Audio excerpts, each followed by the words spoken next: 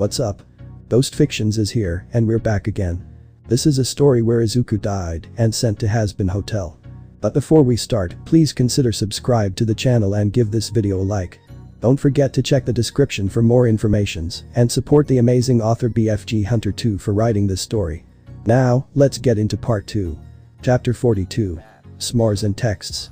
Izuku could only sigh as he once more had to drag Aizawa away from the bar, much to Husk's amusement. Apparently even with a hole in his gut treated by Charlie, the man had enough of shit and wanted a drink. "Let me go," Aizawa growled. "Trust me sensei, you do not want that crap," Izuku replied softly. He had seen what the normally cheerful Nifty was like on that stuff, and it frankly scared him almost as much as Alistair did. Charlie, on the one occasion he had seen her drunk, however, just broke his heart. It was a month before Tokoyami's arrival in Hell, and Charlie had tried filming a commercial for the hotel only for Killjoy to hijack the live event and verbally tear into Charlie before Vaggie chazzed her off with help from Nifty, who was mainly pissed that her moment of fame was interrupted. By the time all was said and done, Charlie was about ready to crawl into a bottle and see if alcohol poisoning could kill a demon.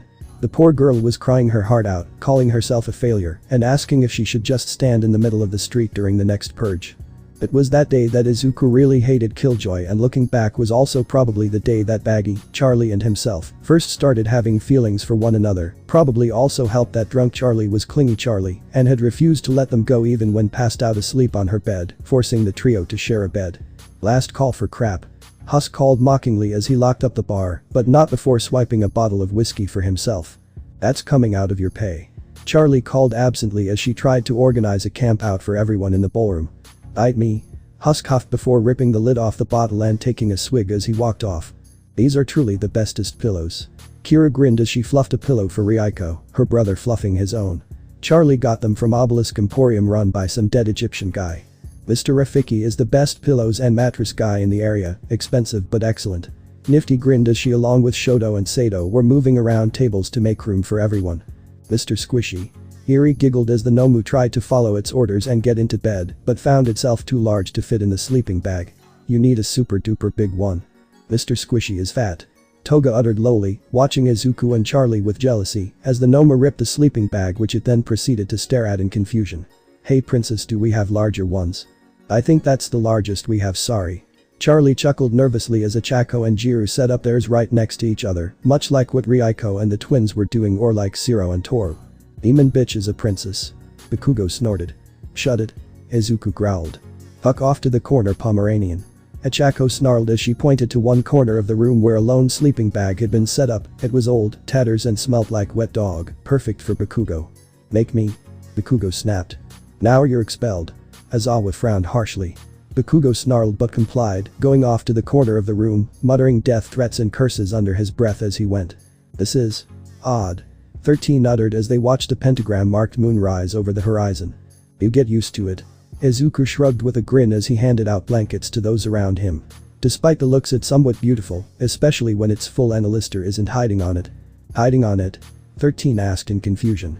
"Yeah, it's really no bigger than the hotel in size, and Alistair has hid up there a few times." Izuku shuddered. Said incidents were before his death, but he had seen recordings of the Wendigo wreaking havoc in the city from above. From destroyed buildings to unleashing giant killer mutant rabbits, if you were outside you were probably on his shite list in some way or another. "Hey, I brought the grub," Angel Dust called as he walked up the stairs with a box under each arm. "You mean I brought the food?" Alistair grinned widely as he walked confidently behind Angel Dust, his cane tapping on the floor as he did so. "Come along chap, the camp out has began and I for one wish to partake in s'mores." "Yeah, I got it." A voice groaned as a large box was carried up the stairs. "Did we have to pack the bar back in the box too?" "Of course." Alistair grinned as the box was sat down and a red-haired golem demon sighed with relief. "I swear dude, you don't do things by Mina." The golem trailed off in shock upon noticing the pink demon. Huh? Do I know you?" Mina asked as she squinted at the golem in mild confusion. "I'm your damned horn buddy," the golem called out in disbelief. "Kiri?" Mina called excitedly as she shot forwards, hugging the golem tightly. "What the fuck happened to you? Your parents thought you got abducted by villains or something, man." "Nah, some short stack Kaminari like to hang with killed me somehow, not sure exactly, I just remember choking on something with the creepy midget laughing at us." Kirishima shrugged with a frown. "I swear not manly." "Hey no," Mina scoffed. "So what happened and who is everyone?" Kirishima asked in confusion.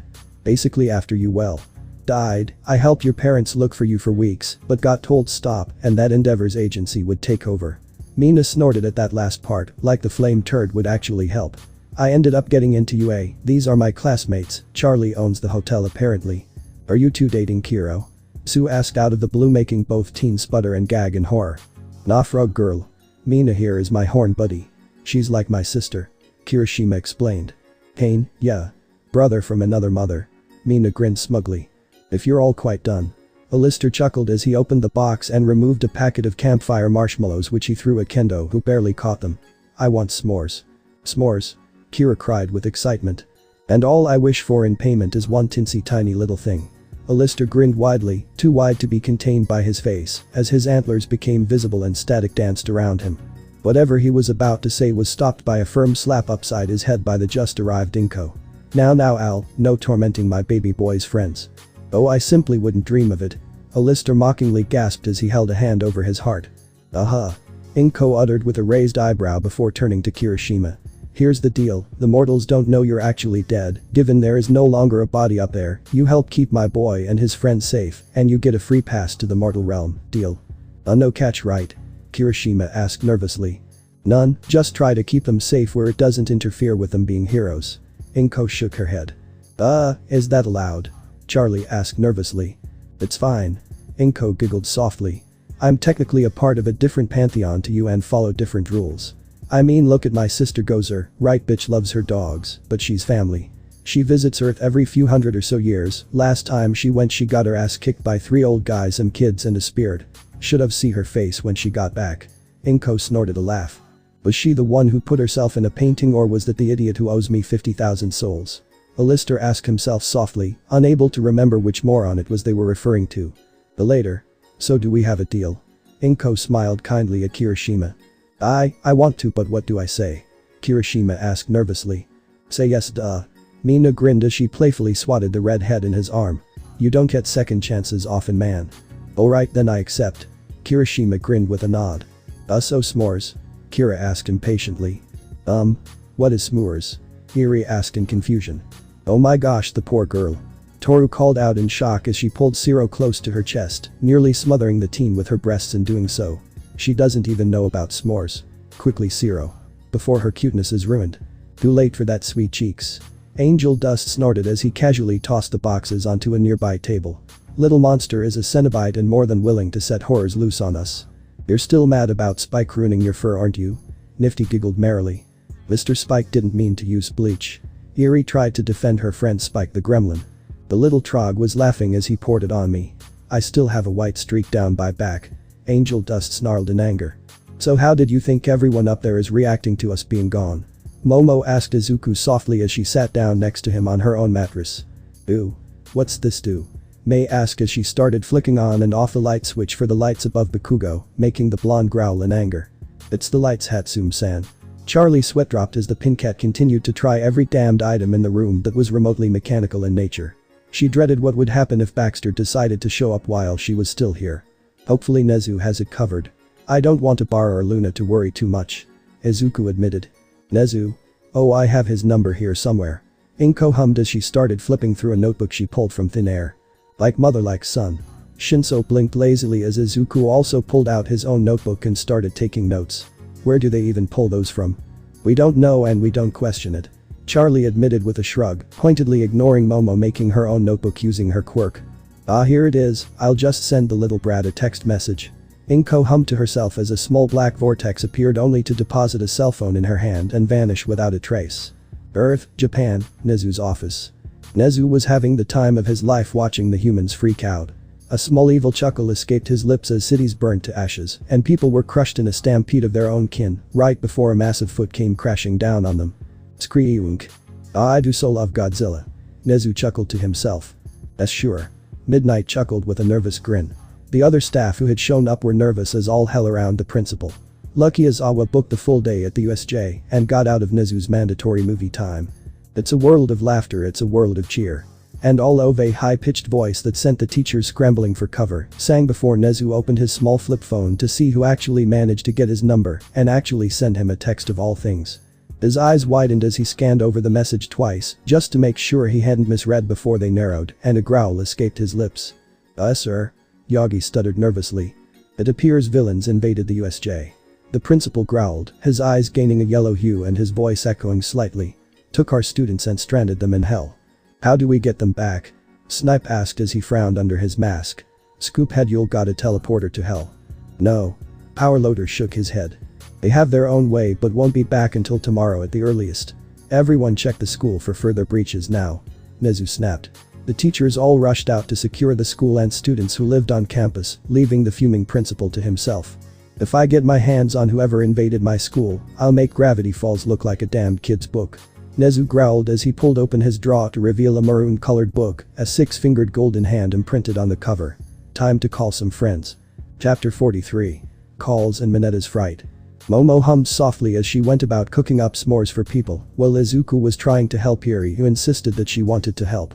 The small girl had a look of pure concentration on her face as she slowly turned a metal poker with a marshmallow on the end, the heat from the fire transferring into the rod, not that either minded the temperature of it.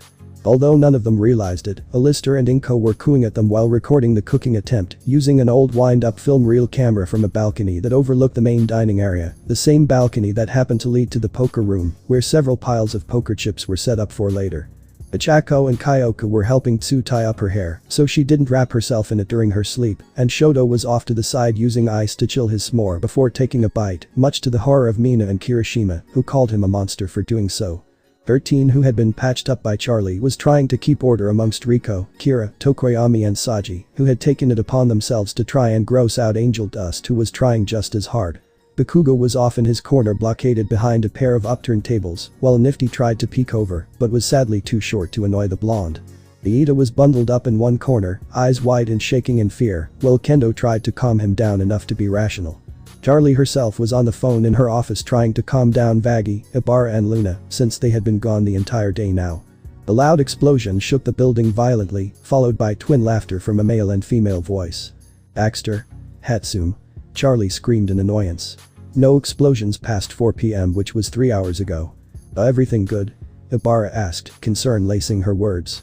"Yeah, unfortunately there was a teeny tiny little problem of May meeting Baxter." Charlie gave a nervous laugh. "There goes the insurance premium." Vaggie could be heard sighing in the background. Just make sure you and Izu-sama are safe. If not, well, I guess pink bitch is on the menu." Ibarra growled softly. "Hey, no eating people." Charlie scolded, pointing at the floor knowing full well Ibarra couldn't see her. "Wild ones only, okay. Alright, fine." Ibarra's pout could easily be heard in her words. "We should probably let you guys get to sleep anyway, see you all soon." "See you later, Ibarra, you and Vaggie keep Luna out of trouble." Charlie smiled softly. "Fuck off." Luna snorted in mild amusement in the background. "The damned rat made me swap my rounds for rubber ones." "See you soon, Charles."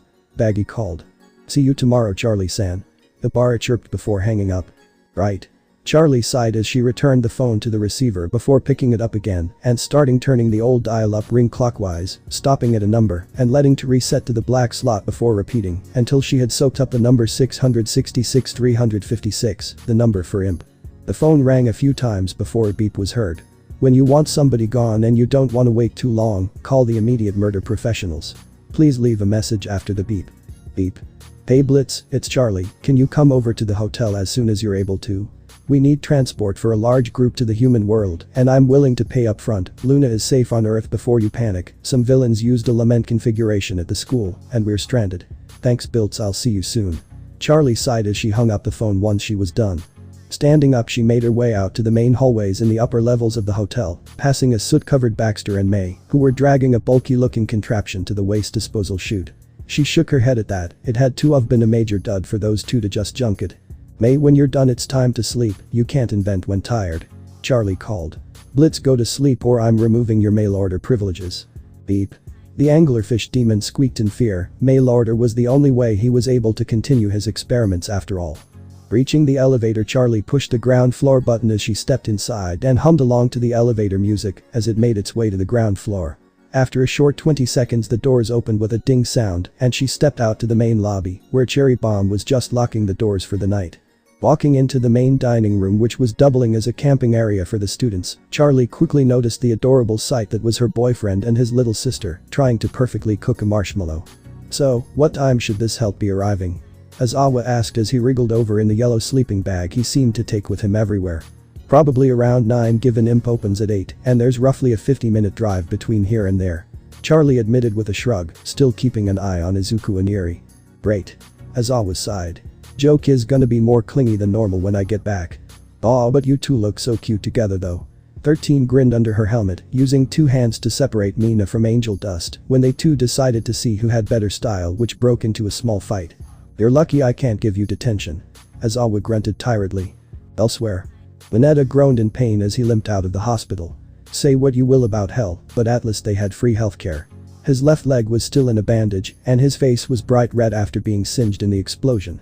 He was barely 2 miles down the road when a car pulled up beside him and the window was wound down, revealing a man with a telephone for a head. "Where have you been?" "You're late for your shift at the pizzeria," the man growled. "With the killer robot animals." "No thanks." Mineta scoffed with a shudder of fear. "You are under contract, short stack, now get in or I'll make sure you'll be stuffed into one of the suits personally, now, get in," the man growled. Fine." Mineta stuttered as he quickly climbed into the back seat. "Splendid." The man chuckled with a jolly tone as the car sped down the street towards the pizzeria. Mineta, however, was shaking. He barely survived his first night in the pizzeria and spent most of it running in the vents being chased by the 2-headed robot fox thing. "Hurry up now." The man chuckled as the car skidded to a stop outside the pizzeria. A bored-looking imp was tapping their foot, checking their watch as they waited by the door. "Hey Barney, found him." "Thank fucking Kane." The imp sighed as Mineta was shoved inside and the doors locked. "I need a shower, some brat decided to throw pizza at my face, still have some stuck on my horns I swear." "Well hurry up, the bars don't close, but I don't want to miss happy hour." The phone-headed demon chuckled as the imp climbed into the back seat and they sped off. Mineta whimpered fearfully as he watched his salvation drive away. "There's a shadow on the wall, stay calm, Mineta sung softly to himself as the shadow he knew belonged to the fucking bird ghosted across the wall and out of sight as he sprinted to the security room and waited. "There's a figure in the hall, stay calm, keep my wits and stay alive." Mineta sobbed softly as the fucking blue rabbit lumbered towards the door. With a buzz, the door dropped down, sealing off the hallway. "Wish I had a 9 to 5, he whimpered as he watched the rabbit lumber back the way it came, its red eyes blazing in the dark pizzeria. "There's a stranger in us all, stay calm. The rabbit mocked, its metallic voice drifting through the pizzeria like a buzzing swarm of bees. "Every hair is on its end, that's fine, I'm fine, feeling my adrenaline, that's fine, I'm fine." Mineta shivered as the clanking of mechanical servos was joined in cacophony by 2 more of the robots moving around. "I can keep away the creep safely from my swivel seat," Mineta hummed to himself, half deranged as he peeked over the back of the seat at the security cameras. An echoing of metal on metal sheets filled his ears. "Something's crawling through the vent, that's fine." "Oh," Mineta eeped as he slammed down the vent metal cover, knowing full well he couldn't keep it shut or he'd pass out from lack of oxygen. A metallic thump and cursing signaled the thing in the vents hit the grate cover before the thudding grew distant. "There's a ghost in the machine, stay calm, they are watching through the screen, stay calm. Mineta chanted to himself as he saw a ghostly figure of a small child briefly drift out of Fazbear, the only robot he knew the name of, before it was yanked back in by ghostly wires. "They just might drive me crazy. Hit me." Mineta sobbed as he slapped his own face.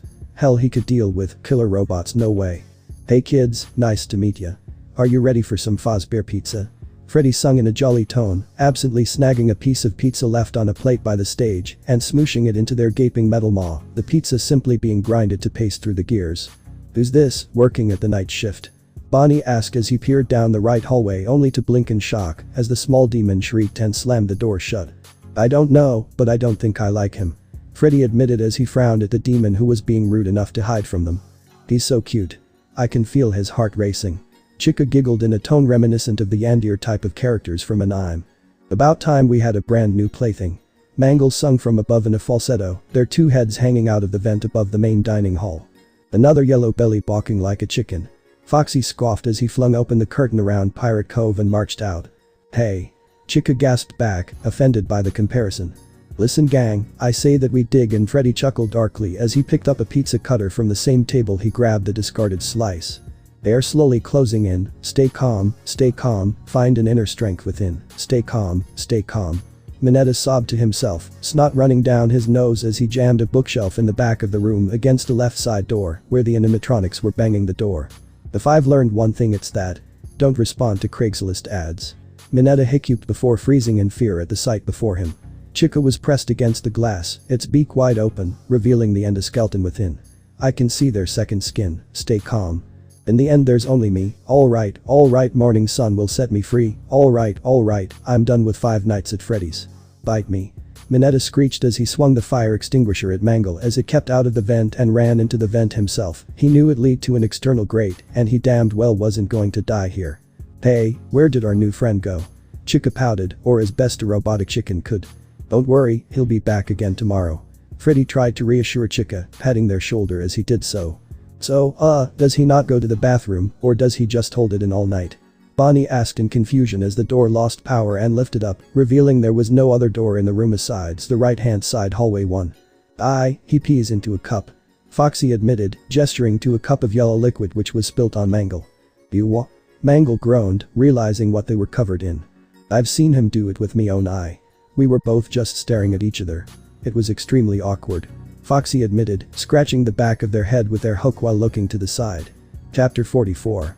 Teleporting bread. It was a slow morning in the hotel as a half-asleep Charlie yawned and sat up with a stretch. Blearily looking around, she took note of everyone sleeping around them, the faintest hints of the sun rising over the horizon. With a lazy blink she looked down. Izuku had slept next to her much to the protests of Iida initially, until Inko pointed out they were all but married, which led to fierce blushing from both demons and a stuttering Iida before Izawa said to shut up and go to sleep.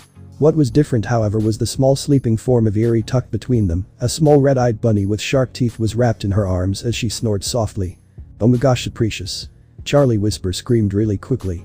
Never in her life had she seen such an adorable sight. Charles, too early. Izuku muttered tiredly and half asleep as he slowly rubbed the sleep from his eyes. Sorry but so cute. Charlie whispered back. Fuck off. A loud explosion from the barricade where Bakugo had hidden himself exploded in a fireball as Cherry Bomb was sent flying across the room giggling. Huddled against the wall was Bakugo wide-eyed and breathing heavily. Oh come on. You're so hot. Cherry Bomb huffed as she stood up, her clothes barely singed. We could make such lovely explosions together. Oh, barf. Mina gagged as Bakugo noped out of the situation, sprinting off for wherever the fuck in the hotel he was going, Cherry Bomb hot on his trail. So who's the unmanly jerk who wakes us up with a bomb? Kirishima groaned, having fallen asleep on the floor with no blankets or sleeping bag to prove how manly he was, only he probably just ended up with a sore back. That would be the flaming pile of garbage known as Bakugo. Toru huffed from her spot next to Zero who was blushing slightly and now sporting a hickey on his neck. That is highly disrespectful. Iida called as he made a chopping motion but was promptly ignored. Bakugo. Izuku corrected absently as Eri let out a cute yawn and sat up, snuggling the bunny as she did so. Good morning. Hi Nai-chan. Eri uttered softly, rubbing her left eye as she did so. You and Charlie-san were comfy. So precious. Achako gushed as she held her own cheeks, sending the bob-haired girl skywards. Should we get her down? Kendo asked as she blinked owlishly up at the floating girl. I got a Kyoka sighed as she shrugged off the jacket of her hero costume and with a flex her wings popped out. In a single flap she was up to Achako's height and bro the gushing girl back down, sporting a matching blush. Be careful Baka. So anyway, dining room is this way if anybody wants breakfast, knowing Nifty she made a buffet again. Charlie called, getting attention away from the blushing couple much to their relief. What's the time even? Tokoyami asked tiredly as he tried to clean the melted cheese from his hands. Apparently Kira had gone for a midnight snack. Sun up. Raiko muttered softly as she glared balefully at the morning sun. She wasn't a morning person at all. Wait, where is Hatsum? Aizawa asked loudly mere moments before a loud explosion detonated at the far end of the room and Mei and Baxter were sent flying through the air, both crashing into 13 who was shocked at the sudden impact. What did you do to the hotel? Charlie cried in shock and horror. Mei grinned widely, her goggles having fallen over her eyes. Haha. I teleported bread. How much? Aizawa demanded as the outline of a massive figure was visible through the dust. I have done nothing but teleport bread since 3 AM. Mei grinned back. Oh no. Aizawa sighed, knowing damn well what was about to happen. I tried to stop her. Baxter groaned in pain, his arm at an odd angle to what it should be.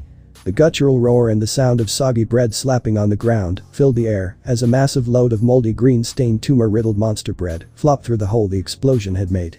Fill it quickly. Izuku shouted as his head ignited with green hellfire, burning off all but his muscular structure from his head as he charged for the beast. Charlie wasn't far behind him, having summoned her trident with a flourish. Toga, who had been hiding behind the bar for some reason, jumped over the counter, a broken bottle of Jack's in her hand, as she gave a psychotic giggle. The Nomu merely growled as it stood protectively next to Eri, while Momo made a bow staff and started whacking the creature's face. "Hey, wait for me," Kirishima called as he changed the monster too. It was useless, however, as he was almost instantly swatted aside where he slammed into a table. "No. My baby," May called in despair as the group proceeded to try to rip the creature to literal shreds, seconds after it flattened a gadget May had dropped when she was sent flying. "It's okay." Eri smiled brightly as she tugged the Pinkette's pants. "Mummy says don't be sad when things die, be happy that they were." "Why is the kid a pacifier?" May asked in confusion. "What? That's the things kids suck on." Kendo asked in confusion at May's analogy. "No, that's a pedophile." Angel Dust called as they walked in, a Pop-Tart in hand as they watched the ensuing battle. "What? That is something completely different." Azawa snapped at the demon. "They not really down here. But yeah, my wind went to the gutter." Angel Dust shrugged uncaringly. "The word you wanted was philosopher."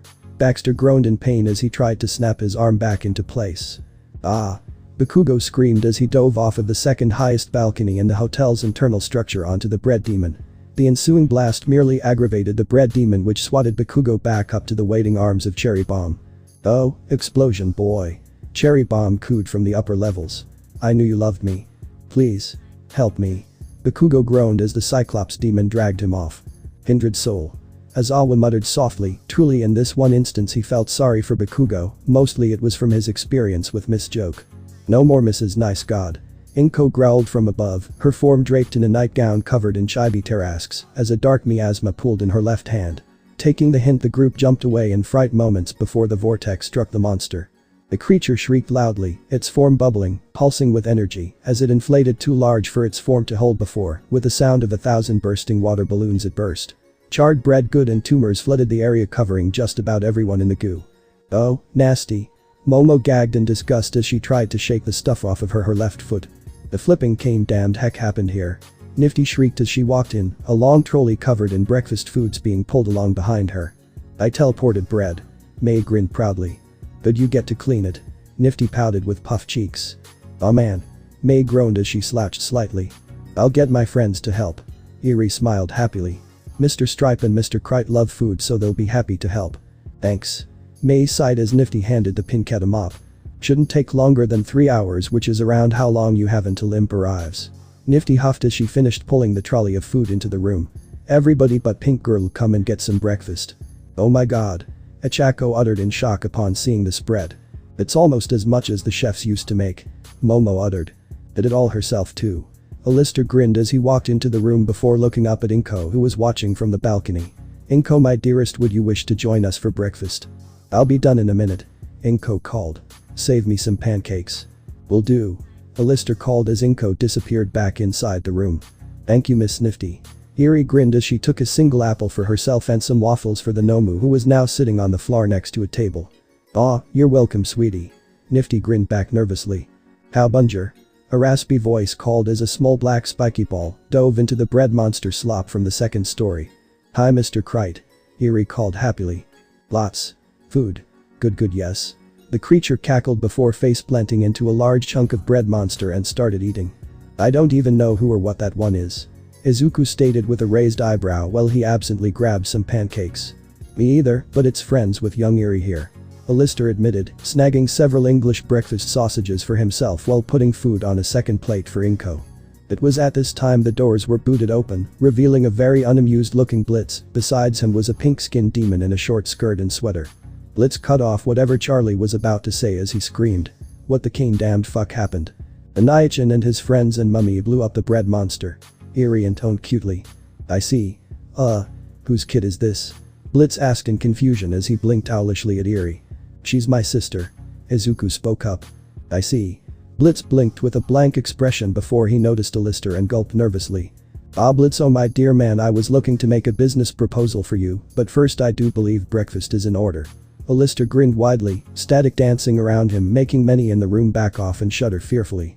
"It's and never mind." Blitz gulped nervously, too terrified to attempt to correct the radio demon. While this was going on, Eri shrugged and went to explore the piles of bread monster goop that covered half the room, Nomu lumbering after her. "So?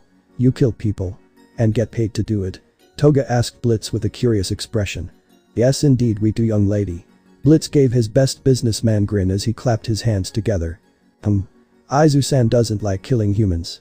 Toga hummed softly before a feral grin stretched across her face. "Hey, can I get a job on provision I don't have to kill good humans?" "Sure, why not?" Blitz shrugged. "Pay is 1200 souls per kill or 8% of the contract cost, whichever is smaller." "Do I get to make thing bleed?" Toga asked, her head tilted to the side. "Given the amount of blood they drag in on the rugs, I'd say yes." The pink demon sighed with a roll of her eyes. "Deal." Toga quickly agreed as Inko entered the room, now properly dressed in a green knee-high dress and a yellow shirt with a gray sweater over it. "Holy fuck. Inko." The pink demon gaped in horror. Oh, do I know you?" Inko asked. Yeah." The demon winced. "I'm Mrs. Mayberry." "I see." Inko smiled politely before casually backhanding the woman across the room to the shock of everyone. "Ever traumatize my son again, Mayberry, and I'll personally make what happened to Cronus look like child's play. Clear?" "Clear." Mayberry groaned in pain from where she landed next to 13. The rescue hero already checking her over to make sure she was okay. "Good. You can make it up to him by acting as his secretary." Inko grinned. "Hey, she works for me." Blitz snapped. "Is that right?" Inko asked Blitz, giving the same smile she did moments before. "And you can have her." The imp squeaked. "Bad revelry." Tokoyami uttered while Shoto frowned harder. The entire situation was something he had seen his father attempt to pull with his sister Fumi and the at the time rookie hero Hawks. "Nope." Azawa uttered as he flopped over in his sleeping bag. "Well above my pay grade." "By explanation?" Momo asked uncertainly. "Chikinda went nuts and killed her husband in front of my second-year class ages ago." Izuku shuddered. "The contract that resulted from it paid well though." Blitz grinned with no shame at all before he deadpanned. "Anyway, finish up your grub and pack your shit. I have a contract early today killing some Bosnian mafia boss, and you're all just lucky I woke up early." Chapter 45. Return. Nezu frowned darkly as he flicked through pages in a red book marked with a golden six-fingered hand, the pages tattered and old, yellowed from centuries of existing. Various pages were found and passed over as his search grew ever more desperate. "Gnomes? No. Manitor. We do not need them. An all-might meeting. Time baby. Dead and also not born yet. I could try the giant huntsman head or the shapeshifter, but then I have to worry about feeding them." Nezu frowned as he went over more and more options. "Screw it. I'm sicking the gnomes on the idiots who dared attack my students. Maybe Glumber is still alive." "Sir, what are you going on about?" Namuri asked as she, along with Vlad King, Power Loader, Hound Dog and Azazel, had been gathered in the auditorium by Nezu. Class 1B had also been gathered, and she was honestly a hair's width from slapping the blonde copy kid upside the head with how he was acting. Honestly, she got more civilized talk out of villains high on trigger than this kid. "Simple, I shall unleash vengeance upon the morons who attacked the school." Nezu cackled aloud. "That's it?" Ibarra shouted as she stood up and stormed up to the teachers. "Senseis, may I sit here? I cannot stand to be around that idiot any longer." "But Ibarra, my dear, surely you must realize we are meant to be. Not you and those 1A rejects. They even turned you to dark worship when you were a saintly nun." Nido Monoma declared rather loudly as he stood up, his hand flamboyantly outstretched, while the tips of the fingers on his other hand brushed against his shirt. "Can I punch him?" Ibarra asked. "Like just once? Or twice? Or until he stops talking?" "I'd love to let you, but I'd have to give you detention if you did so." Vlad King sighed as he pinched the bridge of his nose. He was seriously considering transferring the blonde to the general studies class once sports festival was over, given the amount of problems he caused and how often he seemed to set Ibarra and Setsuna off into violent rages. "Ah, they've arrived." Nezu chuckled as a red vortex opened up and spat out not only class 1A, but several being he was unfamiliar with along with a lister. "Not again." Vlad groaned, having watched the tapes he knew damned well what a lister was like, at least as far as his sense of humor went, that is. "Fucking hell." Bakugo screamed as he was shot the furthest, landing face first into a row of seats. "Thank you." Eri called cheerfully as the vortex shrank into nothingness. "Izu-sama." Ibarra called as she tackled the green-haired teen into a tight hug. "Hey. My man, get your own." Toga snarled in anger. HMF, they weren't even scratched. Surely the entire class decided to skip classes and be disrespectful. Surely you must see that they should be expelled. Nito huffed poshly, his nose stuck skywards as he pointed a finger at the class, who were for the most part trying to regain their bearings from the travel method used. Sit down. Nezu ordered as he closed the book with a small snap. Class 1A and guests, please take your seats, asides you Alistair. You stay up the front where we can keep an eye on you. Ah, you know me too well, Nezu. Alistair chuckled as he folded his arms behind his back, a massive fanged grin spread from ear to ear as he stood at the front looking over those gathered in the stands. Green lady. Azazel squeaked and fried as she went rigid in her seat, sweat pouring down her face as Inko carefully brushed some soot off of Eri. Oh, Azazel. Inko smiled politely. I do need a chat with you once this is all done. Do I need to be worried? Izuku asked in concern. His mum had already shanghaied Mayberry into working for him, and he didn't even have a hero agency yet. In fact, he was pretty sure Mayberry was already writing down everything that was being said if her writing in a small notebook was to go by. No, it's about her work. Inko waved her son's worries away. I keep telling her not to pester my pantheon, and the last time she did my idiot sibling Gozer set a giant marshmallow loose in New York City. Ahem. Getting on with things. Nezu smirked as the final individual sat down. Given the recent incident with Class 1A, I've decided it is best we just outright say it, less headaches later, plus I get to watch people panic, which is always a plus. Bet on with it. Azawa grunted as he folded his arms. Very well. The supernatural is real. Nezu cackled. In this room would have a few angels, some beings from hell, literal demigods, a goddess and whatever Alistair is classed as. The Monarch Wendigo should suffice, dear principal. Alistair grinned, his fangs glinting in the light. Yes. Nezu smirked. I shan't reveal everything if it's not wanted, but I shall give a brief overview. I myself am the son of the angel Gabriel, Miss Azazel is an angel, and the head of security Luna is a hellhound. Then we must send the demons back to hell. Only angels should be heroes. Nito shouted as he stood up. That's it. Ibarra snarled, her vines lashing out and restraining Nito tightly before she threw him back into his seat. I've never much cared for the taste of human, but I am sorely tempted to bite your head off for insulting us. Kane, yeah. Toga grinned as she pulled one of the blades embedded in her arm loose and licked the blade. I can carve him up. No need for that. He is entitled to his opinion. Inko smiled with a too polite manner, making Toga decidedly uncomfortable as hesitantly stabbed the blade back into her arm with a pout. Besides, he's already hellbound, you get to have your fun once he is dead. What? Preposterous. Nito scoffed. Trust me, if Saint Teresa could end up in hell you will too. Inko deadpanned, making the blonde gulp nervously. Anyway, I am Leviathan, goddess of rightful punishments, deviancy, and family from the Sumerian pantheon. Mummy is the bestest. Eri declared with a smile. She can make candy apples. You and your apples. Inko giggled softly as she smoothed down some of Eri's hair, which had become messed up slightly, with all the excited bouncing the girl was doing. Back on track. Nezu coughed. This isn't to be leaked by anybody until after the main press conference. If I find out it was leaked, I will know who did it, and I will make you wish that a gremlin was making constant eye contact with you. Until then you have the next few days off. Vlad sighed loudly. Mingle with those from the other class brats or I will be revoking any privileges such as the pinball machines. Not manly. Tetsu cried out in shock. Wait, they have pinball. Mina cried in shock. Why don't we have pinball? There was one, but Vlad took it when he thought I'd be expelling the entire class again like last year. Haven't been bothered to grab it back. Azawa yawned tiredly. Anyway, get to know the others, you're all trying to be heroes after all, and Monimo, if you start anything you're going to have detention with me for the next 2 months. Vlad explained, aiming a glare at the blonde at the end. Nito shuddered fearfully, he had only ever gotten detention once with his homeroom teacher, and it was brutal. How do I put this? Setsuna uttered nervously. Do we need to pour salt across the doors and windows, or do we sacrifice stuff to them? That is racist. Charlie pouted. Salt does nothing to us and I do not like sacrifices, Kane. I even run a hotel centered on rehabilitation and redemption. It's true.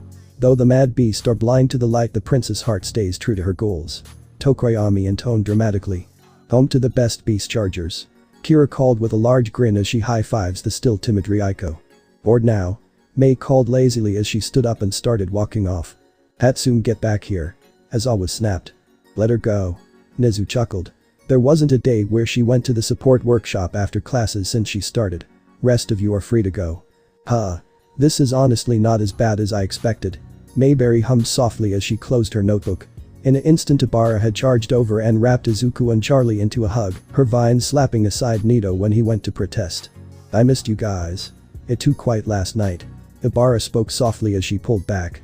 The only one in the doors besides me was Luna, and she only stayed until her patrol started. Oh shit. Shinso chuckled softly as two students in 1B grudgingly handed over some money to Satsuna, who was smirking to herself. Lizard girl was betting on us. Hell yeah, I was. Satsuna laughed. I bet 200 to 1 odds that you guys ended up involved with the supernatural as a joke. Never been so glad to have joked in my life. Elsewhere. The dusty bar laid undisturbed for the past few days, aside some graffiti on the wall which read LUZDV KJHW when suddenly the room was host to a flash of bright white light, and a screaming pair of villains slammed into the floor with a pained grunt. Shigaraki, Korajiri, what happened? Sensei's voice barked through the speaker. We have been falling for 12 fucking hours. Shigaraki screamed in anger as he slammed his fist into the ground before grabbing and disintegrating a bar stool. Explain, now. The voice ordered. Sir, we attacked as planned, however we suffered interference from another group. Korajiri explained. Some self-mutilated assholes led by some green-haired woman and a small blonde brat who stole my Nomu. Shigaraki raged. They fucking cheated. And this woman's quirk? Sensei asked. Telekinesis of some sort. Korajiri explained. Sir. Sensei, you're being rather quiet. Shigaraki blinked with a confused expression. Shigaraki. Whatever you do, you must not mess with that woman again. If she takes an interest in you, I cannot protect you from her. Sensei spoke in a stern tone. I will be discussing this later, for now I must continue my own efforts. Why would Sensei tell me to leave her be? Shigaraki asked himself before his eyes went wide, a manic grin stretching across his face. Of course. She must be a foreign hero who could harm Sensei. I'll have to kill her myself then before Sensei can worry anymore. Shigaraki, I don't believe. Korajiri sighed in defeat, cutting off his own sentence as his charge ran off into the back rooms of the bar. You know what, I'm just gonna clean this place. Chapter 46. Class meeting. As the students made their way to the 1A dorms, it quickly became apparent that there was distrust against them from certain members of 1B, notably a certain copy quirk-bearer, who was trying to not so subtly imply that 1A were all Satan worshippers who were trying to further corrupt Ibarra. Said vine-haired demoness was seriously considering just tying his idiot ass to a flagpole in just his underwear, given she seriously didn't want to know how he tasted. Finally, Mina groaned loudly as they made their way into the 1A common room. I haven't had TV in 24 hours. Seriously? That's what you're worried about right now? Achako asked curiously. Fuck off, pink bitch. Bakugo snapped as he shoved past her and trudged up the stairs. Fuck off, Pomeranian. Achako and Mina snapped at the same time. Clearly they must be the 3 demons in this class if they are so crude and violent. Monoma declared loudly. Shinso facepalmed at this, while Kendo had the sudden urge to karate chop the loud idiot across the back of his head for some reason. First off, fuck you. Mina huffed. Secondly, I'm a Kambi and you half-wit. Shots fired. Shots fired. Kirishima cackled loudly, slapping his knees as he did so. Hahaha. Siro wheezed as he tried not to fall over, Toru having to grab his shirt to stop him toppling over. And we just get along. Surely there's no need to fight between our classes. We're all here to be heroes after all. Charlie grinned as she tried to keep the peace. She must be an angel to be that cheerful shroom. A brunette girl with mushroom-shaped hair stated bluntly. That's what I do, Kiro. Sue chuckled lightly, bemused glance at Charlie was all the frog girl needed to confirm the blonde wasn't quite sure how to react to that. So, I'll just say it. Jiru sighed loudly. My class knows already, but I'm a minor goddess, admittedly no more powerful than a demigod though. Don't sell yourself short, babe. Achako blushed as she tried to support the girl. Yeah, you're gonna be the best when it comes to music, Kira called. Then you can buy me all the beasachurgers. No. I refuse to allow you such a horrid mockery of food. Tokoyami huffed a dark shadow. Ryuko merely grinned softly at her boyfriend and girlfriends bickering as she stayed behind them, no need to make herself the center of attention after all. So, just gonna point out, 1, I don't give a fuck about species. Satsuna grinned in amusement. Language? This is a school setting, and such vulgar language is unacceptable.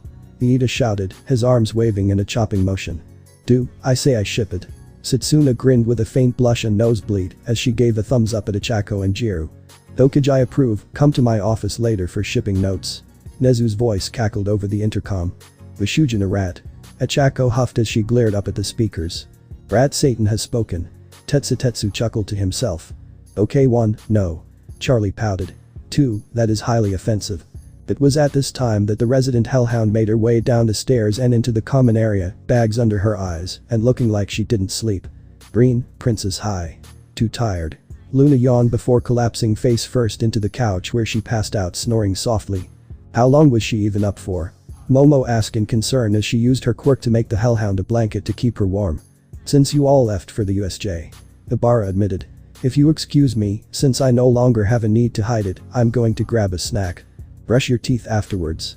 Vaggie called from the kitchen of the dorms next to the common area. I don't want to hear you whining about a toothache again because you had chitin between your teeth. I will. Ibarra shot back as she made her ways up the stairs. So hi, I'm Charlie Magni, Princess of Hell. Charlie smiled politely. My goal is to redeem and rehabilitate sinners so hell isn't as crowded. Back, foul demon.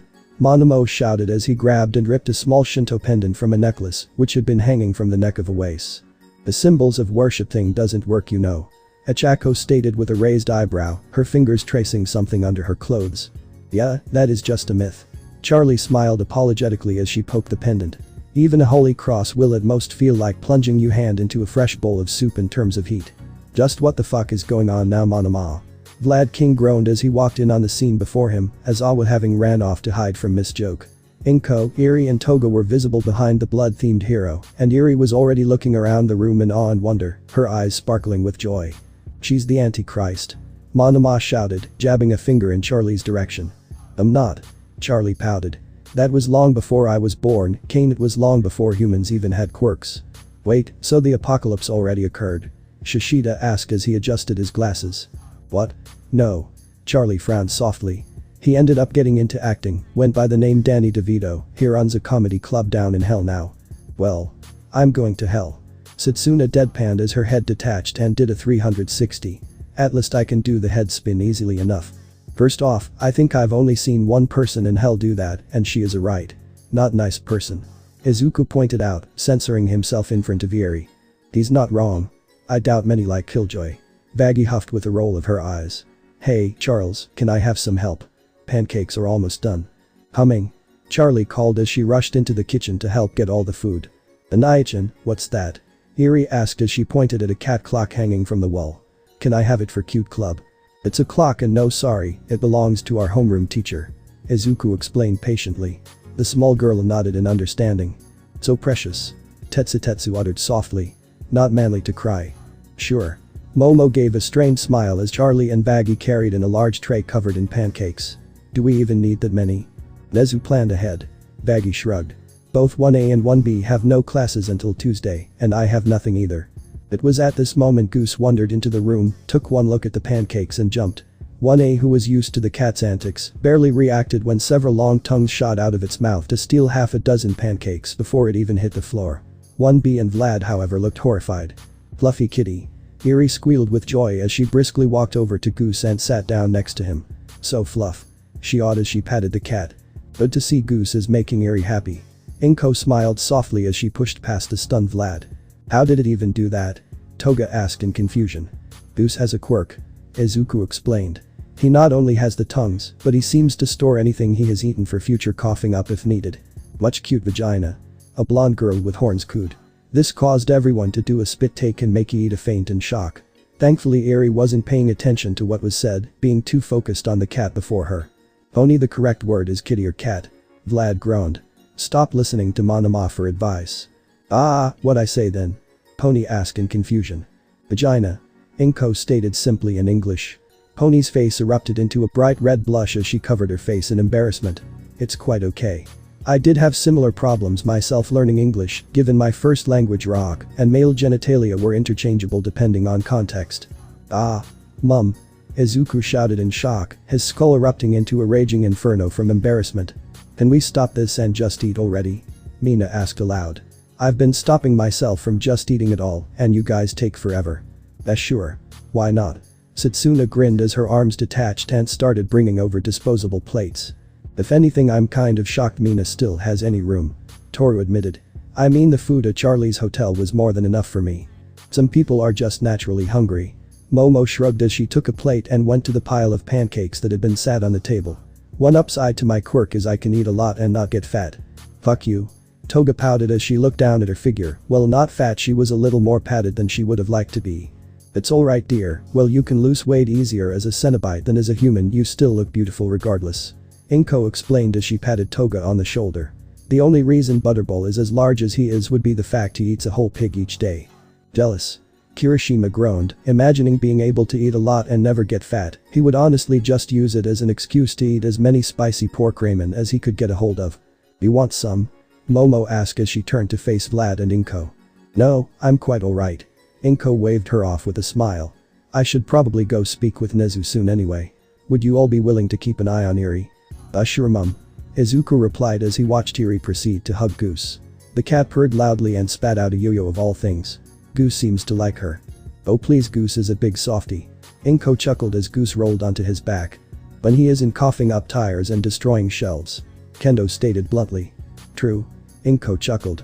Okay, I'm off. Eri, behave for you brother, Toga asked before stabbing anything. Fine. Toga sighed with a pout as Inko left the dorms. You know what? I refuse to sit with bastard demons. Monomo spat. Hey. My parents are happily married. Charlie spat. Anaichin, what does bastard mean? Eri asked looking confused. The eyes of those present went wide as they turned and glared at the blonde who used such words in front of Eri. He is so dead. Toru snorted dismissively. Oh geez. Vlad groaned as he pinched his nose. Monomo, go back to your room and stay there until lunch. You've got detention for the next week. What? Why? They're just 1A trash and some blonde bitch. Monomo scoffed as he gestured dismissively at Eri. You can leave or I can get shabby. Toga growled as she pulled a knife from her arm and pointed it at Monomo. Just go. You're on very thin ice and I am sorely tempted to expel your ass. Vlad roared as he grabbed the blonde and shoved him out of the room. What does bastard mean? Eri asked in confusion again. It's a very bad word, sweetie, and nobody has the right to call you that. Okay. Mina asked softly as she crouched down next to Eri. The small girl nodded, looking upset that somebody would be rude to her. Can we agree the moron needs to be taught a lesson? Ibarra whispered to her remaining classmates. Like tying him to the flagpole and leaving him there in his underwear. Seconded, but please not in his underwear. Yui shuddered in disgust. I heard him bragging that he only changes them once a week. Gross, so not manly. Tetsu gagged at the mere thought of it. Just keep it below being excessively cruel and I'll turn a blind eye. Consider this extra credit training too. Vlad remarked. Yes, sensei. 1B replied, most of them having large grins. Not many of them liked Monomo, especially since he seemed to find joy in tormenting other classes and teaching Pony how to swear. But is that not harassment? Iida asked. He is always asking for second-year training since he is apparently so superior, so we're giving it to him. Vlad explained with an eye roll.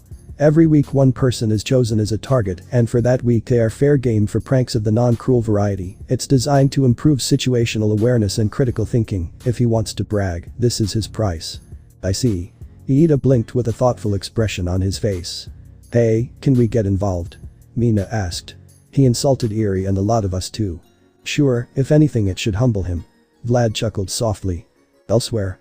Shigaraki, dressed in an oversized gray hoodie, walked through the less busy sections of the city streets as he made his way to a Home Depot store. After all, he did need a can of black spray paint to cover any cameras. He paused briefly and looked behind him. He was certain someone was behind him, but nobody was there. With a shrug, he continued on his way. Hiding around the corner, a black hooded figure pressed against the wall, their arms bending at angles not normally seen for standard arm structure. Pinned to their black hoodie was a name badge reading Normal Man. Lumber didn't sign up for this. A raspy voice came from the middle of the hoodie. Shush, we're supposed to be human. The face spoke, a small hand making a shushing motion over their lips. Sorry. The raspy voice replied. Chapter 37. May's Experiment. Eri hummed happily to herself as she waddled down the hallway of the 1A dorms, a bulging backpack on her shoulders as she made her way to her brother's room. The sound of her shoes squeaked slightly as she slunk along. The sound of a clearing throat made the short girl jump in fright before trying to turn around only to topple over. Laying at the end of the hallway was Izawa in his usual yellow sleeping bag. What are you doing? The hobo hero stated bluntly. Anaichin is in his room with his friends and I want to help decorate it. Eri pouted with a small frown. I was going to give them cute things. Tell you what. Izawa sighed. I'll help just to make sure you don't destroy everything. Yay. Sleepy man is so nice. Eri cheered from her spot laying on her back. Bed up. Izawa sighed. I'm stuck. Eri smiled proudly. Problem children. All Midoriyas are problem children. Izawa sobbed softly as the sounds of Toga cackling filled his ears. In the kitchen. Bow before my magnificence. The blonde cackled loudly as she crouched down on all fours atop the fridge. I demand rulers and tuna. What the fuck, May? Shinsu deadpanned at the mad inventor. At her feet was a ruined device which caused this mess. Sitting on the floor next to her, Shoto was trying to fix the device. So the mental link to understand animals completely backfired. I don't see much of an issue and I can fix it. Mei and Shoto's body shrugged. Half the class is in the wrong bodies. The currently pink-haired teen sighed. And hurry, your eyes are giving me a headache. Fuck you, give me my body back, bastard. Bakugo in Goose's body shouted at his own body which was slapping itself. No. You'll feel this in the morning, bastard. Achako's voice rebutted from the blonde's body. Maybe I'll stay up late too. You bitch, my body is a temple and must be asleep by 9 p.m. Bakugo shouted in anger, his fur standing up on end. Not gonna lie, me likey. Siro's voice announced from thin air. To my room. Toru, currently in Siro's body, declared with a large grin as they bolted to the dorm rooms. Can I stab shit? Or get machi? Why do I want mach? Can we get machi and stab shit? Toga, currently in Achako's body, asked, having floated up to the roof and not knowing how to get down. Across from her, also stuck floating against the ceiling, was Kyoka, who had managed to escape the blast, only for a hug-happy Toga to send them both floating upwards. Hey. Stop taking photos. Shinso shouted at his body, which was currently occupied by Shoto. What? You're hot. Shoto replied bluntly, having taken several photos down his shirt. At least have decency. Shinso sighed as he slouched forwards. You know what? This is fine. Inko, who was currently occupying Miss Joke's body, smiled while preparing some food at the table. The love heart-shaped box of chocolates Miss Joke brought with her sitting off to the side. The fuck am I seeing? Miss Joke, who was in Inko's body, shrieked as she waved her hand in front of her face. You're seeing how the universe is to God, my dear, enjoying it. Inko smiled. This shit is trippier than the time I got high on Lunchables in college.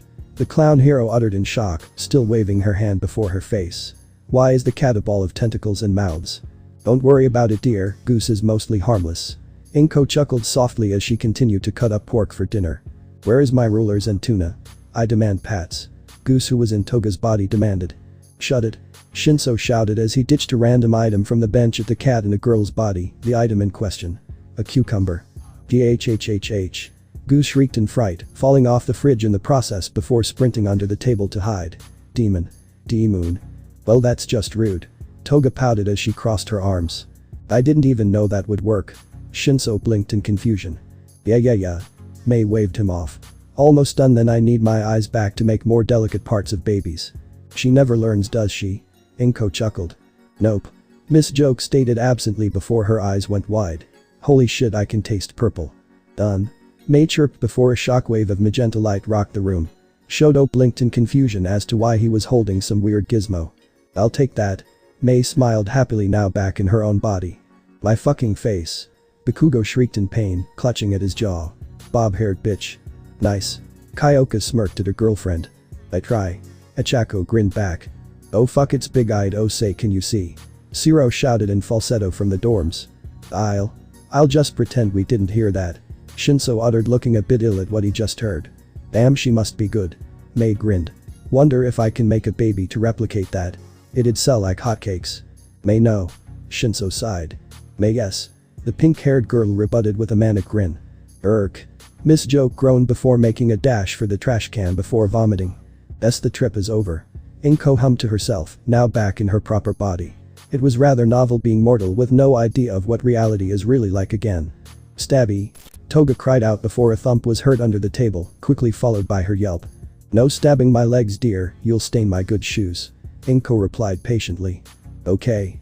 Toga groaned as she crawled out from under the table. I'm gonna see what Izu baby is up to. Have fun and don't use protection. Inko called at the retreating girl. This prompted those present to look at her in shock. What? I want more grandbabies and I sure as shit know Angelique won't be giving me some anytime soon. I wish my parents were like that. Miss Joke grinned slyly. Oh, just imagine a mini Azawa and mini me running around. Not happening, Joke. Azawa shouted from the dorms above. We still on for our date? Miss Joke called. We have a date. Azawa shouted in shock. Great, see you tomorrow night. Miss Joke called happily. Sensei has got to stop falling for that.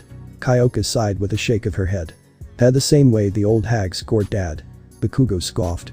Oh my gosh, I forgot to tell Mit-chan. Inko panicked with wide eyes, quickly finishing chopping a carrot which she tossed in a pot. Todoroki, you're in charge of dinner. I have to go see your mum. Like fuck he is. Bakugo shouted as he quickly sat in the spot Inko vacated. Idiot can't even cut spring onions properly. Elsewhere. Basura Bakugo shuddered briefly, his head scanning around for an open window in confusion from his spot on the couch. You okay, hun? Mitsuki asked in concern. I don't know, I just got a feeling of impending doom like the kind Midoriya used to cause when I screwed up. The brown-haired man blinked in confusion. Oh, Inko's such a sweetheart, she probably ended up in heaven, otherwise Izuku would have told us when we visited. Mitsuki waved it off. Unlike our brat, if we died he'd probably dance on our graves and drink my good scotch. Yes dear. Masura sighed with a sweat drop. Shoved off in a drawer on the spare room's desk, a single letter, its writing etched in gold, forgotten for weeks, began to twitch, its letters rearranging themselves. The words changed from "we have such sights to show you" to the new phrase, "folly of God forgotten, a demon soul is devoured." Chapter 48. Interactions. Izuku's room was almost out of places to sit. Izuku himself, Baggy, Ibara and Charlie were sitting on the bed, Momo was sitting at the desk, her chair facing towards the bed. Tokoyami and Ryuko were taking up the other two desks in the room, while Mina had decided to lay back and relax on Charlie's chubby Satan cat beanbag. The beanbag itself wasn't even an item from hell, it was just a chibi angry cat beanbag with a plushy pair of demon horns and a small hand, which held a felt trident in it. In fact, she had gotten it as a gift from Namuri of all people. So, to sort out, you all, asides Ashido, Yaoi Rozu and Tokoyami, work for Magni. Ryuko stated, and upon getting nods and one shaken head from Ibara, she continued. Okay, so asides them and Ibara-san, you all work at her hotel for redemption. Well, work isn't the right word, I mean I help out where I can and all, but it's mostly just to help Charlie who helped me. Izuku admitted, green sparks danced in his hair as his cheeks dusted red. I've helped her since we met as kids, you have any idea how fucked up it is to end up in hell before you're even 11? Baggy deadpanned.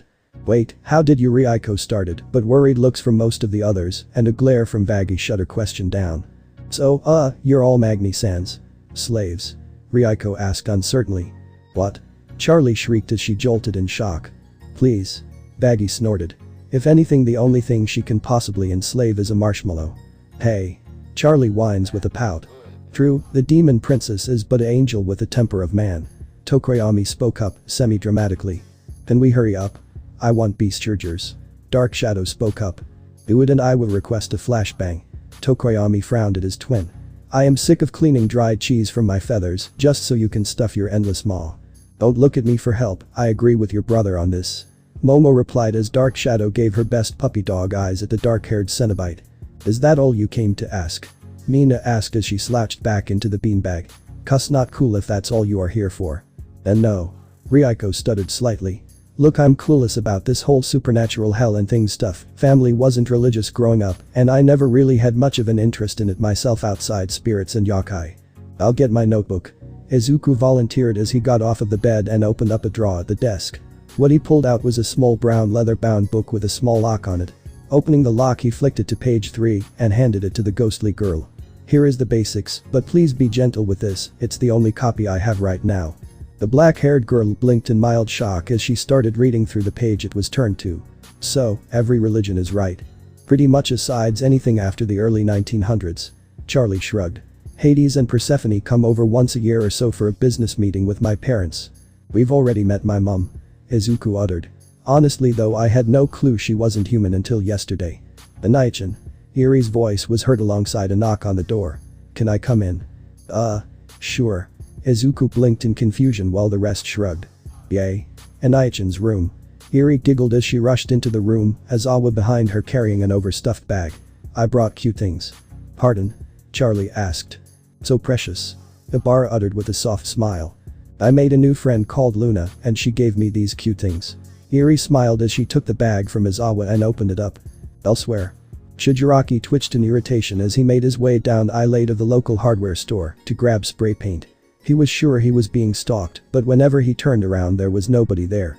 It was infuriating enough that he was tempted to just dust the entire store. Hiding down aisle 7 and peeking through the gaps in the shelves, a stack of gnomes in a hoodie and jeans continued to observe the human that had an attack order on them. Shittle Ramfikduded. They intoned as they put a bad luck curse on the pale blue-haired man. Hey there, do you need help? A female voice asked. Blinking, Normal Man turned to face a short red-haired girl with bags under her eyes, who was wearing a gray pair of sweatpants and a black shirt. No.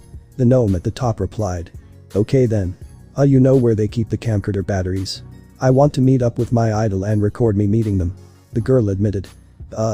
No sorry. I'm normal man. The head gnome replied. Then nice to meet you, I'm Manami Iba. The girl replied with a faint blush. Later I guess. The gnomes replied before turning to walk off only to smack face first into the shelves and fall over, the jump coming loose, revealing them to be gnomes in a costume. Credberries. Lumber. The raspy voice of the near constantly off-centered gnome groaned. Oh gosh, are you all okay? Do you need help? Manami asked in concern as she helped them to their feet. Why did you all even hide like that? I'm fine, Flood, Gobber, you two okay? Norm, the main gnome asked. Yup. Flood replied while Gobber merely nodded. Lumber. The so-named gnome replied once more. Okay, we're all good. Norm sighed. Still, why hide like that? Manami asked, worry lacing her tone. Ah geez. Norm sighed. Where we're from, people tend to use leaf blowers to suck us up and send us flying. We can't sneak into town to grab pancakes either unless we're disguised. That's terrible. Manami gasped. What kind of cruel people would do that to someone? I know right. Norm replied. All we wanted was to find somebody to love us, and we get attacked by brats with leaf blowers and a golf cart. All because you wanted someone to love. Manami gasped. They don't deserve your love then. I know. Here, this is my favorite cafe to go to, want to meet me there later today? We should be able to make it.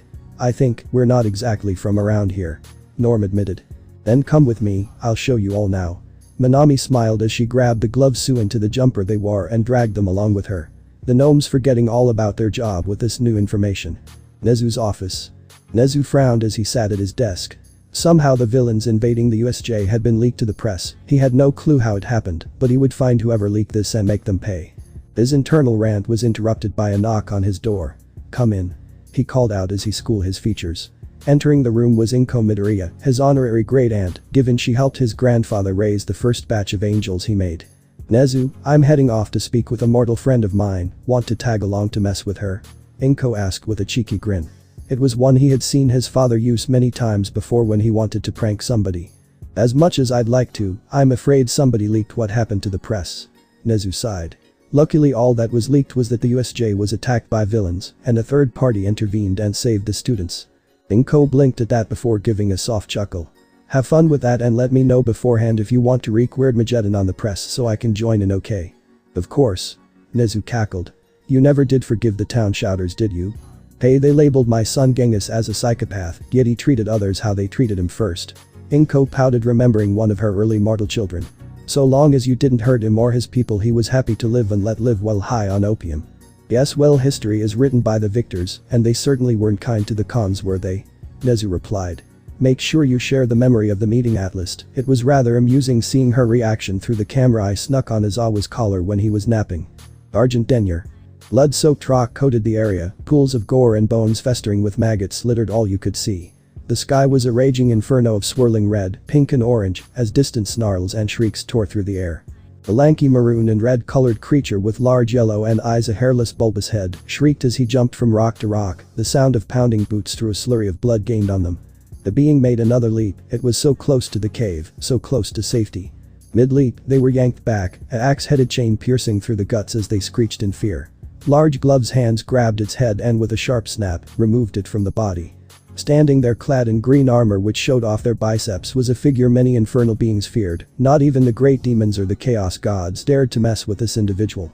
Standing asides upon a cliff across from them, two similarly clad effeminate individuals with rabbit ears tore into a cybernetically augmented giant of a demon, one using her legs to snap sinew and bone.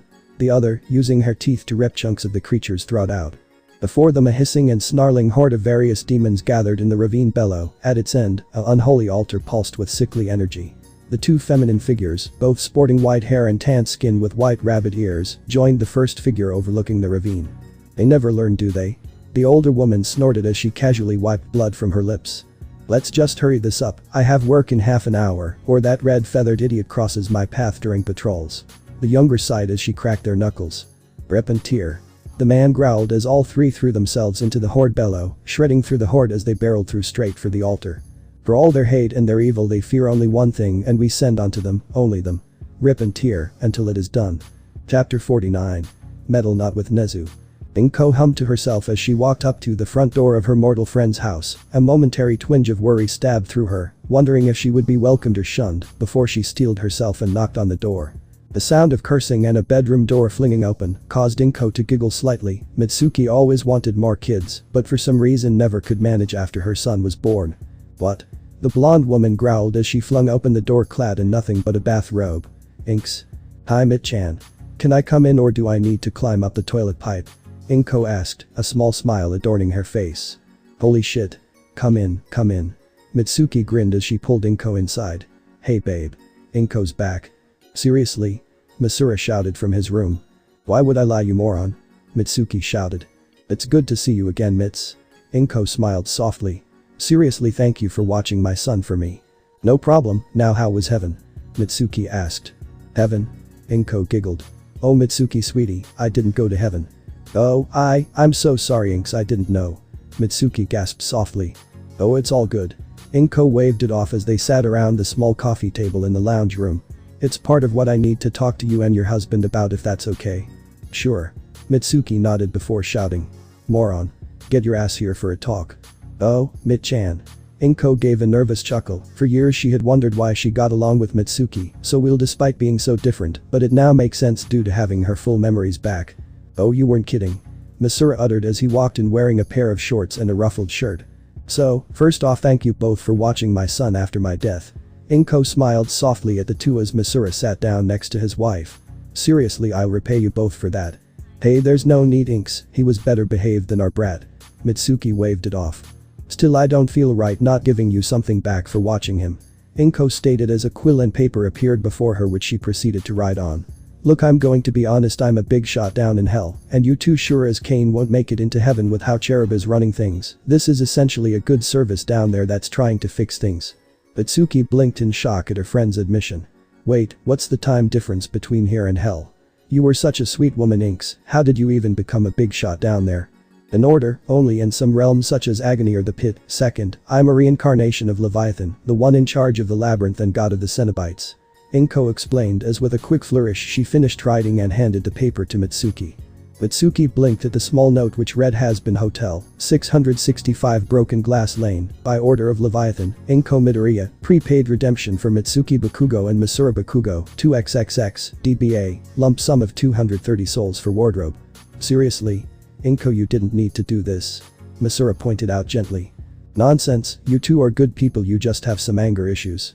Inko waved it off with a small smile before she shot up, frowning at the door to the study. What the fuck are you doing here? What? Mitsuki asked before with a creak and groan the door was flung open, revealing a tall being with brownish white skin, tattoos of ancient scripture, wrapping their way around their body like a twisted highway, while a single incision in their skull revealed blackened brain matter with a symbol in red branded around the hole. Their red eyes scanned the room with disdain as they gave a soft snarl. Apologies Leviathan, this dwelling was marked, I had no wish to intrude on your holy work. The being stated in a loud snarling voice. Begone Zul. Inko snapped. Take with you your host and your damned marker as well and tell my sister to stop being a nosy bitch. A messenger I am not. The being snarled, something pushing below the surface of their skin as they hunched forwards. God or not, I must complete my task. But the guttural snarl, the being's back ripped open and the skin fell loose from the body as muscles bulged and horns grew through the skull. What the fuck? Mitsuki screamed as she kicked over the coffee table to try and act as a barrier between herself and the intruder. Zul. The being growled as the last of the skin tore loose, revealing a large black-skinned and muscular canine-like creature with massive pointed horns and jagged teeth. Return now. Inko snapped as she flung her hand forward, barbed chains shooting forth from the shadows of the room hooked into Zul's flesh, retraining the creature which merely snarled in pain as it tried to rip itself free. I banish you Zul. Back to eternity and before reality, I banish you. The creature screamed in agony as it started collapsing in on itself, a black beam shining through the tears in its skin. And that is why I never got a dog. Inko deadpanned. Well, fuck. Misura uttered softly. Holy shit, he swears. Mitsuki shouted in shock, staring wide-eyed at her equally shocked husband. Elsewhere. Izuku was more than slightly worried for his teacher's sanity. Azawa was currently glaring into the bag Eri had brought with her, a bag which seemingly had no end, considering she pulled out an entire 5 feet tall canvas oil painting of Inko posing with Elvis Presley, 2 new desks, a bloodied hatchet, a severed hand which was crawling around. Two taxidermied bears and a wooden board with a stuffed sandworm head on it. How'd she get a painting with Elvis? Aizawa asked in his usual deadpan. I don't know, but it looks good. Kendo shrugged. Indeed. I must at some point inquire as to whom the artist is. I'm certain the local church would love a painting of similar quality. Ibarra uttered with a faint smile.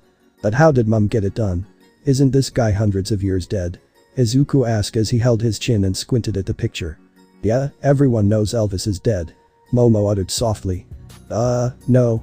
Charlie replied with a raised eyebrow. Everyone knows he is still alive, married some Hawaiian music goddess, and got immortality.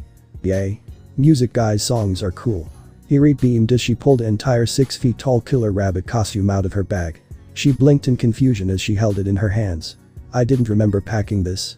Well, let's just put it back for now. Izuku stuttered slightly. Eri nodded as she stuffed the suit back into the bag. Besides, I think we have enough stuff right now. Fine. Eri pouted as she folded her arms. Too cute, gonna be sick. Luna mock gagged as she stuck out her tongue and pointed down her throat. Please, can't we just encourage her willingness to help? Ibarra asked gently. Says the cannibal. Luna snarked. Please don't fight. Izuku tried. Hannibal.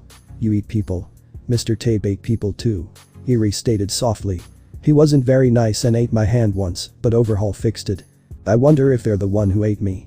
Ibarra uttered softly to herself, making Kendo jump in shock and look horrified for the girl.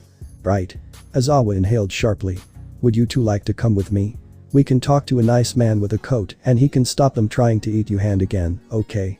It's okay, if he does it again, I can let Mr. Squishy play with him until he gets bored. Eri gave a sinister grin, sending a shiver of fear down their collective spines.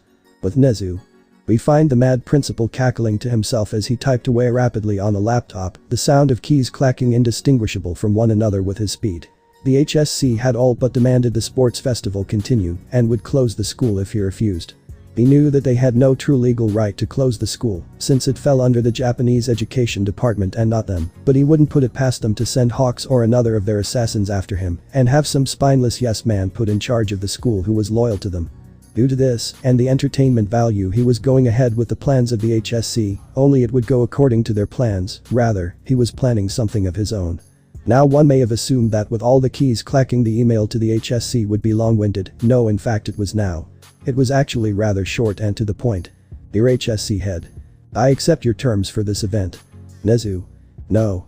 The real reason for all the key clacking was him sending emails to everyone and anyone who owes him a favor or wanted to bring down the HSC that wasn't a threat to public safety like Endeavor or villains like Muscular. Oh dear. Azazel uttered nervously as she clutched her notebook tightly. Still not as bad as my last boss. Mayberry shrugged as she lit a cigarette and took a puff. He'd start laughing, then choking on his own laugh and sound like a dying pigeon. Chapter 50. Sports Festival Part 1. Izuku yawned tiredly as he one more made his way down to the common room for breakfast. Charlie, having stayed up late catching up on paperwork, was half asleep and clinging to Momo's back like a koala.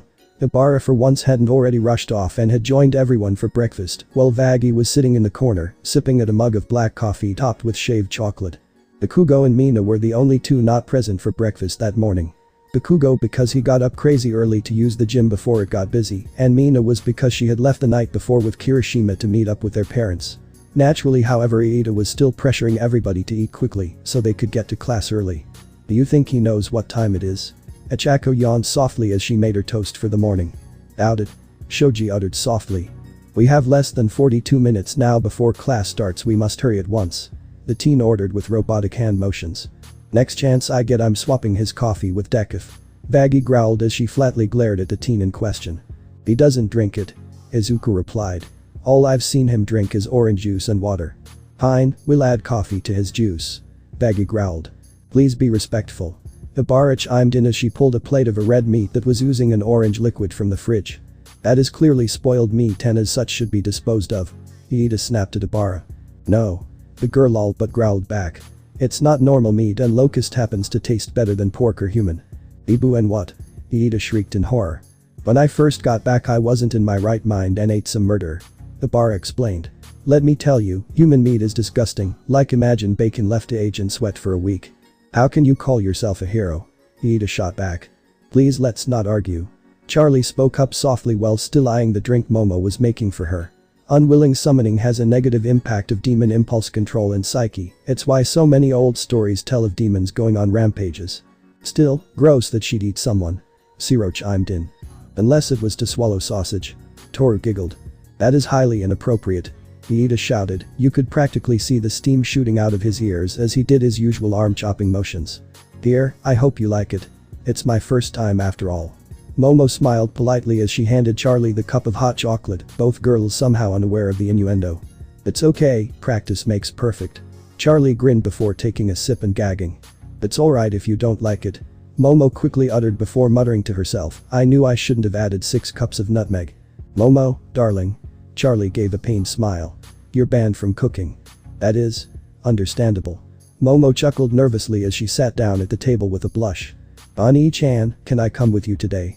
Eri's voice rang from the stairs as everyone turned to see the still half-asleep girl rubbing her eye as she wandered into the room, Inko behind him, with a grumbling toga slung over her shoulder. I'm sorry, Eri. I don't think my teacher would say yes. Izuku explained with a slight stutter. Okay. Eri uttered as she plopped down at the table and yawned softly. You and Miss Grumpy here sit down, I'll make you some cereal. Inko smiled as she deposited Toga into the chair, revealing the girl was awake, but not exactly happy about it. You didn't even let me share the bed. Toga pouted sadly at Izuku and Charlie. Just because I'm not first doesn't mean I don't deserve snuggles too. You had sex. Iida screamed in horror. Ani-chan? Eri asked uncertainly, making everyone freeze in horror, especially poor Iida who looked to be on the verge of a heart attack. Inko however merely continued to sort out the small girl's breakfast. Did you and Charlie-san have adult naked wrestling? No. Both Izuku and Charlie squeaked in shock, both also blushing heavily from the idea too. Okay. Eri shrugged as she kicked her legs back and forth. I saw Mr. Chrono and Overhaul naked wrestle once and they got mad at me, but when I saw Akasan and Mr. Alistair wrestle they were laughing. Oh dear. Inko squeaked, her face bright red. Eri dear, that is for grown-ups only, sweetie, and you forget about that until you're 18, okay? Okay, but I want an apple. Eri declared while drooling at the thought of one of her favorite foods. It's a deal. Inko chuckled nervously as the Nomu wandered into the room. Those who had the misfortune of fighting it tensed in nervous anticipation for the creature to strike, only to be dumbstruck as it sat down on the floor next to Eri, its head resting on the table next to her. And an apple for Mr. Squishy too. Eri smiled brightly. Oh, of course. Inko chuckled lightly. Let's let them continue getting ready, shall we, sweetie? Then we have writing lessons today. Yay. Book time. Eri called excitedly. The Nomu, not knowing any better, raised its own arms and let out a droll groan. Yay. Books. Toga groaned sarcastically, slamming her head into the table. Later, 1A homeroom. So, who do you think will be our teacher today? Achako asked aloud as she took her seat by the back of the class. Maybe present Mick. Jiro responded as she gave her girlfriend a smile. Doesn't he teach 1C though? Zero replied in thought. Yeah, he teaches general studies. Toru spoke up. Maybe it's All Might? Shoto asked softly. Nah, he wasn't really a good teach, more a supervisor than anything. Mei shrugged it off as she tinkered with a small device she had fished out of her pocket. Don't blow us up. Shinso deadpanned at the pink-haired maniac. That's his job. Mina scoffed absently as she jabbed her thumb at Bakugo, who was already seated and growling at everyone. What you say to me, pink bitch? Bakugo screamed at Mei, his hands crackling with explosions. Shut it, shitty mutt. Achako shouted back. 3 for 3. Mei sang smugly before ditching a small chunk of metal from her pocket at the blonde, knocking him out. Hatsum, keep this up and you'll get extra credit in rescue. A familiar voice droned. Izawa-sensei, you should be resting. Iida shouted in worry, his hand chopping the air. Indeed, the teacher was covered from his armpits to his belt in bandages, giving the impression of a tube top. I'm fine, Iida. Izawa replied bluntly. Why did hitting Bakugo count towards rescue Kiro? Tsuyu asked as she held a finger to her mouth. She was saving him from his own stupidity. Izawa smirked, earning a few chuckles from those in the back of the class. Even still, you took a pounding from Mr. Squishy-sensei. Charlie spoke up in concern. Surely recovery girl ordered you to rest. And I'm well enough to walk, so I'm well enough to teach. Izawa replied. We were able to review the tapes from the Mirror of the USJ in Hell, thanks in part to Midoriya's mother. For the most part you all did good considering the circumstances. That said, it's not yet over. Those words seemed to have one of two effects on the class. The first being to panic and look about the room frantically for any sign of villains or Cenobites, particularly from Tsuyu, whose prey-based instincts from her frog quirk put her mind into a hyper-alert state of worry. The second reaction was to become aggressively defensive as shown by Momo, whose quirk produced a number of blades and spiked weaponry from her arms, each piece dropping to the floor either side of her with a heavy thud each. You've got the sports festival coming up and you have to pick your class president.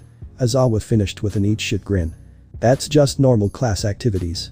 Everyone shouted at the tired teacher right as Azazel walked into the room making said angel jump in fright. Beep. Azazel squeaked as she fumbled with a stack of papers.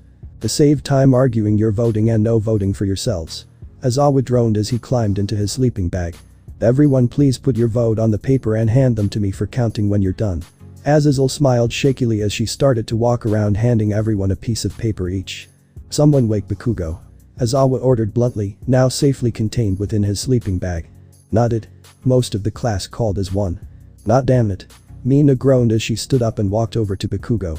Yaoi Rozu, can I have a plastic cup? Sure. Momo replied as she created and handed a cup to Mina. Why though? You'll see. Mina chuckled as a liquid poured from her hand into the cup. That better not be acid Ashido. Aizawa growled. Nope, just salt water. Mina grinned evilly. Carry on. Aizawa yawned as he rolled back over. Ruler and string please. The pink-skinned demon grinned mischievously. Ryuko smiled softly as she handed the pinketta ruler, and with a sigh Momo made her a spool of string. Soon the entire class was laughing softly as Mina had managed to balance the cup above Bakugo's head using the ruler and had attached a string at one end to the ruler and at the other to the door. One slam of the door later and an enraged shout from a now drenched Bakugo, and the class was ready to start their vote. Of course it was rather quickly and tallied up by Iida, since Azazel was writing out some forms and Aizawa was as per usual, napping in his sleeping bag. With a total of 4 votes, Yaoi Rozu is our vice president and at 6 votes Midoriya is the class president. Iida announced formally, internally crying over the fact he hadn't received more than 1 vote. Who voted for those shitty extras? Bakugo screamed as he slammed his palms into the desk. Bakugo. Quieter, you have detention. Aizawa growled as he stood up. Iida, back to your seat please. Of course sensei. Iida shouted with a bow before stiffly walking back to his seat. Now that is out of the way, you all have 3 weeks before the sports festival. I want you all to use your time wisely. Should you perform badly enough at the festival, not only will you not have as good of a selection for internships, but you may even find yourselves out of the hero program. Do I make myself clear? Aizawa called. Yes, sensei. Most of the class called back in fear. Nobody wanted to lose out on their spot for heroics. Alright, you have economics next with Ms. Joke, don't bother me until 5th period brats, or you won't have the sports festival to worry about. Aizawa threatened before retreating back to his sleeping bag, just as the bell rang. The class quickly gathered their stuff and went to leave the classroom, only to find their way blocked by students from various classes. Is something wrong? Ichako asked softly. Move it extras. Bakugo shouted as he shoved his way through the group. My word. Such rudeness as to be expected from 1A. Nito laughed aloud, a smug grin on his face as he posed much like a professional singer. Sorry about him. Ibarra smiled politely before wrapping the idiot up in vines and dragging him off. Why did I feel the need to slap him upside the head? Kendo asked nobody in particular. I felt it too honestly. A silver-haired teen stated. Anyway, I'm Tetsu from 1B if you remember. You guys are so manly. Us from 1B are declaring war on your class. Ah geez. Charlie sighed. We're not here to fight. And why not? The blonde guys were pretty arrogant, it seems like everyone in the hero classes are like that. A short girl with white hair and shark fins grinned, revealing sharp teeth. Shush. A tall blonde girl interrupted the shorter one. I'm sorry about Gura-san, she's overly excitable, but alas, us from 1C General Studies declare war upon you as well. Watson. I wanted to say it. The short shark-like girl whined with a pout.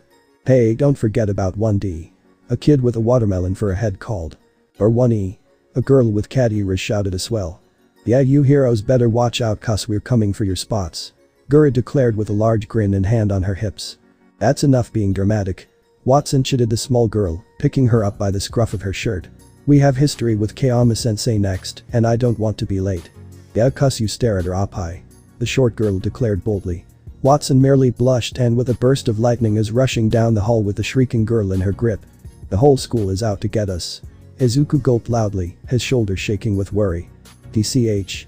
Shoto risked as he walked out, nudging people aside as he went. Internally, however, he made himself a vow. I'll win this festival without my father's quirk, and I won't let anybody stop me. Chapter 51. Sports Festival Part 2. The first-year classes of UA had been training beyond even the normal for their year, more so those either in the hero classes or trying to get into the hero classes from a different one. For the entire week straight, the 5 gyms on campus had been booked solid from 5 AM until 6 PM, when they closed by students from all years and classes in an attempt to improve themselves even the slightest amount. Unlike the general student body in the school, those who had become involved with supernatural abilities or were supernatural themselves were taken aside the day before the festival by Nezu himself. Outside, those who were from hell in some form or another, Gura, Watson, a green-haired girl from 1B with shark teeth, and Azazel, had been gathered in the temporary closed gym Delta, which was divided in half between a large matted area made of foam and a swimming pool.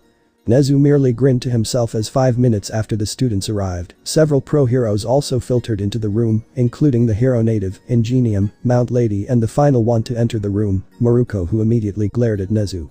"Ah, now that we're all here, I'll cut things short. You're all involved in the supernatural in one way or another, and frankly trust the HSC about as far as I can toss my lady in her giant form." Nezu chuckled slightly with his paws folded behind his back. "Are you calling me fat?" Mount Lady growled in anger at the rodent. "Who, me? Could be. CT." Nezu cackled, causing said heroine to growl in annoyance. "Bet on with it, rat." Maruko scoffed. "Right, basically the HSC has been majorly overstepping their bounds," Nezu began. "And to avoid them trying to blackmail my students and you lot, I plan on revealing the supernatural within these next few weeks, meaning use of non-quirk abilities is acceptable for the festival." "Alright, but what does this have to do with us?" Native asked with a raised hand. "I didn't even teach you, Josh-san, no need to raise your hand." Nezu chuckled. "As for what it has to do with you? Everything. Ha ha ha. Please, may we continue?" Azazel asked with a wobbly smile. "Ah yes, name, quirk, species and powers overview." "Yes Maruko, everyone has been vetted, so no killing or I'm gonna make what I did to Time Baby look like a mild gust of wind. Capiche?" Nezu explained before leveling a flat stare at the rabbit hero. "Whatever." Maruko scoffed with a roll of her eyes as she folded her arms and cocked her hips to the left. "Eeny meeny miny Azazel." Nezu grinned smugly. "Alright." The woman squeaked slightly as she readjusted her glasses. "I'm Azazel, no last name or quirk. I'm an angel from heaven and technically Nezu's aunt." "But she is." Nezu grinned. "Hold up, as in like Catholic angels?" Watson asked in confusion. "Also, is this some joke? The supernatural isn't real." "Nope. I'm a demigod. Gura, future queen of the seas." The short blue and white-haired shark girl grinned proudly. "You're here since you're the only one that can keep up with me." "That makes too much sense." Watson sighed as she pinched the bridge of her nose. "Anyway, I'm Gura, quirk is A. Basically I can echo single letters like super duper mega loudly." The energetic girl practically vibrated on the spot with excitement. "I am a demigod kid of a shark god, and I get this super swishy tail and shark teeth, and I breath underwater, and then there is Glub." "Blub?" Native asked in confusion. "Blub." Gura chirped as a small shark floating in a sphere of water appeared before her. The small gray fish continued swimming in laps within its confines in a repetitive motion as it surveyed the room. "He's like emotional support and mascot rolled into one. He also isn't allowed out of the bubble unless it's time to kill things." "I see." Watson have a strained smile as her left eye twitched. "And who gave you them?" I don't know." Gura blinked in confusion. "They've been with me a while now." "Me next." The girl from 1B called excitedly. "Name Satsuna Tokage, quirk is lizard tail splitter. I basically can turn myself into floating chunks and heal any that go missing. I'm one of those lizard people who rule the world." "Nice try, killed them off long ago." Nezu chuckled. "Now tell the truth." "Ugh, fine." Satsuna sighed glumly, her enthusiasm vanished. "I worked a summer job before school this year in a place called Mako Bubble Tea Cafe across from a church. I've had more run-ins with tanuki and ghosts than I'd like, thanks. Having volunteered at that church for a few years, yes, the tanuki are a problem there. I had to carry around a bat just to stop them desecrating the tombstones." Ibarra spoke up softly as she nodded in agreement. "Perfect time for you to introduce yourself." Nezu cackled, making the vine-haired girl blush in embarrassment. "I'm Ibarra." The vine-haired girl stated with a soft smile. "I was born human and possess the quirk vines, which as you see makes my hair into vines that I can control." "And species, young miss?" Nezu reminded the former nun. "I'm a demon," Ibarra stated, earning a new O from Gura while Watson tensed and Maruko snarled while clenching her fists. "I still have control of my hair and my teeth are now sharper." "There better be a good fucking explanation, rat." Maruko growled in anger. "Oh hush, she's a cannibal so humans are safe from her." Nezu waved it off. "You." Watson gagged while looking slightly green. Please be respectful, I understand such a concept is disturbing for others, but it's how I am now. Ibarra stated with a slight bow of her head. As long as it's eating demons and not humans we have no problems on that front. Maruko scoffed. Me next. Charlie chirped with a large grin. I'm Charlie Magni, no quirk and I'm Lucifer's daughter. I have shape-shifting and limited pyrokinesis. I actually run a hotel for redeeming sinners down in hell. The Antichrist. Really? Mountain Lady deadpanned at the girl. No, that is Danny DeVito. He runs a comedy club in hell. Vaggie chimed in. Anyway, soy Vaggie, I was quirkless when I died, limited shape-shifting, and I have the spear. She added as her standard red spear materialized before her. Wait a second. Azazel frowned at the weapon. I'm pretty sure that was the spear I lost a few centuries ago. May you can keep it anyway, I prefer peaceful solutions rather than violence. I'll go next then I guess. Native spoke up.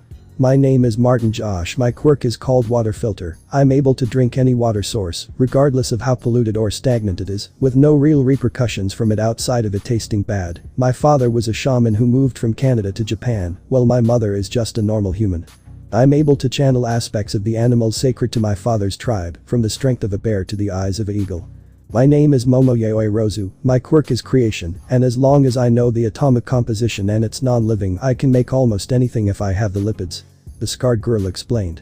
I did get cursed after accidentally opening a lament configuration and turned into a Cenobite. Fuck kid that's nasty. Maruko winced. Language? Ingenium chided the rabbit hero. This off tin can. Maruko scoffed. It's like watching Bakugo and Iida-san. Charlie uttered with wide eyes. Me next I guess. My name is Watson, my quirk is called Zoomer, it's a time-based quirk that allows me to speed up or slow down time around me, giving the appearance of a speed quirk. Watson intoned as she adjusted her monocle. I am human before anybody asks. I'll go next. Izuku stuttered nervously. I'm Izuku Midoriya, I died quirkless almost a year before school began, turns out my mum wasn't human, and I inherited being a Cenobite from her. After I died my father's quirk started to manifest in pyrokinesis of Greek fire. 2 Cenobites. Nezu what the fuck? Maruko spat at the rodent.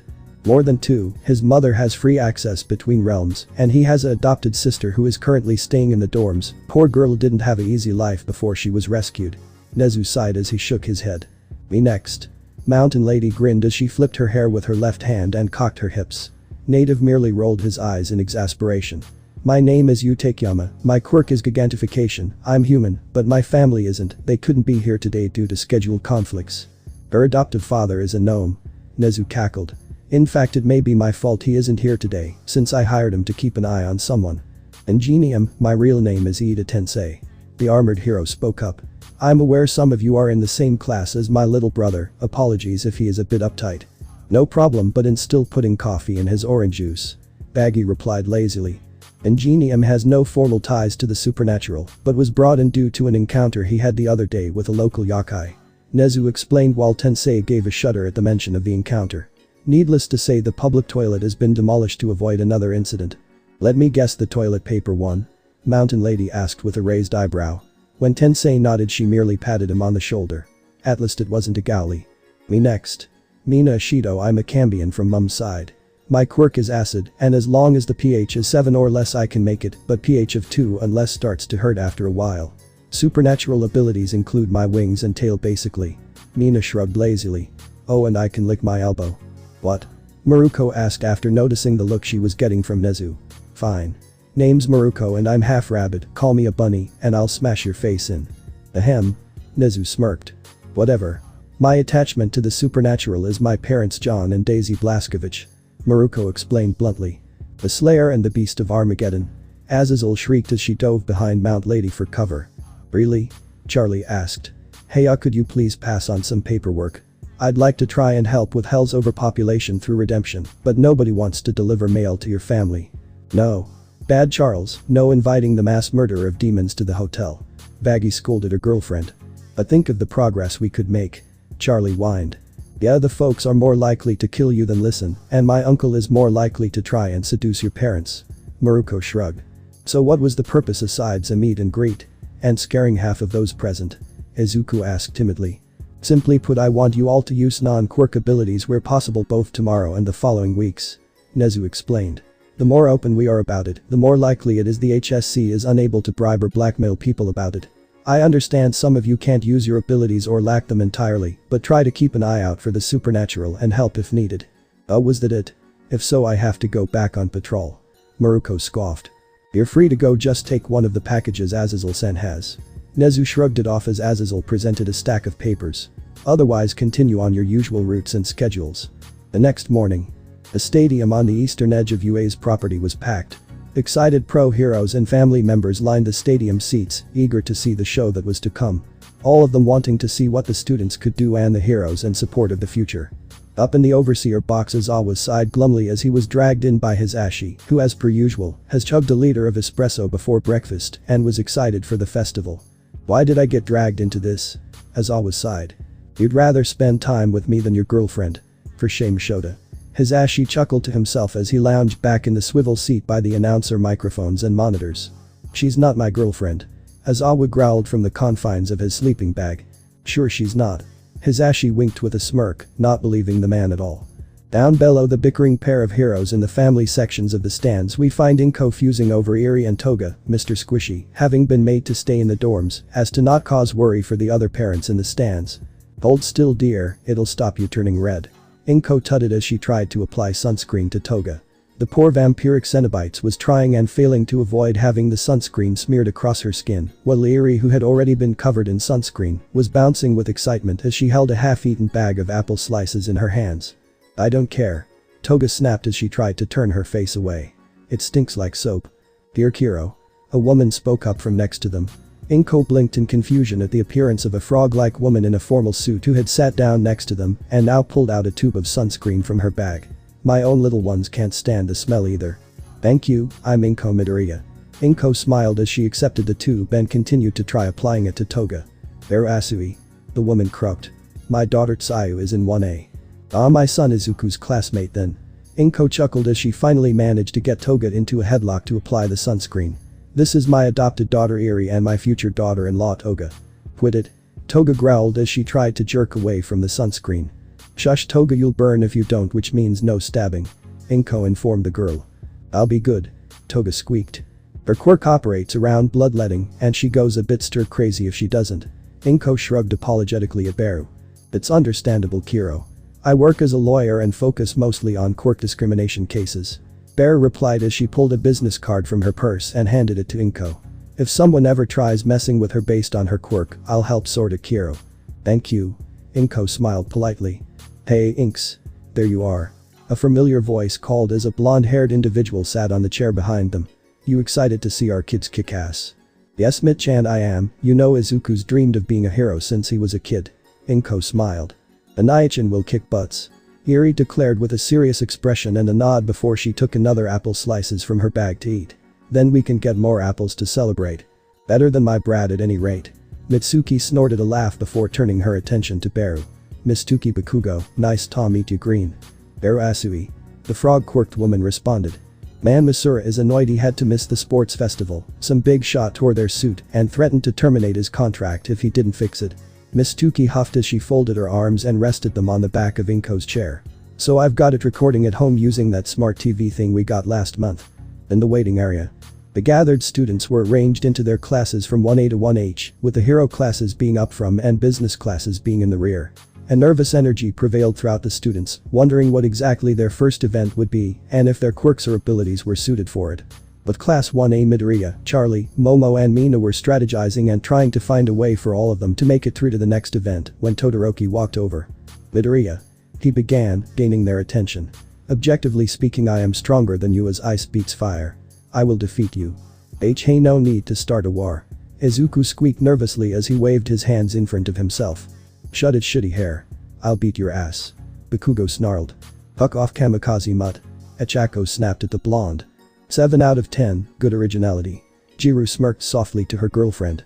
Any further bickering was interrupted by the loud voice of Presentiation MIC Hale, booming over the speakers. Hello listeners and welcome to the UA First Year Sports Festival. I'm your host Present Mick and with me is my co-host Eraserhead. Present Mick screamed. Why must you scream, you damned cockatoo? Aizawa could be heard growling in anger. Oh, you know you love me. Present Mick laughed. Now let's give a big hand to the students who already survived a villain attack, the brave and the bold Class 1A. Hearing the K, the class made their way out onto the field to much fanfare from the crowds. It was enough that it made even Charlie falter slightly. Up next, though they've yet to face real danger, give it up for the class with spunk, 1B. President Mick boomed as 1B made their way out onto the field. The local copy quirk bearer seemed to be lapping up the attention like it was water for a man lost in a desert. Up next is the General Studies classes 1C, 1D and 1E. They may not have passed theological entrance exams, but they're more than willing to put in the effort to becoming heroes themselves, as Awa droned on in a bored tone. Up next, you never know what they're gonna make next, be it an automatic belt or a cotton candy landmine. It's support class 1F. President Mick called loudly as the local inventors made their way out onto the field, many of them clad in gadgets of their own design. Following them up, it's classes 1G and 1H. They're the backbone of any hero agency, and as always their folios are available for review by the hero agencies wanting to take them on for internships. That on with it, wasting more time is illogical. As Awa yawned. Now our main judge, the 18+ hero, Midnight. President Mick screamed. Hello darlings. Who's ready to see such invigorating youthfulness? The heroine called as she cracked her whip. And now the student pledge on request of the HSC Katsuki Bakugo. President Mick called. It's Bakugo, said Blonde screamed in irritation as he stormed over to the microphone stand by the judge stage. Tapping the microphone twice to make sure it was on, he started his admittedly short speech. I pledge that you extras are gonna lose. Especially Deku and Shitty Face. Shitty Pomeranian. Achako growled softly as she glared at the blonde. That's Bakugo alright. Izuku sighed. Up in the stands, Inko had to restrain Mitsuki from jumping over the barriers to tackle her son and beat some sense into the idiot. In the teacher's booth, however, President Mick sighed sadly as he handed Aizawa 5,000 yen and grumbled to himself about asshole students, thankfully with the microphone turned off. Oh wow. That was a bit of a turn off. Midnight uttered in bewilderment. Wait, something that didn't turn her on? Mina asked in shock. Even she has to have standards, I guess. Zero shrugged as Bakugo rejoined the group. Anyway, Midnight cleared her throat as a massive game show style spinning wheel was lifted up on an underground platform behind her. Let's spin the wheel for the first event. The students tensed as the wheel spun. The high-pitched clicking of the wheel, which started fast, now started to slow to a crawl before it ended, the arrow having decided the event. Midnight smirked to herself as she checked the wheel. And the first event of the sports festival is Chapter 52. Sports Festival Part 3. The Marathon Race. Midnight called loudly, the crowd going wild with enthusiasm. Up above in the observation room, Nezu frowned as he removed his paw from a button labeled Extreme Hide and Seek Deathmatch. He pressed it several times before facepalming when he noticed someone had spilled a drink into the console and caused a short circuit. He made a mental vow to personally torment whoever ruined his fun. In the back rooms of the stadium, Yagi shuddered fearfully. Why did that feel like Gran Torino annoyed at me but times 7? The skeletal man gulped nervously as he looked over his shoulder. Will the contestants please line up at the starting line? Midnight called loudly. Rules are simple, make it to the end to win. There will be no deviating from the path, and you can't use your quirk on other contestants. Aizu-sama, please look out for 1B, Nito is up to something again, and he made sure to not let me know. Ibarra spoke up softly as she made her way over to her fellow greenette. Shut it, shitty hair. Bakugo snapped. Quiet, Pomeranian. Achako growled back. 3. President Mick called. 2. Midnight followed up as the students tensed in anticipation. 1. They both called. Oh. Aizawa droned in a lackluster tone as a burst of ice froze the entire entryway. The only one out right away was Shoto Todoroki. Go Shoto. Endeavor shouted from the stands. Bastard.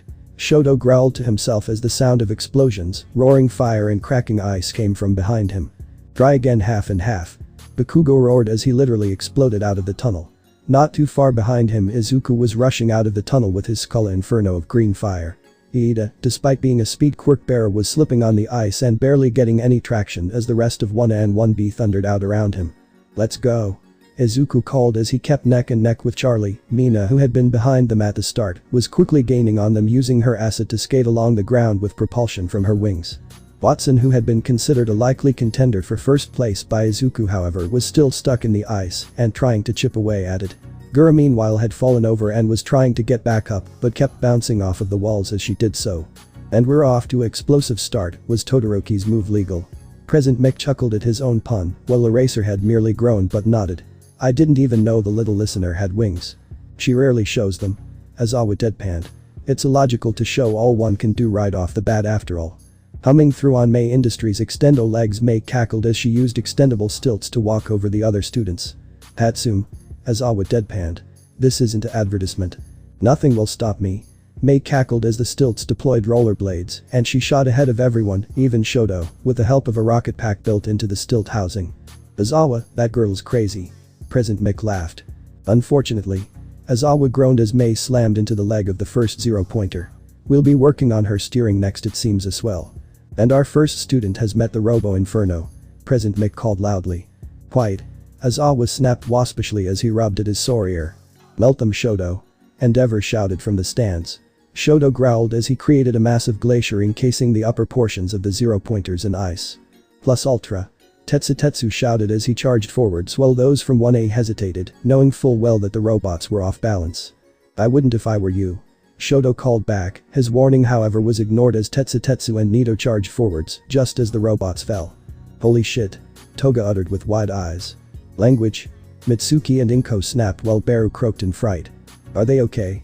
Sue croaked in fright as she stopped at the downed robot along with Izuku, Charlie, Momo and Mina to try and help the two students.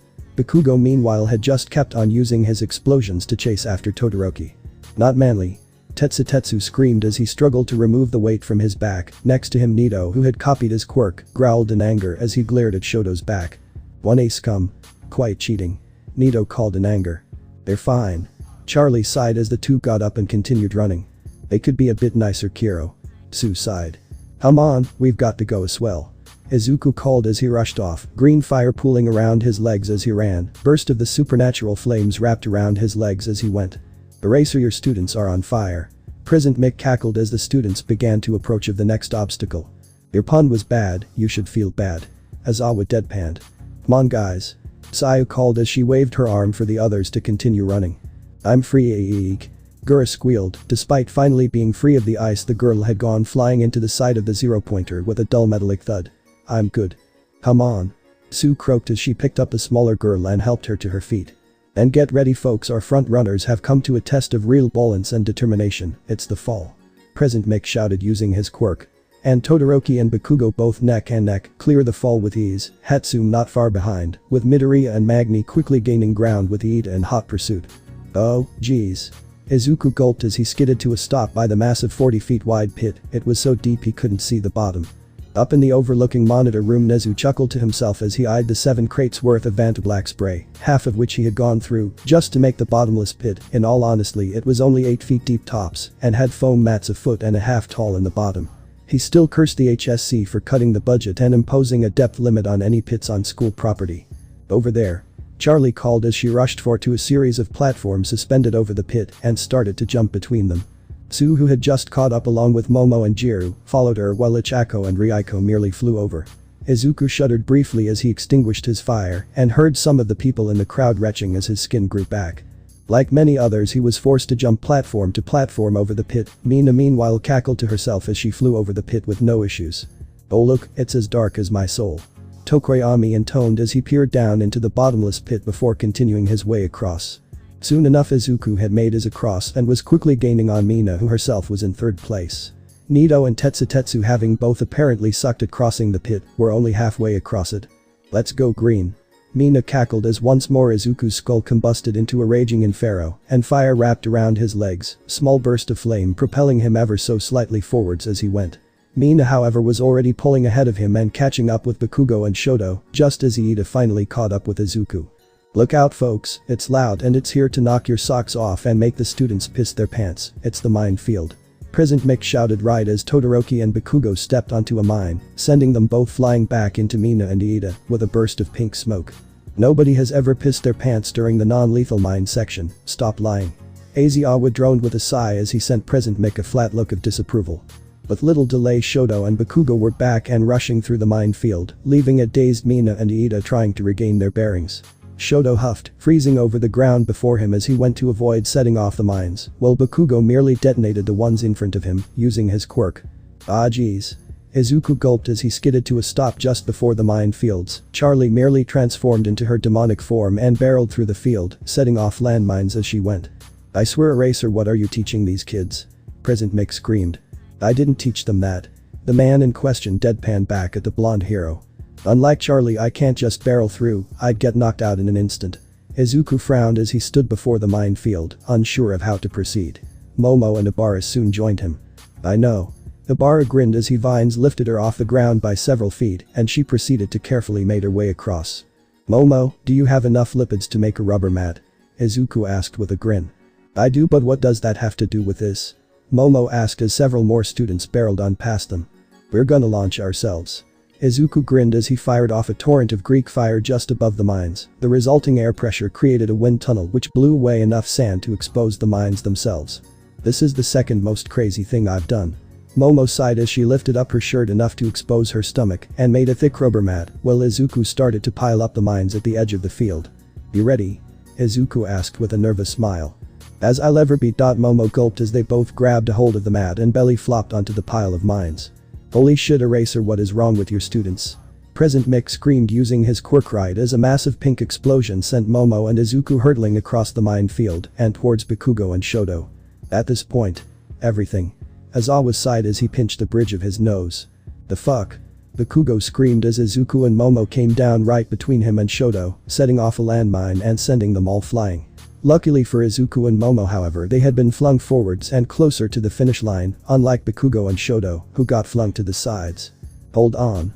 Izuku screamed as they clutched to the almost completely destroyed mat as he created a burst of fire, barely landing them on the other side of the minefield.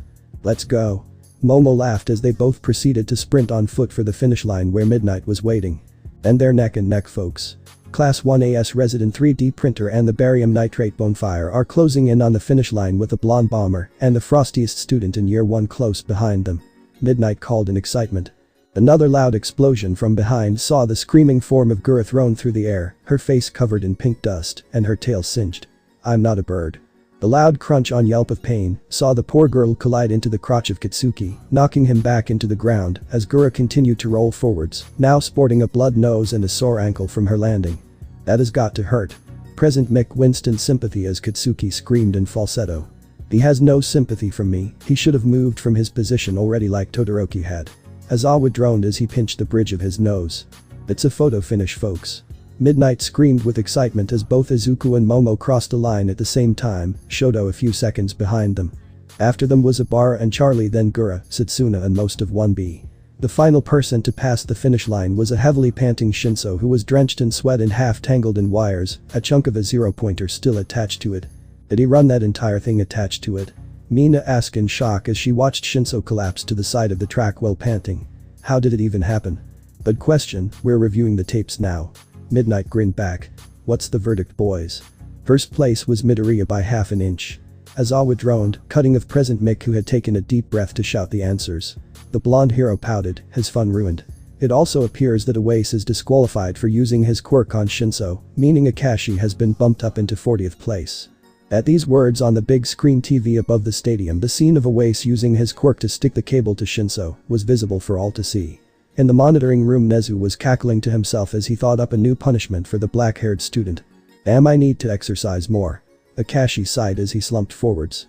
We'll be back after a 30-minute break, folks. Until then, enjoy the amenities and snack bars. Midnight called with a wave of her hand to the crowd. For those who didn't place in the top 40, better luck next year, but don't worry, we will still have plenty of activities for you to enjoy. Up in the stands, Eri was literally jumping with joy as she shook a grinning Toga. Anaichin won. Anaichin won. Aizu baby won. Toga squealed back in joy. Ha! Your brat did good, Inks. Mitsuki laughed. He certainly did his best, that's for sure. Inko chuckled as she noticed Bear rummaging through her own bag. Lose something? Just seeing if I have enough for a corn dog, Kiro. Baru admitted with a shrug. It's on me, from what I've seen your girl is going to go far as a hero. Inko smiled politely as she fished her purse from her pocket. Eri, Toga want anything, dears? Apples? Eri nodded seriously. Any takoyaki or senbei if they have some. Toga shrugged as she watched the students who got within the top 40 made their way over to the waiting area where several stretcher bots were handing out water and orange slices. I'll wait here with Eri and Toga, need to watch my figure after all. Mitsuki laughed softly as the two women headed off for the snack carts. Anaichin and Charlie-san did good. Eri nodded to herself. When I'm big, I will be strong like Anaichin and Charlie-san. You got a long way to go, kid. Mitsuki chuckled with an amused grin. Soon enough the quick break had ended and Eri had gotten her apple to munch on, Baru had gotten a regular corn dog on a stick, and Inko had opted to grab herself a small mag of senbei, along with one for Toga. Luckily between rounds they hadn't been completely bored as the entertainment had been present, Mick playing various songs over the loudspeakers until it was time for the next event. Eventually the music faded out and Midnight stepped back up to the judges' platform where the wheel once more began to spin. The clicking sound like last time started off at a machine gun's pace before slowing to one click every second, and eventually, it stopped. The label it landed on lighting up with a bright red glow. The second event is Paintball Maze. Midnight called as she whipped the ground beside her. Overlooking everything, Nezu frowned to himself, his finger on a red button labeled Robot Hell. A missed several other buttons. Multiple wires were poking out of the device since he hotwired it, but it was serving its purpose well enough, at least it half worked.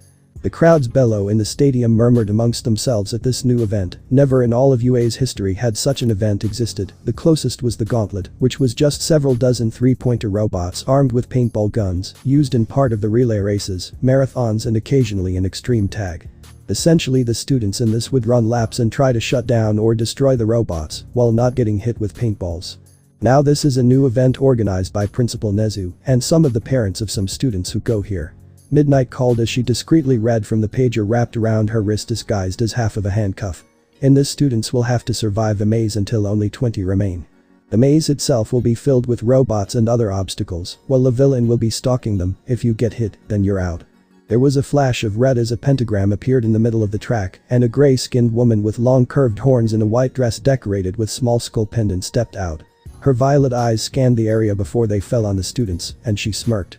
"Oh, geez." Charlie blushed in embarrassment as Lilith waved at her with a wink. "Is that your mum?" May asked as she adjusted her goggles. "She's hot. And a matchmaker of insane proportions." Izuku shuddered. Across from them in 1GS spot in the stands, Baggy shuddered as well. Despite not making the top 40 from the race, she felt sorry for those who were about to face Lilith. "Such theatrics." Inko sighed as she shook her head up in the stands. Toga awed at the woman bellow, a sparkle in her eyes as she admired her dress, crumbs of her snack dotting her cheeks. At least it wasn't Blitz. "You're doing Kiro?" Baru asked, having noticed the fellow Greenet's expression. "Yes, they're a friend of mine actually and rather partial to theatrics," Inko admitted before pulling Eri into her lap. "You sit here, dear, your knees might lock from standing so long." "But I like how my feet hurt," Eri pouted. "Of course, dear." Inko tried to play it off, not wanting to cause suspicious from Baru. Mitsuki meanwhile just snorted in amusement. "Kids." Mitsuki snorted a laugh. "My brat used to keep using his explosion quirk on his own legs when he got pissed at something." "Huh, interesting shape, Kiro," Baru uttered as she gazed out upon the field. Elsewhere. The teenagers snarled to themselves as they punched the wall in anger as glared out at the students gathering around the arena. "Shit, how the fuck can I complete the mission now? The boss is gonna be pissed I couldn't get the bombs into the second event." Back in the arena. The gathered students gulped nervously as a massive maze started to rise up from the ground itself. Those from 1A were on the verge of having a mild panic attack, however, as the maze took an all too familiar shape around Lilith, her form quickly being obscured by the rising walls. Now, unlike a normal maze, thanks to help from Cementos and some cameras, this maze will be reconfiguring itself every 30 seconds until only 20 students remain. Midnight called with a smirk before she licked her lips sensually and smirked at the students. "Such youthful enthusiasm is the only way you'll get out of this mess." "I need an adult," Shoto uttered softly. "She is an adult." Mina deadpanned at the half and half teen. "I don't think she cares either." This maze is completely three-dimensional with a total of 6 floors and multiple entries on each side. Students, pick your entry and get ready. Midnight called as she once more whipped the ground. Now you each will team up with someone with their points totaling no more than double your own scores as you enter the maze. This means Mr. First Place will be going in solo. "Well, at least it's only robots this time." Jiru shuddered. "Besides Magni's mum," Momo replied. "I'm screwed." Izuku shuddered, earning concerned looks from Momo and Charlie, while he got dismissive scoffs from most other students. "Naiwam," Gura called as she rushed past them with her arms held out to the sides. "Dish slut," Pony called with a large grin as she rushed after the girl in question. "Nido Monama." Kansas could be heard screaming with rage from the teacher's portion of the stands. "Detention again. Dude, you should really stop teaching her that stuff." Satsuna's head sighed as it floated in front of him, her body having already made its way off for one of the entries to the maze. "It's her fault for being a stupid American." Nido scoffed back. "Shut it, Blondie." Bakugo spat as he shoved past a copy quirk user. "I'm gonna win this, not some shitty extra." "Such arrogance." Nido scoffed as he literally strutted up to the maze. "When we say go, enter the maze and try not to get captured." Midnight called with an excited smirk. 3. 2. Present Mick called. Just go. Aizawa sighed as the entries opened up along the maze and the students rushed inside. Chapter 53. Sports Festival Part 4. The crowd held their breath as the students rushed into various entry points along the outer wall of the multi-story maze, and the main display monitor above the stadium started showing various views of inside the maze. Several robots armed with a neon orange barrel and hopper patrolled the halls and rooms with a faint mechanical whirring sound as they went along. Lilith herself was simply walking through the halls with a sway in her hips and what could only be described as a paintball minigun in her hands. Now a little fact about those robots, everybody. Midnight called loudly with a sadistic smirk aimed towards the maze. They're designed to withstand even a blow from a speeding dump truck, which for those who don't know, means that the students shouldn't be able to destroy them. That's right, this is a pure stealth exercise. The first to actually encounter a robot was Satsuna. The green-eyed lizard splitter quirk user had scattered her body parts bar her legs and torso, which hid behind the corner. The floating limbs proceeded to distract the robot long enough for her body to sneak past and duck into the next room. The loud buzzer sound echoed through the stadium as one of the monitor views became larger than the others and showed Tori yelping in pain as she was pelted with paintballs, displaying her face and left hand in neon colors. Ooh. And looks like Hagakure is out, folks. Present Mick called out. Those robots were outfitted with thermal imagery, sonar and night vision, and despite being invisible, Hagakure still gave off heat. It's illogical to expect invisibility to hold up under more than just visible light spectrums. Aizawa droned on with a sigh. Anybody who gets hit, please stay still while Cementos gets you out. Thor let loose a squeak of shock as the floor below her opened up into a slide and she was shot out of the maze and onto a waiting sponge mat where Cementos handed her a wet cloth to wipe off the paint. Inside the maze itself, Izuku gulped nervously as he snuck past a patrolling robot and into a small crawl space. It was cramped and dark, but it was better than the open halls. As he crawled through, he tried not to make any noise. 2 more buzzes sounded announcing that Sayu, and a name he didn't catch due to the whirring of the robot's motor, had been eliminated. It was then that a loud grinding sound saw the maze around him warp and change. No longer was he in a vent, but instead he was in a room with no way in or out and a small stone chair in the middle. Ooh, and it looks like Midoriya, Shiro, Tetsutetsu and Bakugo have all been stuck inside the isolation rooms for the next minute, meaning for now they are safe.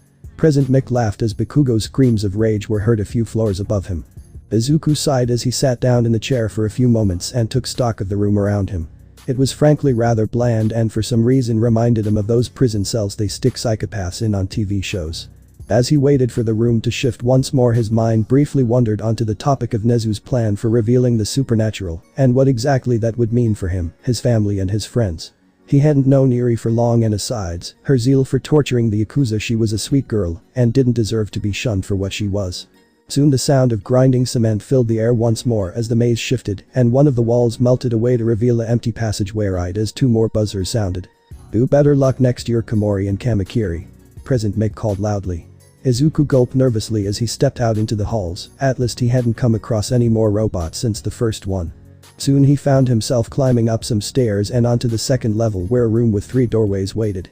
The left one led to a simple room with no other visible doors or vents, the middle went back down onto the first floor, and the third on the right went straight for a few meters before turning into a T-junction.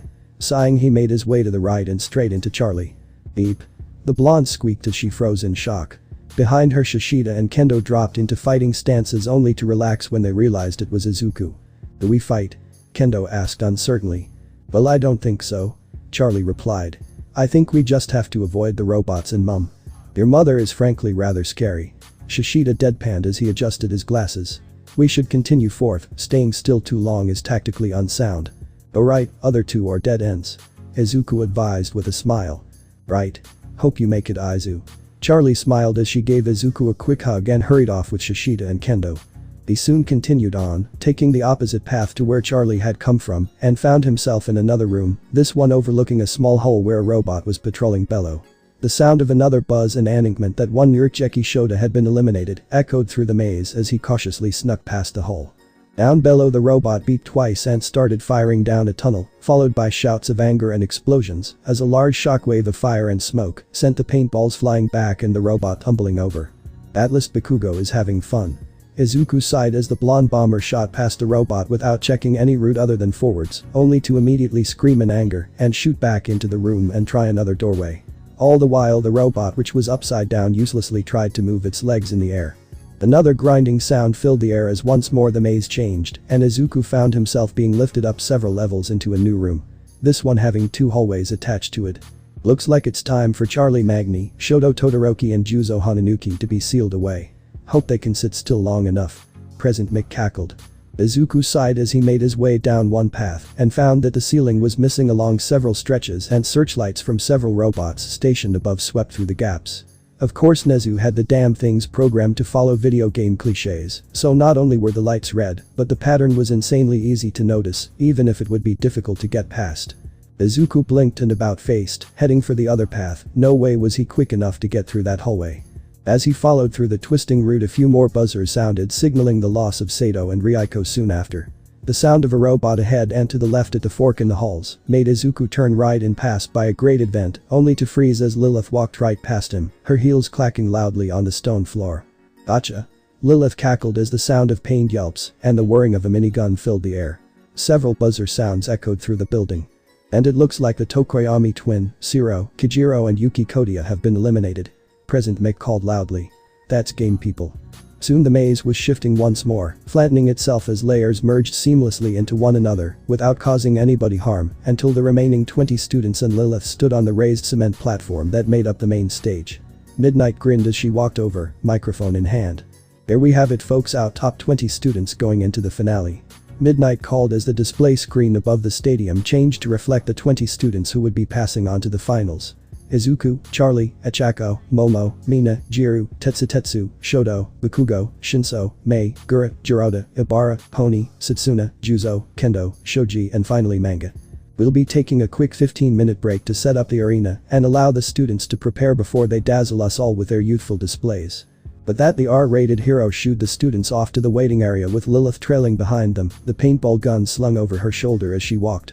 Izuku and those who also had near brushes with the woman tried to steer clear of her as they made their way back to their respective waiting area, with Gura tagging along with Pony into one BS area since both girls were happily chatting in English.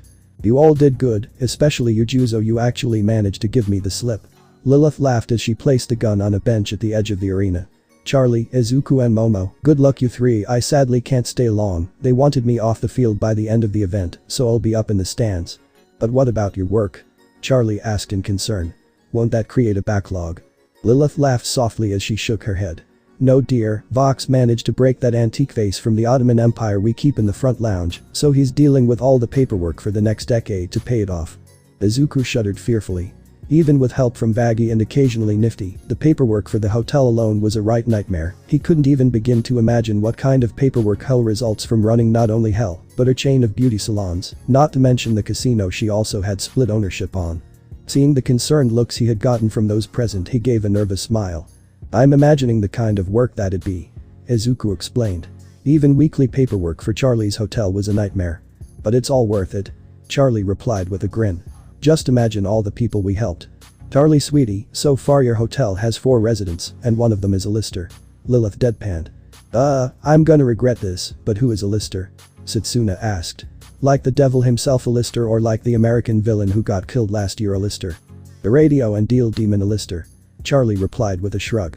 He's no so much a client as someone who wants to see the hotel flourish so he can laugh at people.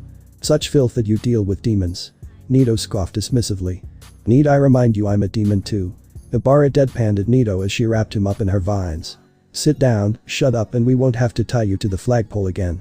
I refuse. Nito snapped. Tie him up after the festival. You all need to be preparing for the next round after all.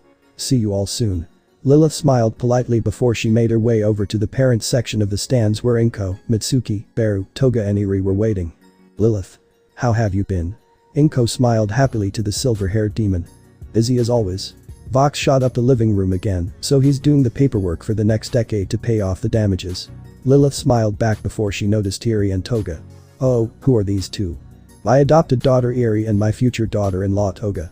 Inko explained as she gestured to the 2 girls. Hi. Iri chirped. I like your necklace, it's pretty. Charlie's mum? Toga replied. Yes and thank you. Lilith smiled as she glanced down at her raven skull necklace. I like your one too. It's a pleasure to meet you, Kiro. I'm Beru Asui. The frog-quirked woman smiled politely. Yo, I'm Mitsuki Bakugo, should have nailed my kid in the face with the paintballs in my opinion, he's too cocky for his own good. Mitsuki snorted with a smirk on her face. I've certainly heard about your son's attitude, but I'm more the revenge served by those wrong type person. Lilith waved it off. Mind you, if he touches a single hair on either of my girls' heads, then I personally will sue his ass to Tartarus and back. If he starts with discrimination, give me a call, Kiro. Beru stated as she handed Lilith a business card with her number on it. From what I've seen, it's a wonder he is still in the school at all. From what I've been told, it's meddling on Inko's part. Mitsuki snorted. Don't look at me, I gave him one chance and he blew it. It's the HSC that's keeping him here, not me. Inko stated with her hands raised to shoulder height. Do I need to remind you both I'm a lawyer and under law have to report this kind of thing, Kiro? Beru sighed. Oh, nothing illegal on our end, my dear. Lilith waved it off. The HSC, on the other hand, from what we've been told, has threatened assassination and hostile takeover to the principal, as well as illegally cutting funding and blacklisting individuals from this school. I see. Beru croaked as she started to rummage through her bag before pulling out a pen and paper which she proceeded to write on. I'd recommend this firm, the woman who runs it is older than I am, something about exalatals for a quirk or something, but she is probably the best at dealing with this. Even if she is weird, Kiro. Inko merely accepted the paper with a promise to hand it on to Nezu. She snorted a laugh. Oh, this is too good. Give him a run for his money. On the slip, written just below the number, was the firm name and the name of the lead lawyer. Mystery Tool Law Firm, Mabel and Dipper Pines. Down below in the tunnels under the stands, however, one individual was sneaking around, a red mask over their noseless face, and a pair of knives strapped to his wrists. Damn dear angel piece of crap fake. They were supposed to have gotten into the maze for the ritual. They growled as they glared out of a gap in the seats above them. It's up to me to rid this world of the fake heroes. The blonde one should do just fine. Chapter 54. Title hidden to avoid spoiler. Stain seethed beneath the stands to the arena. It had taken him a while to even have someone with a similar mindset to himself infiltrate the school to plant bombs, and his original plan had been tossed out the window. The cherub who was helping him cleanse all of the fakes had vanished half an hour ago too. The only one who wasn't a fake was All Might, and he hadn't been seen all day. Alright folks. The first 1v1 battle is about to begin. Present Mick screamed aloud. Stain cringed back as he rubbed at his ear. He mentally promised himself that if he can't kill the idiot, to at least ruin his vocal cords so he can't scream so loudly. Up first we have the musical prodigy herself, Kyokajiru, and she may be small, but she packs one hell of a voice. It's Gura. Present Mick screamed. Stain huffed softly as he peeked out through the gaps in the seats and out to the stadium beyond. A small shark-looking girl waddled out to the stage along with a slim girl with a purple hair and was casting the shadows of wings on the ground either side of her. An angel. A fucking angel was participating in this farce. Stain mentally growled as he grit his teeth hard. Alright girls, I want a good clean fight. Censors won't like it if we see any tits after all. The black-haired harlot of a woman known as Midnight chuckled. Stain merely glared at her. She was on his shit list, right? Bella Mount Lady. No hero should use sex appeal. 3, 2, 1. Fight. Both girls launched themselves at each other. The short one with quick steps while the apparent angel used her wings and tried to throw a punch at the short one. Hey. The small shark-like girl's voice echoed loudly through the air, causing Stain to wince back in pain, while the purple-haired girl dropped to one knee in pain and clutched her ears. Oh no. The girl squeaked before an invisible pair of wings sent her flying out of bounds in a single hit. I am not a bird. Stop making me fly. Winner by ring out, Kyokajiru. Midnight called loudly as she flogged the ground besides her. That was sure a quick round, hey Eraser. Present Mick screamed. Obviously. Now shush, you damned cockatoo. Eraserhead's voice was heard over the speakers in an exasperated tone. Up next we have the assassin of thorns herself, Izuku Obara. Midnight called as Obara calmly walked out onto the stage. In another world she may well have refuted the assassin moniker, but with all she had done, she knew it was the least inflammatory thing she could be called. And her opponent, he's a icy heartthrob, Shoto Todoroki. The dual-haired teen paid her no attention as he clenched his fists while glaring at a spot in the stands. While many in the stands blew it off as the teen being arrogant and aloof, Stain saw different. It was a look of defiance, and following the gaze lead him to the man highest on his shit list, Endeavor. 3, 2, 1. Begin. Midnight called. The Bara barely had time to react before the entire arena was encased in a glacier large enough that it was sticking out beyond the structure. Stain blinked before scoffing. No hero should use that much excessive force, but given who the boy's father was, it was a further mark against Endeavor. Is that it? Midnight uttered in shock as she shivered from the cold. The sound of cracking ice broke the silence before a large chunk of the glacier broke open, revealing a painting Obara. Her vines were flowing around her like a mass of angry cobras as they speared into the ice. And Ibarra is still standing. This is a brilliant display of such youthful energy. The crowd went wild, filling the air with a mess of cheers and hollers. Stain scoffed once more, show the masses some spectacle, and they act like hyper children. The girl however showed some potential, if only for her willingness to fight on despite the massive disadvantage. Indeed, her arms and legs were showing signs of frostbite if the purple was any indication, and her vines were clearly suffering from the cold, yet still she launched herself at her opponent with determination that only All Might and maybe Mumin Rider seemed to possess. He was still 90% sure that Mumin was an idiot, however, given he punched an S-class villain 5 or 6 times his size. Shoto merely raised an eyebrow as he slammed his foot down for a second time, creating a pillar of ice that slammed straight into Ibarra, sending the vine-haired girl flying with a grunt of pain. Nice try. Ibarra panted as her vines kept her just inside the ring. Her hand were balled into fists as she felt the cold start to sting at her fingers. Chatuo? Endeavor shouted from the stands. Use your fire. I won't use your quirk. Shoto growled in such that only Ibarra heard him. Before she could process it, another blast of ice was sent her way, this time targeting her vines, severing them from the ground, followed by another blast right behind the first, hitting Ibarra in the legs, sending her flying out of the ring as she landed painfully on her face. And that's a ring out, folks. Midnight called as a pair of stretched bots rushed out to collect the poor girl who hadn't even managed to land a single hit on her opponent. Winner, Shoto Todoroki. Present Mick shouted. Yes. Endeavor screamed from the stands as he raised his fists in the air. DCH. Shoto scoffed as he made his way back to the stands to await the second round. He'd prove his father wrong, he could win without using his fire. Up next, the Texan who proves you shouldn't grab bulls by the horns, Pony Tatsunori. Midnight called loudly as the American student made her way out onto the field. And her opponent, he's a manly youth with skin of iron, it's Tetsutetsu. And yes, that's his name. Come on Pony, let's give this our all. Tetsutetsu called with a large grin. Yes. Pony nodded with a determined expression. Let us kick your butt. 3, 2, 1. Fight. Midnight called as Tetsutetsu's skin turned to iron and he rushed at Pony.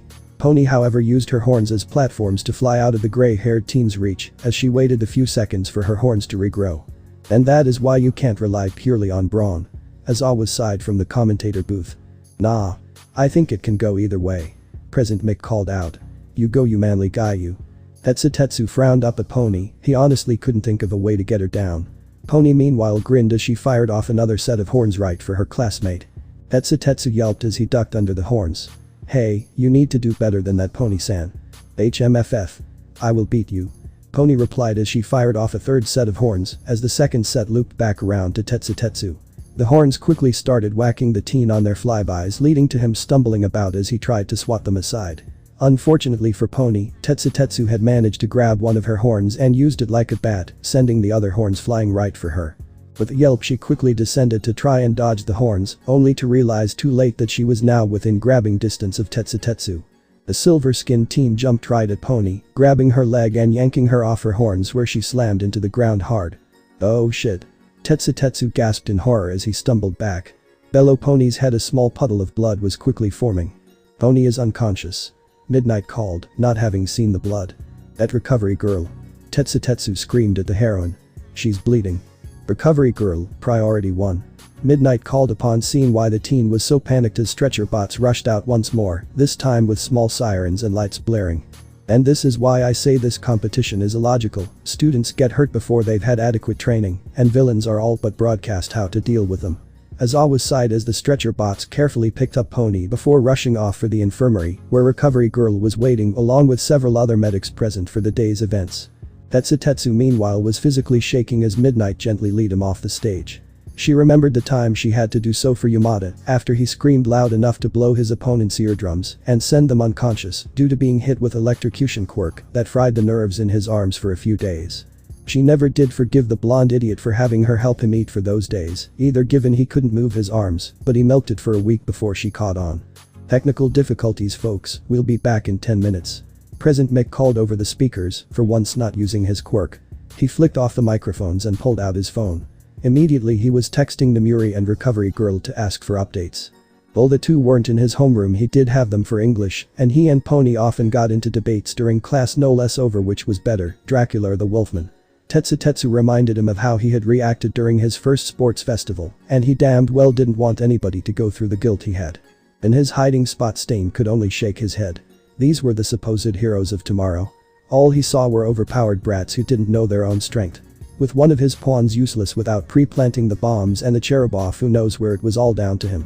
Above him he could hear one of his targets bragging loudly about how it must be the fault of 1A that the girl was hurt. Stain damn near had an aneurysm from the sheer stupidity of the kid.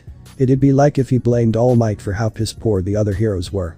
The sound of swearing pulled him from his thoughts as he spies his second target above him, the blonde one who made explosions. He frowned as a device on his wrist beeped twice. The bug in the system he had his accomplice plant had been found and deactivated, meaning he had about 40 seconds until he was visible to the cameras in the school again. Taking out his katana, he made a split-second decision and swiped at the ground around him in a perfect circle before, with several more strikes, he started marking off a rune. He had planted several more like this across the city, since according to the cherub the city was on a ley line and therefore could conduct the ritual more easily to clean out all the fakes. "What's that sound?" the angel asked above him as she looked around in confusion. "Sounds like scraping metal." "Maybe it's the fuse of your Pomeranian rat of a classmate," the copy quirk user scoffed dismissively. "You want to say that to my face, blonde prick?" The explosive blonde screamed in anger as small rapid explosions not too dissimilar to firecrackers was heard. Stain frowned in concentration as he etched the final part of the rune right as the intruder alarm went off. Realizing he had no time left and that he was found out, he took aim at the blonde in the stands above him.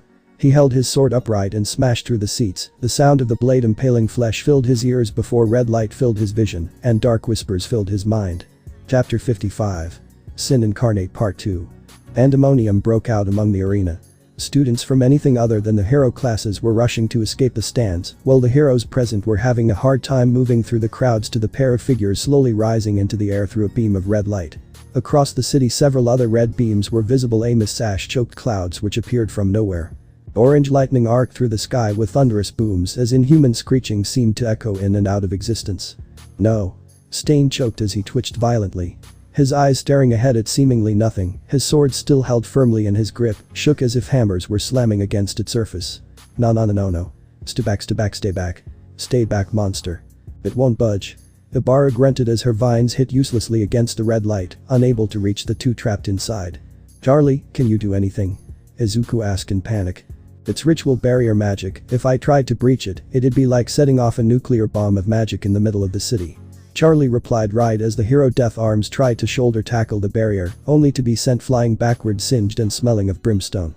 "Hey, I wasn't done with shitty face." Bakugo screamed through the pain as he launched an explosion against the blade. It was useless, the blade held firm. "Fucker." The blonde hissed as blood seeped from between his gritted teeth. The bolt of lightning raced from the sky, splitting apart into several different branches, each headed for one of the glowing pillars. As if hit by an invisible baseball batter, Stain and Bakugo were sent flying off towards the city, exactly in the middle of the 7 pillars of red light. "Attention everyone." Nezu's voice boomed over the stadium speakers. "All able-bodied heroes start immediate citywide evacuation. I repeat, all able-bodied heroes start immediate citywide evacuation. Full quirk use is authorized under emergency invasion laws H591 and H592. Threat level is Tiger and expected to rise to God within 48 hours. I repeat, threat level is expected to rise to God." If it wasn't pandemonium before, Nezu's announced, followed by sirens long since forgotten from the Second World War blaring to life all over the city, certainly made it so. Up in the stands, Beru was fumbling with her phone, trying to get a hold of her husband to get the kids. Unfortunately, the brewing unnatural storm was messing with civilian communications. "Bear-san. Let me help." Inko offered as an inky black miasma appeared between them before it shifted, showing a toad-like man in a suit rushing around trying to evacuate an office. "Banma." Beru cried, causing the man to falter and look in shock at the miasma. "They're evacuating the city. I need you to grab the kids and go." "What about you and Tsu?" Ganma croaked in shock. "We'll be fine, just get the little ones and get out of the city." Beru shot back with a shake of her head. "I'll send a guard."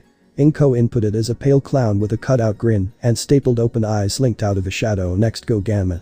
Jester, protect the humans. We will not let the wild ones ruin another world." "Yes." The clown rasped, scaring the shit out of Ganma, who hadn't noticed them until this point. "And if they come? Then rip them apart." Inko ordered flatly. "If one single hair is harmed on their heads, you're going back in the sensory deprivation tank again." "Yes, Leviathan." Jester rasped with a stiff bow before the miasma faded away. "Creepy fucker." Miss Tuki shuddered as she eyed the last wisps of smoke warily. "What's going on?" Beru asked, looking worried as Inko stood up. "Demonic invasion by feral demons." Inko replied shortly as another blast of lightning shot out, this time between the main pillars of light, forming a circle of supernatural energy above the city. Nezu. Yes. Nezu asked, popping out from under a nearby seat that was covered in spilled popcorn. Motherfucker. Mitsuki shrieked in fear as she clutched at her chest. Beep. Eri shrieked as she jumped onto Toga's back, not having expected the principal to appear like that. The blonde Cenobite merely blinked as she looked back at her future sister-in-law. Some friends of yours are in the city, I expect they'd have wards up to help contain the invasion. Inko supplied as she handed the business card Beru had given her before to Nezu. Oh my, Pine Tree is still around. Nezu chuckled, his voice taking on an echo-like quality. You all be safe. Miss Eri, feel free to call Mr. Squishy. Yay. Mr. Squishy gets to play. Eri cheered aloud as she raised her fist before shouting, Mr. Squishy. Time to play. In the dorms across campus, barely audible above the screaming of people still trying to get out of the arena and the distant air raid sirens, the sound of smashing windows could be heard as a large black shape larger than All Might shot through the air towards the stadium. Beru shrieked in fear and Mitsuki fell on her ass as the Nomu slammed into the stadium next to Eri and blinked lazily as it waited for its commands. Mr. Squishy, there's bad demons in the city, go rip their butts out their mouths. Eri ordered with a serious expression which just looked adorable on her. The Nomu merely blinked before looking beyond Eri and towards the storm above the city. With a blast of air the creature jumped off towards the city, intent on fulfilling Eri's orders. Rip. Butts. Mouth. Toga hummed as she quickly typed up something her phone. Wah. Beru uttered in shock. Kids. Over here now. Inko called as she waved at the Hero Corps students. Of course 1A were the first to respond along with Vaggie and Ibarra, but soon enough 1B was warily following behind them as both groups rushed out onto the field, meeting halfway. Listen, Nezu is right, things are getting beyond dangerous, we don't have long before a full breach occurs and demonic invasion happens. When it happens I don't want any of you holding back, aim to kill as they'll do the same. You can't be serious, this just has to be some weird quirk. Beru croaked. As I said before, demon invasion Beru-san. Inko replied. It's true mum. Sayu croaked. I've been in hell before, reminds me of Detroit Kiro. Hey. That's insulting to Pentagram. Vaggie huffed. Detroit is twice as bad. Beru could only gulp nervously at the news, her daughter was easily caught when lying, since it caused her left eye to twitch slightly. Given there was no twitch, it meant her daughter really had been in hell. When the breach occurs I'll call in some of my followers to deal with the ferals. Inko waved it off. A good chunk of the gathered students flinched at that announcement and Momo had several blades sprout from her arms, causing Izuku and Ichako who were next to her to jump back slightly. Relax, it'll be no more than 24, and only to keep evacuation areas safe. I'll call Imp. Charlie volunteered as she waved her hand and a pentagram made of magic appeared before her. Excuse me, I'll be back in a moment. She added before slipping off to the side.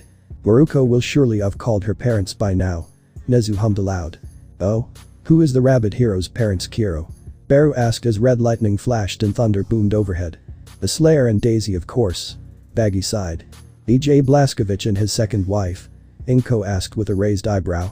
I think I still owe him for telling me about Dimension H3N41A. P. Ryuko snickered to herself. Such pervertedness. Tokoyami sighed while his twin nodded in agreement. I didn't need to hear that, mum. Izuku groaned as his skull burst into flames with the intensity of his embarrassment. Hey Inks, think you can bring me and Misura along next time you visit? Mitsuki asked. You know. Provided we survive, that is. Miss Yaoi Rozu, I'd recommend making as many silver weapons as you could for your classmates. Nezu cut off any reply before pulling out his phone and tapping away rapidly. Why wouldn't grandfather pick up? Elsewhere in Japan in a waffle shop. People were gathered around watching the small TV in the corner of the room of looking out the window at the brewing storm in the distance. However, one patron of the diner was content to hum to themselves as he enjoyed his second plate of maple syrup and jam-smothered waffles while Bohemian Rhapsody played from his headset.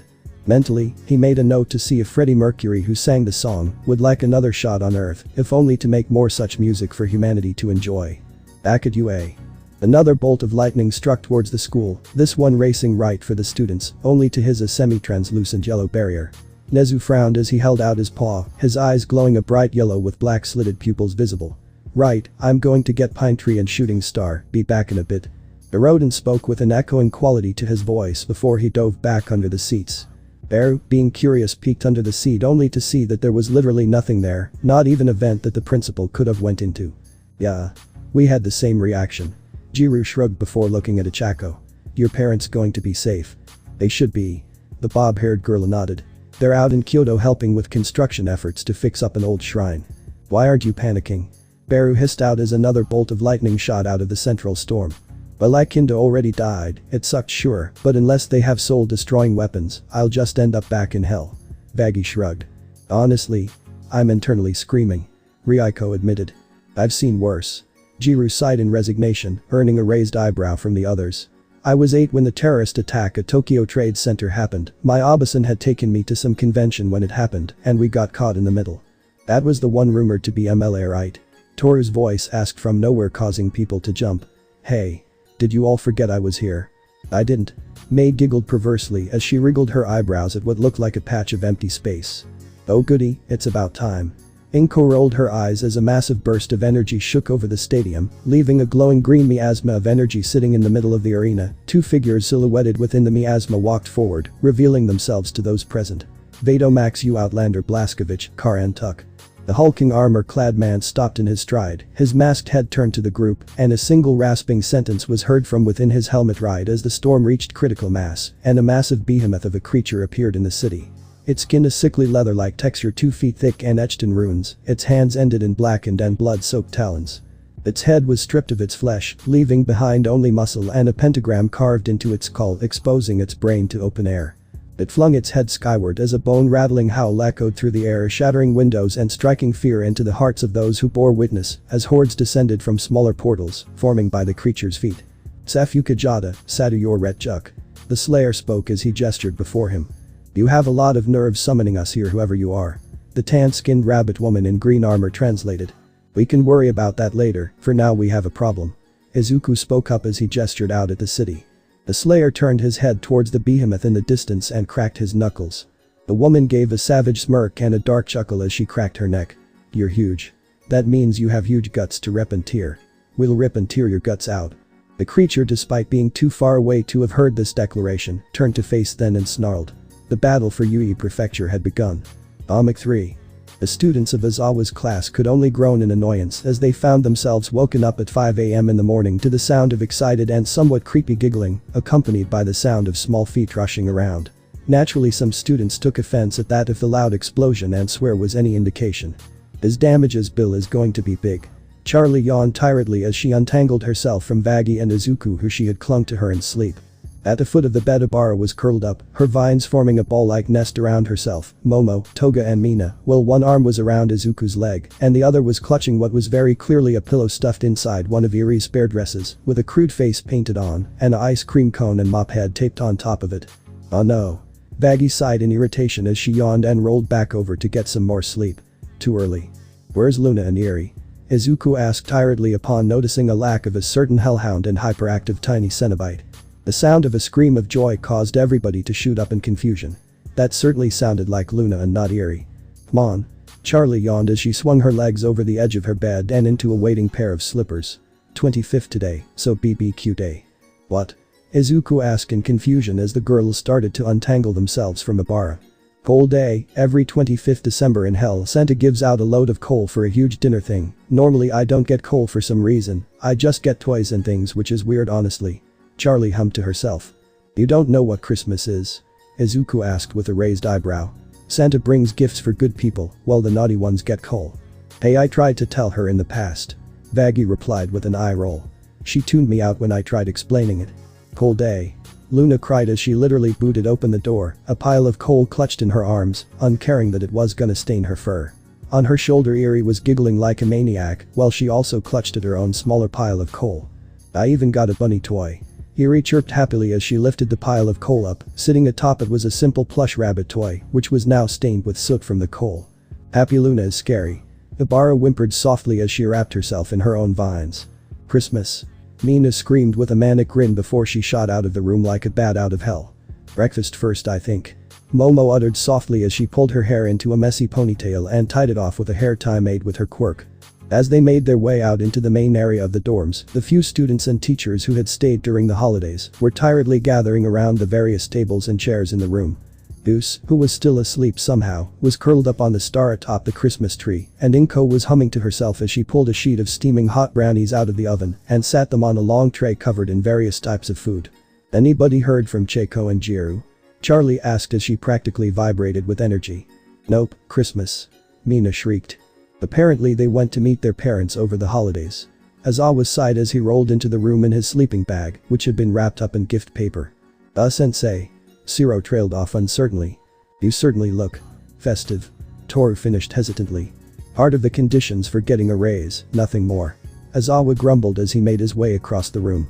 Eri giggled as she noticed a card taped to his back reading from Miss Joke in fancy red writing. Anyway, cold barbecue time. Charlie grinned widely. I say we have enough to cook a basic meal for the entire class with what Eri and Luna have. Do the actual fuck. Bakugo screamed from upstairs. The sound of a door being booted open followed by the sound of multiple small items tumbling down the stairs and Bakugo hitting everything on the way down was heard moments before a massive pile of coal plowed down the stairs and partway into the main sitting room.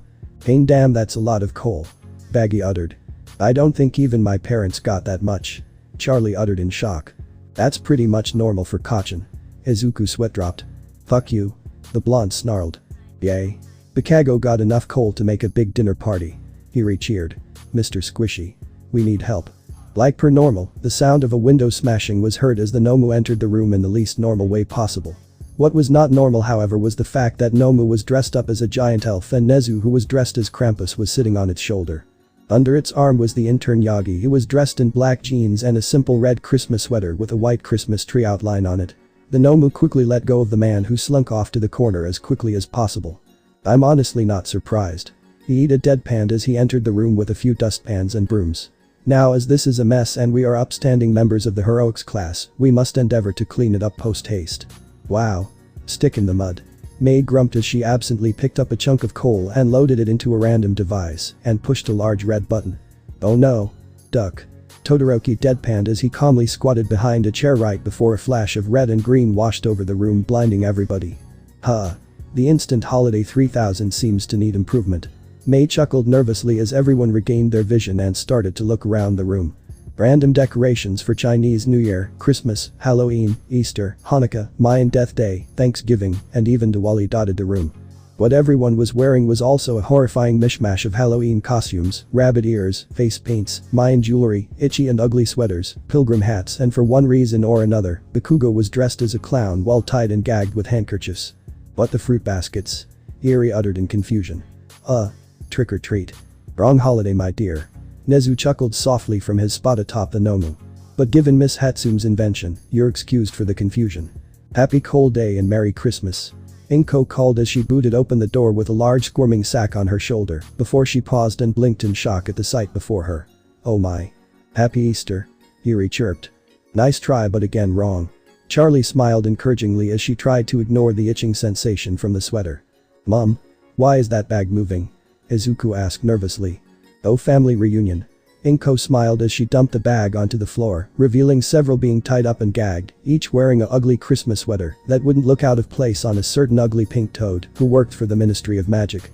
The first was a gaunt woman with short gelled hair covered in bubbles and a skin-colored leotard. Tied up with her were two demonic-looking dogs. Next to her was a blonde man with a large wrinkly forehead and glowing yellow eyes. The third was a lizard-like man who actually looked happy to be there despite being bound and gagged. Next was a Hisashi who had all his limbs removed and a pineapple shoved in his mouth.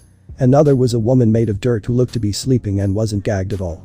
Then there was God and his Morgan Freeman guys who hadn't been gagged and was already sitting off to the side enjoying some waffles.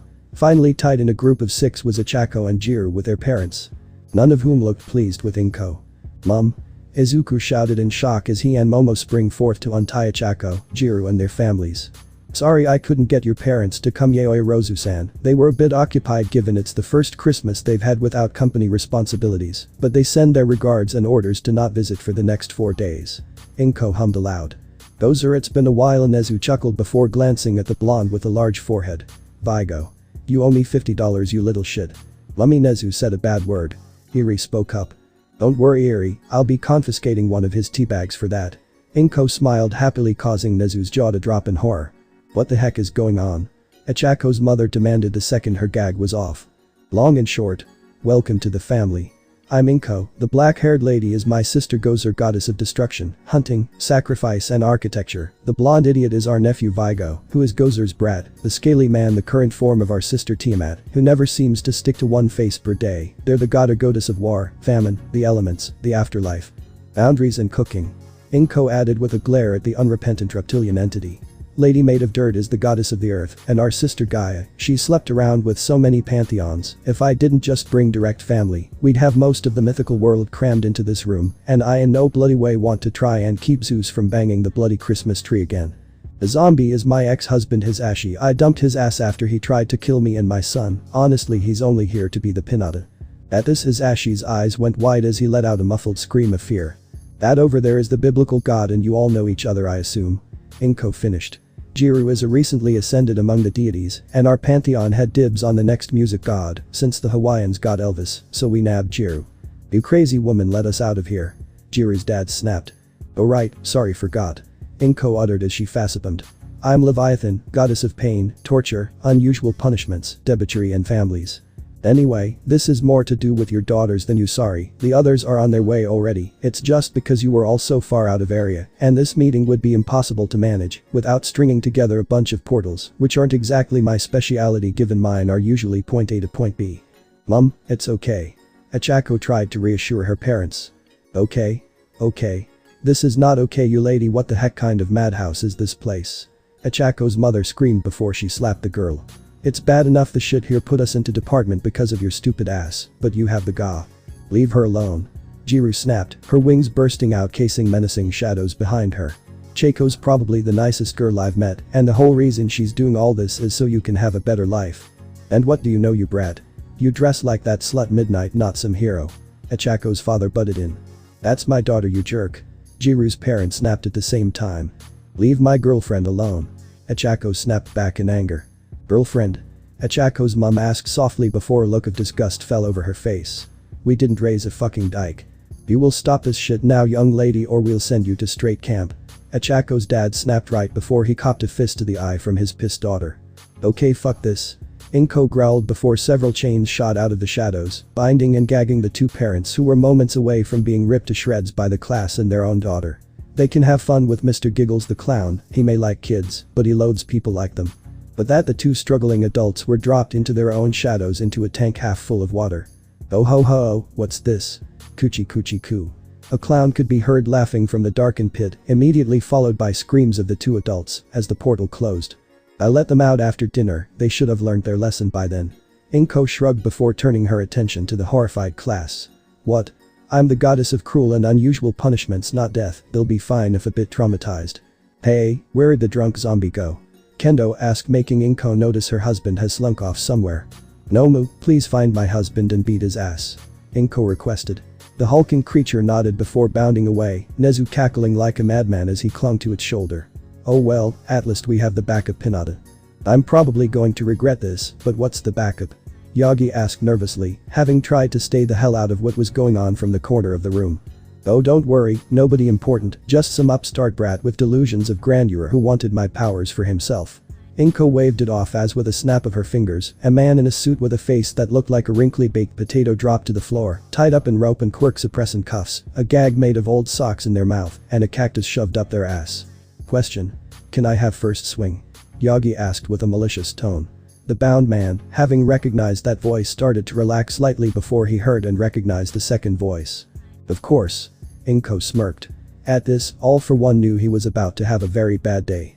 Chapter 56. Fight Like Hell Part 1. Could this day have gotten any worse? This was a common thought for many of the fleeing citizens through the prefecture. Not even 4 minutes between the initial appearance of the creature and the arrival of the responding heroes saw the casualties reach the thousands. Sadly, many of those heroes were nothing but fodder to the demons and merely added to the death toll. Mount Lady was barely holding her own, the creatures had swarmed up her legs and were tearing at her skin. She didn't even hold a candle to the larger one, she had even gotten desperate and thrown an abandoned truck at it, but nothing seemed to break through its armored hide. Currently, however, she was barely holding back the horde as she tried to keep the creatures that just kept coming from getting onto the rail system where the few survivors were fleeing towards. With a grunt of anger, she brought down her foot on one of the large fat things with gun arms and hissed in pain as volatile and extremely hot liquid splashed up her shin. The only other heroes she knew who were still alive in this mess were Endeavor, who had just arrived, Snipe, who had boxed himself at the entrance to an old WW2 bomb shelter while protecting civilians inside, and Hawks, who was trying to deal with the fat flying things who were burping up purple fireballs. She had already seen Uembi ripped to shreds by the creatures, and the less said about what happened to Edshot when the larger ones with red skin and horns got to him, the better. With a snarl, she swatted another group of the orange-skinned lanky ones from the support beams that held up the train tracks. Excruciating pain radiated from the middle of her back as she let loose a howl of pain and fell to the ground hard enough that she set off car alarms. What? Why can't I feel my legs? She shouted in confused pain as her legs refused to move.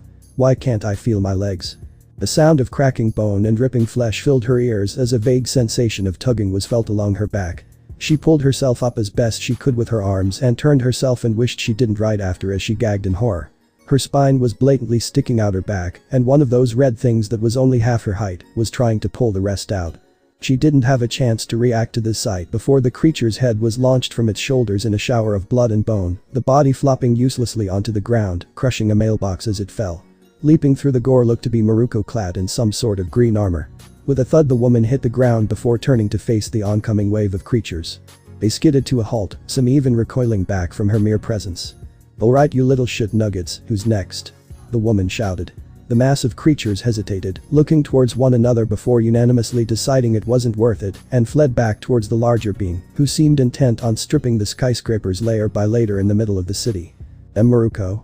Mount Lady gasped out softly. You know my brat?" the woman asked as she turned to face the giant hero before letting out a whistle. "Damn, you got fucked up, why are you so big anyway?" "Why yeah, we're drinking buddies," Yui admitted as she tried to push herself into a sitting position and failed. "Damn it, one of those things messed up my spine, I can't even shrink to normal anymore." "Right, keep the humans safe, I've got some ass to kick," the woman huffed as she looked around before noticing a still standing metal light pole. She walked over and with a quick jab from her elbow, snapped the pole from the ground and kicked it towards Yui. "Swat any that get close." "They alright?" Yui took a shaky breath as she nodded and took the broken pole. "But now I've got to make sure Mr. Squishy, as the tiny Cenobite called it, is keeping the demons at bay." The woman huffed before bounding off towards the heart of the city, occasionally kicking the head from a demon that wasn't fleeing from her fast enough as she went. Elsewhere.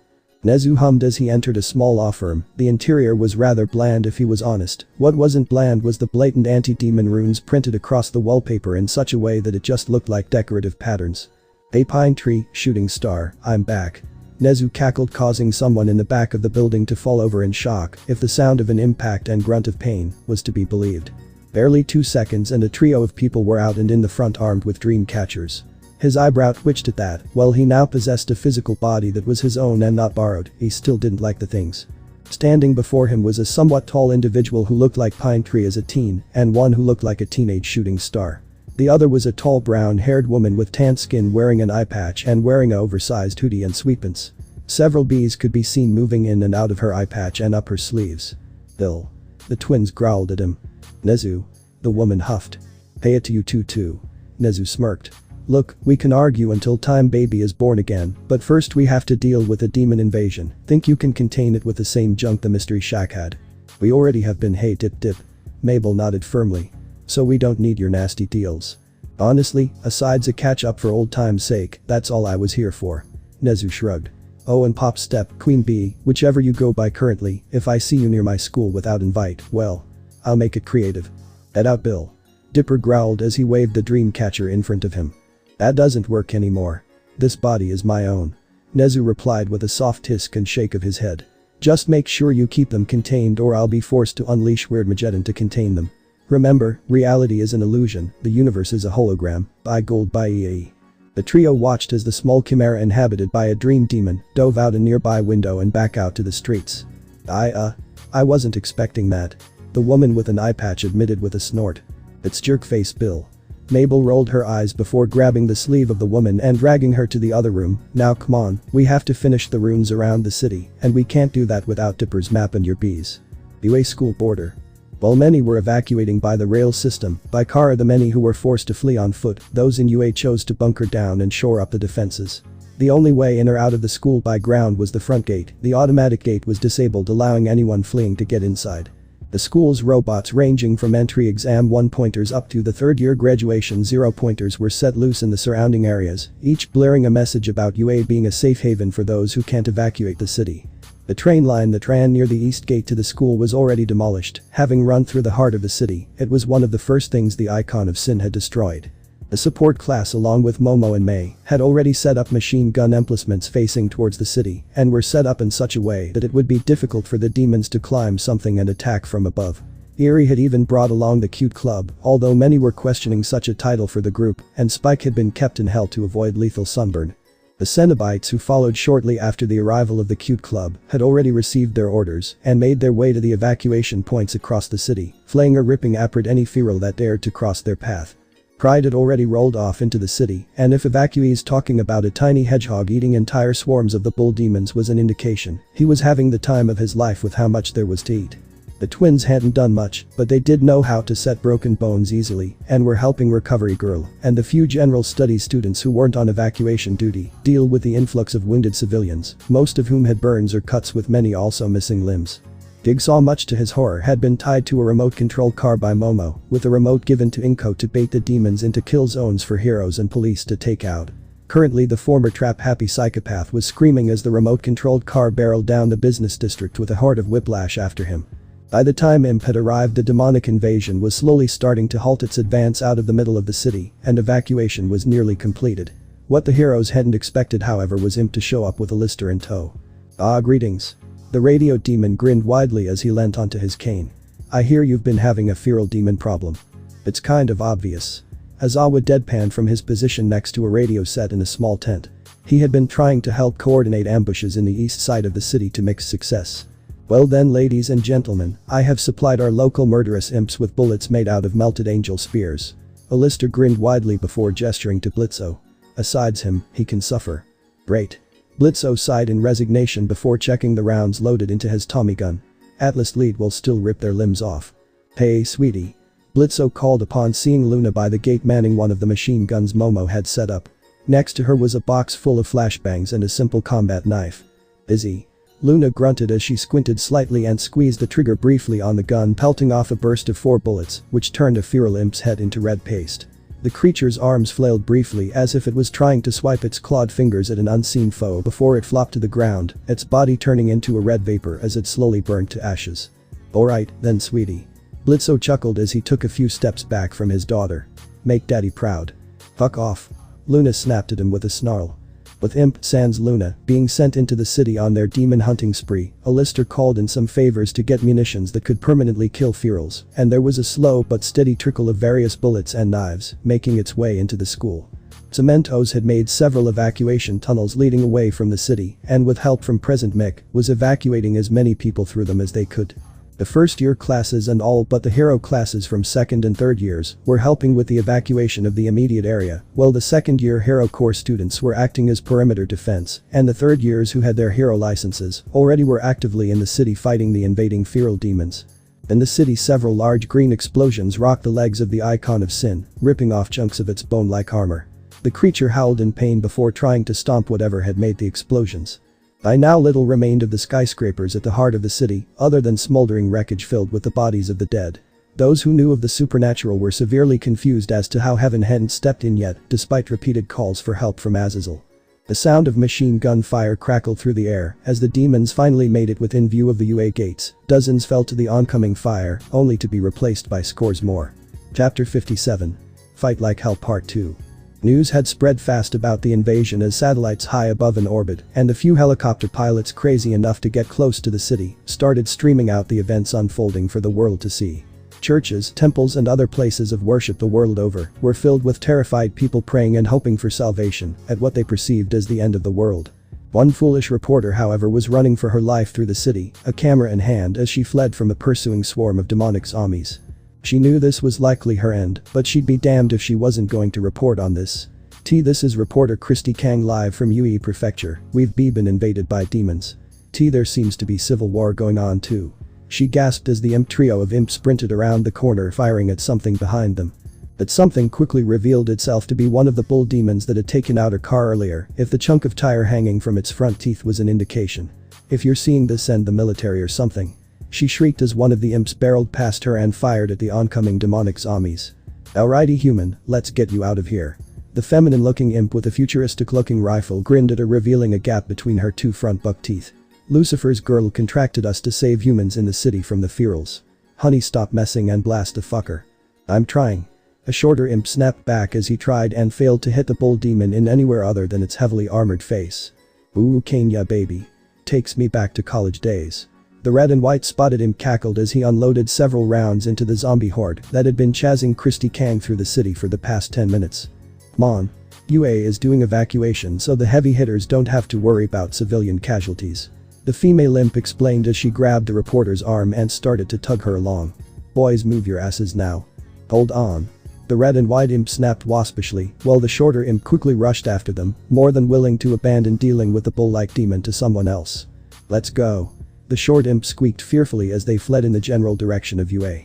Christy gasped loudly as their path was blocked by another of the bull-like demons. Its stubby nose snorted at the air and its eyes narrowed into pinpricks. The imps opened fire upon it only for the ammunition to plink harmlessly off of its skull. The creature snarled loudly, pawing at the ground with its thick legs before opening its mouth and roaring as it charged forwards right before the ground around it was torn up by a large impact, kicking up dust and obscuring the creature. A loud meaty thump was heard along with a strangled snarl of pain. Shakily, Christy pointed the camera at the impact site and was shocked to see a green armored individual covered in scars stand up, absently stomping down on the creature they had landed on, pulverizing its skull. They looked around, left fist clenching as the right toted a gun large enough that it could house an adult curled up within its confines. "Alright, we should get her to safety." The buck-toothed imp stuttered fearfully. "Who is that?" Christy stuttered nervously. "The Slayer." The red and white imp whispered nervously. "You don't fuck with this guy, he was the one who killed the Satan of his old reality and kicked God in the balls, he's like Kratos on steroids." The man, now identified as the Slayer, barely batted an eye as they lifted the mutilated corpse and ditched it at the zombies that had followed Imp and the reporter. The impact of the heavy demon crushed several of them into meaty chunks and pinned 3 to the ground in the process. The imps ducked down fearfully. The Slayer paid them no mind, turning his attention to the large demon in the middle of the city before glancing down towards the cowering group and spoke a single raspy word. "Pamu. Them move." "Why yeah, we see can move." The female imp stuttered fearfully before grabbing Christy by the arm and dragging her to the side. The other two dove to the other side, allowing the Slayer to pass unhindered by them on his bloody swathe towards the largest demon in the city. "I think I just crapped myself." The red and white imp whispered to themselves. "Bro splits." The short imp uttered. "Shit it Moxie or I'll be revoking your health care." Blitz snapped. "Sir, that's one band-aid and a shot of scotch one every 6 months." Moxie deadpanned. "Kane, I gave Millie my last one because they got cut from the glass you tried throwing at Verosica, which just hit the door." "Shush." Millie hissed nervously, never taking her eyes off the Slayer as he trudged past them, loading a large green sphere with darker green rings, encasing it into the breech of the weapon. With a whirling hum, the weapon sparked to life, green energy crackled up its frame as a green glow emanated from the barrel. The Slayer pointed the weapon in the general direction of the large demon rampaging in the middle of the city and pulled the trigger. The crescendo of beeps and crackles filled the air before a burst of steam saw a large green bolt shoot forth from the barrel of the weapon. A few moments later it impacted the side of the massive demon, rending flesh and bone armor from its arm with an explosion of green light. It howled in pain and anger as the Slayer sprinted off towards the creature, already loading another shot as he did so. We need to go before they notice us." Moxie gulped nervously, tugging at the reporter's arm before noticing the camera. Is that Liv?" "Why yeah." Christy stuttered. "Fuck." Blitzo groaned as he facepalmed. "Stolas is going to kill me, then Lucifer is gonna resurrect me, and Lilith will kill me." "Elsewhere." Izuku sighed with relief as the last civilians were escorted out of the tunnel Cementos had made. Most of 1A had been put on rearguard duty, while 1B had been sent along with 2B to protect the civilians. There was number 2A since Izawa had expelled his entire class the year before, so there was no backup for those guarding the tunnels. Occasionally a demon managed to weave its way through the gun emplacements and other defenses that had been set up and got in close, but it was usually very swiftly cut down by either one of the present Cenobites or Vagi's spear. Charlie was trying to help Izawa coordinate Imp, Alistair, Daisy and the Slayer. "What the fuck?" Mina uttered while looking skyward. Many of 1A quickly looked up, expecting something more horrible than before when they caught sight of a shimmering amber barrier covered in Native American, various symbols encasing the city in a dome. "Is that an anti-weird barrier?" Vagi asked with a raised eyebrow. "Who in Kane's name set that up so quickly?" "Outside a WW2 bunker," Snipe could only stare blankly at the large muscular creature before him as it picked up yet another struggling feral imp by the throat. The demon snarled as it tried to swipe at the Nomu, its claws falling shy of their target. Without batting an eye, the Nomu flipped the demon, so it was face down and plunged its fist into the imp's rear end before with a swift tug it pulled the creature's intestines out. It twitched in agony as it let loose a loud shriek, moments before the Nomu drove its skull into the ground, killing it. Snipe shuddered fearfully as he eyed the trail of carnage the Nomu had left in its wake. So many bodies. Hey that big Nomu thing just wiped a bunch of imps. He spoke into his earpiece. Yeah, it's been doing that all over the city, try to ignore it. Azawa's groan of resignation was his response. Snipe's eye twitched below his mask before he quickly checked how many more bullets he had left, no sense in letting some lab-grown monster out-perform him after all. Of all the horror it had inflicted upon those who witnessed its trail of destruction, the Nomu remained unaware. All it knew was it was Mr. Squishy. The little one demanded it trip the demons' butts out, and the little one don't lie. With these facts in mind, it continued on with its objective. Nothing else mattered but making the little one happy.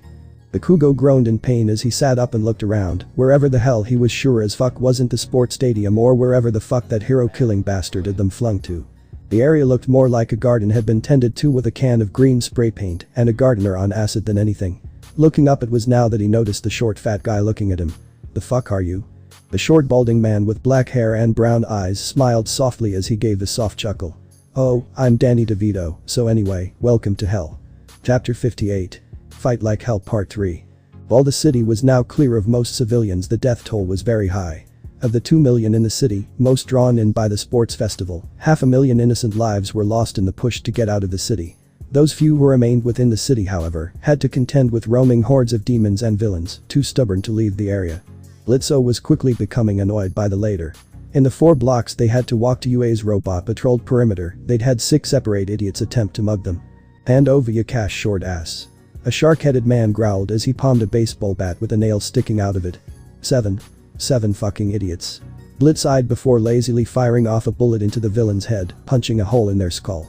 I swear mortals are fucking stupid. I mean, we're armed for Kane's sake. Armed and feces covered, sir. Moxie pointed out with a frown of disgust aimed at his boss. Shut it.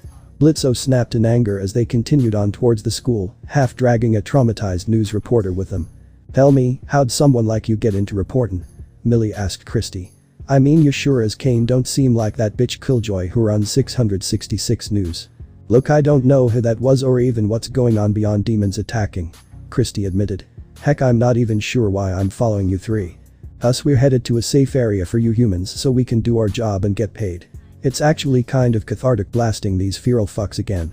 Blitz shrugged before pausing as a scorpion-like 3-pointer scurried across the street, paused, unloaded several bursts of machine gun fire down an alleyway, and continued on its patrol. Well, you don't see that every day even for us from hell. So, what's human news like anyway? Moxie asked as they passed by a desolated storefront. Several dead civilians were scattered around it, along with the corpses of some ferals who had attempted to feast on them, obviously having been gunned down by the patrolling robots. In hell it's all doom, gloom, bitchy spiders and a polished guy from the First World War. Doom, gloom, weather reports and hero fights. Christy explained as they rounded the corner where the 3-pointer had fired down and saw a small hill worth of half-trampled gore and dead ferals. Nothing like this though. Yeah, this is like a once-a-year thing in hell unless someone gets bored. Millie shrugged before a small familiar girl walked out of a ruined storefront, a small puppet balancing on her shoulder. Hey princess, I thought you had to stay in the school. Hi miss. The small silver-haired girl grinned widely. I made some new friends for the cute club. Some mean man had them locked in a box, but I let them out. The fuck you looking at? The black coat-wearing puppet snapped, making Christy jump in shock as it waved a bladed hand at them. Oh great, that's one of those possessed puppets people keep using, like that ginger shit, Chumpy or something, you know, the dull guy who failed to kill a kid. Blitz huffed dismissively. Come on MR Blade, we have a new thing to play with. The girl giggled before picking up a length of rope and walking off. Christy looked on in shock as the rope was revealed to being used to tie up and gag a tall lanky demon with an elongated skull and massive hands which danced with flames. Clinging to the demon were several other puppets, including one with a drill on its head, a female doll with metallic breasts tipped with guns, and of all things a werewolf puppet. Some more seemed to be either darting about beneath the ropes or staying hidden from her view. But kid, that eerie. Blitz hummed. Takes after her mum's less nasty tendencies. You're saying that because she's Luna's sister-in-law to be and she likes horses. Moxie deadpanned as they followed the small girl to the school. So, that's normal in hell? Christy asked hesitantly. No, kids is Cenobite. Even Lucifer himself is hesitant to fuck with them. Millie explained. She's also obsessed with things she sees as cute and adores her family. Only met her briefly before we got set loose on the city to deal with Thafirals, but the boss's daughter likes her well enough despite everything. So kid, how'd you get out? Blitz asked as they once more paused in their march towards the school, allowing a small swarm of 1- and 2-pointers to cross their path. The silly girl who makes things super small and super big sent me out using a rubber ducky. Eerie explained simply. Then people got mad and started to hit her, and then I fell through the glass roof and found my new friends. Only you kid could do that and smile about it. Blitz huffed in amusement as they finally reached the main gates to the school. Large swathes of gibbed ferals lined the streets, and several craters pockmarked the road. Hey, we found the kid. Eerie. A green-haired woman with pitch black eyes called as she rushed over and glumped the small girl into a hug. Are you alright, dear? I'm okay, mummy. Eerie smiled back. I made new friends and caught this meanie head. I see. The woman smiled before turning her attention to the small gathering of puppets. The hell are you? A black-haired doll which had a leech wrapped over its shoulders asked with a tilted head. Inko, but you may know me as Leviathan. Inko explained politely to the puppets. The dark god himself. A puppet with a drill head gasped in shock. Milady, it's an honor. Blade stated with a salute from its hooked hand. Oh hush, my daughter likes you, so as long as you behave you're all good in my books. Hurt any of my kids however, and I'll make the Geneva Conventions a checklist to test on you. Inko uttered with a dark glare causing Christy to shudder fearfully. Inko then turned her attention to the reporter as Imp wandered off to refill their ammunition at the ammo dump Lister had set up. Hello dear, sorry about that, but things are a bit hectic right now. Anyway, call me Inko, may I have your name? This isn't like Ferals, is it? Christy asked nervously as Eerie wandered off with her puppets towards a giant rubber duck that was sitting by the main campus buildings. No, it's not. Inko chuckled. They are tricksters. I'm all about consent, punishments, family and torture, mostly of those who mess with the innocent or my family. I see. She stuttered nervously. I'm Christy Kang, reporter for Channel 17 News. Is an interview okay? Once this is sorted I'm sure I can make time. Inko smiled politely before it dropped to a soft frown. I'm not looking towards the paperwork however, I barely got the backlog sorted before the sports festival from my most recent jaunt on Earth, and now this mess happens. She scoffed as she gestured out at the icon of sin that was currently trying to swat at something climbing its leg. A burst of green from said something slammed into its face, making it howl with pain. Windows rattled from its pained cries, but those at the school held firm. What exactly is it? Christy asked nervously. It's called the Icon of Sin, and it's about as old as I am. Imagine every ounce of everything wrong in the world compressed into one being. Inko explained. Then imagine said being as a child compared to the other icons of sin. Each Earth has their own, we're just lucky our one is so weak, otherwise the Slayer would have leveled the city fighting it already. Hell. 72 bottles of beer on the wall, 72 bottles of beer. Pass one down, knock it around, 71 bottles of beer on the wall. Danny DeVito sang off-key from a lawn chair in his private garden. Before him, bound in chains and gagged with their own shoe was Katsuki Bakugo, who was trying to scream through his gag at the demon. What's going on? A blonde-haired demon in a red suit with multiple eyes asked slyly as they walked into the garden, their gas mask-wearing cameraman alongside them. It was at this point that Bakugo managed to get the gag free. Fuck you spider-ass looking bitch. Short answer. New arrival. Danny DeVito shrugged before he got off his chair and shoved the shoe back into Bakugo's mouth. Long answer, he got caught in the middle of a feral invasion on Earth. Ferals, in the human world? The blonde asked with a sickening grin, the kind one would expect on a half-witch half-toad hybrid who liked the color pink too much. I'll conduct the interview later, Mr. DeVito. For now however we have some breaking news to report on. Tom, get your ass back to the van, we're going topside. Chapter 59. Along came the spider. The Slayer was starting to get annoyed as he was once more tossed several blocks away from the Icon of Sin. Casually he waded out of the rubble and broken concrete slabs that had lined the small department store he had crashed into, absently backhanding a feral imp, had enough to rip its head from its shoulders in a spray of gore. He merely loaded another canister into his BFG as he continued in a linear path towards the icon, uncaring of the cowboy-ass looking moron who was guarding a bunker instead of evacuating the area like any sane human should. Another blur was shot towards him as he walked. He merely stuck his arm out to the side, catching the now severely annoyed Daisy who was covered in blood. Next time we answer these calls I get to curb stomp the little shit who summons these things in the balls. Daisy growled in anger as she flicked some blood from her face and climbed onto the Slayer's shoulders, her legs draped across his chest. Where's Maruko? Aj Tamato Shola Enriquez. The Slayer merely responded as he fired the BFG at the icon, eliciting a roar of pain as more of its bone armor was torn loose from its limbs, leaving behind burnt muscle and tendons. A small blur shot out of a window and started to attack the icon. The Slayer's shoulders slumped. It seems his daughter was already kicking more ass than he was. Gertak Mafono. Sure, I think we can find a burger place once this is all done. Daisy shrugged. We haven't had a family dinner since she was 18 anyway, and she's what, 23 now? Harantuk. Slayer growled at a large black-skinned and muscular creature with a beaked head and exposed brain as it stumbled back into their path. A massive Baron was attempting to force it back. Harantuk Baron, Su. Skekiahina. Daisy replied before leaping from her position atop the Slayer's shoulders at the Baron. The red-skinned demon barely had time to react before its throat was torn out by Daisy's teeth, letting its head fall to the ground with a meaty slap. Hey squishy. Bad guy is that way. She smirked, pointing towards where she could hear some pinkies trying to break into something. The Nomu merely nodded and lumbered off towards the sound, leaving the Slayer to look at his wife in confusion as he gestured at the Nomu. Guy Karantuk. He whined. You can rip and tear other things, John, it's not a demon and belongs to a little girl. Daisy rolled her eyes fondly before turning her attention to the icon, which was trying and failing to swat Maruko, who was jumping across its body, dragging a serrated chunk of metal across its body as she did so. I'm honestly surprised she hasn't followed in our footsteps and decapitated it, or at least made an attempt to decapitate it yet. If you mean Maruko there, she likes to toy with what she fights. A voice grunted in pain. The pair of demon killers turned in unison to see a lizard-looking man with a red scarf covering his forehead. His limbs were baby-sized on his adult-sized body, and a sword made of swords, and duct sat half broken by his side. The fuck? Daisy uttered in confusion. Yeah, laugh it up, didn't know that hand guy sent Nomus in. One of those red things ripped my arms and legs off before it stepped in, now I've got a few minutes before it all regrows. The lizard man huffed in annoyance at his predicament as he looked down at his baby-sized legs. I have a cousin in Canada who has the same problem, except he looks like a walking tumor instead of a handbag. Well, good luck I guess. Daisy shrugged as she dragged away John, who was still trying to figure out how it all worked. Somewhere in the sewers.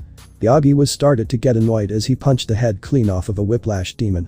The demons didn't seem to stop coming, and he was up to his knees in sewer water.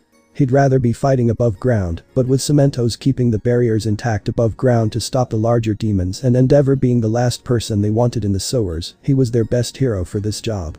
Another punch was thrown, sending a fat cyclops-looking demon with cannons for arms flying backwards, crushing several zombies and imps in its trajectory. Stupid rat, stupid demons, stupid Endeavor not being useful in sewers.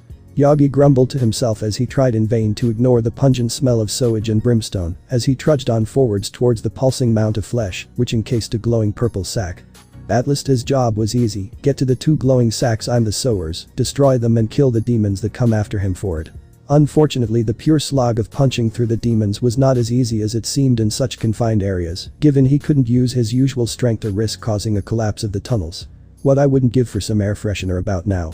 On Yui campus. Izuku groaned in pain as he slowly got back to his feet. Near him several other people were doing the same, including Momo, Kirishima and Mina. Momo had a slight bruise across her right arm, and Mina had a black eye. Kirishima meanwhile had a tire mark going across his face, and his shirt was torn up. Looking around, his groan turned from pain to annoyance as he noticed a familiar news van sported the 666 News logo on its side. Charlie and Vaggie were nowhere to be seen, and the rest of his class were trying to help some civilians to their feet and make sure they were alright. Todoroki meanwhile was slowly defrosting a ice ramp that had skid marks going up it, while Mei was trying to pull her foot loose from it. Achako however was already hacking away at the ice ramp using the heel of her shoe, while Jir remained frozen in the ice asides her head, even her wings were visible within the ice. Said goddess was currently trying to glare at Todoroki. You all okay? Izuku asked. My arm feels weird, but I'm good. Momo stated as she gave a thumbs up. I feel like I got punched by All Might. Mina groaned as she stayed lying on the ground. Stupid bloody car mirrors coming out of nowhere. I'm good. Kirishima shrugged from his place embedded into the grass. Bit stuck though. I'll help him, you see what happened.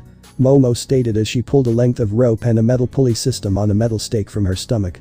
She then rammed the stake into the ground and started threading the rope through the pulley as Izuku went to see why Killjoy of all people was on Earth. As he got closer to the van, he noticed the clearly in pain form of Tom lying by the door, clutching at his broken arm which was stuck in the sliding door. Here, let me help. Izuku stated as he heated his hands with Greek fire and plunged them into where the lock was, melting it and allowing Tom to pull his arm free of the now destroyed door. do you need any more help? Tom merely nodded his head, his mutterings were muffled by his mask as he clutched at his arm. We have a person here who can even heal demon injuries, come on, let's get you seen to. Izuku stated as he carefully grabbed the demon around her shoulder and led him towards the triage tent where he knew Recovery Girl was likely waiting. Before he got there however he came across Killjoy who was in her usual red dress, trying to interrogate Charlie and Baggy while sticking a microphone in their faces. The camera which Tom usually was in charge of was instead mounted on a tripod of all things.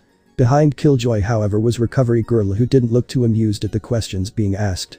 Over here. Recovery Girl sighed as she gestured for Izuku to follow her towards the triage tent.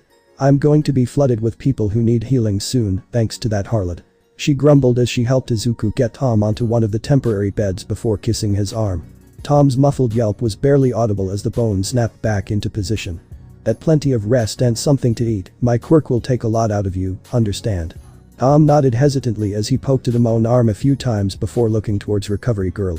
Yes, my quirk lets me heal people with a simple kiss, now go on, I've got a lot of work ahead of me. She sighed as several members of Class 1A started bringing over people Killjoy had hit with her van.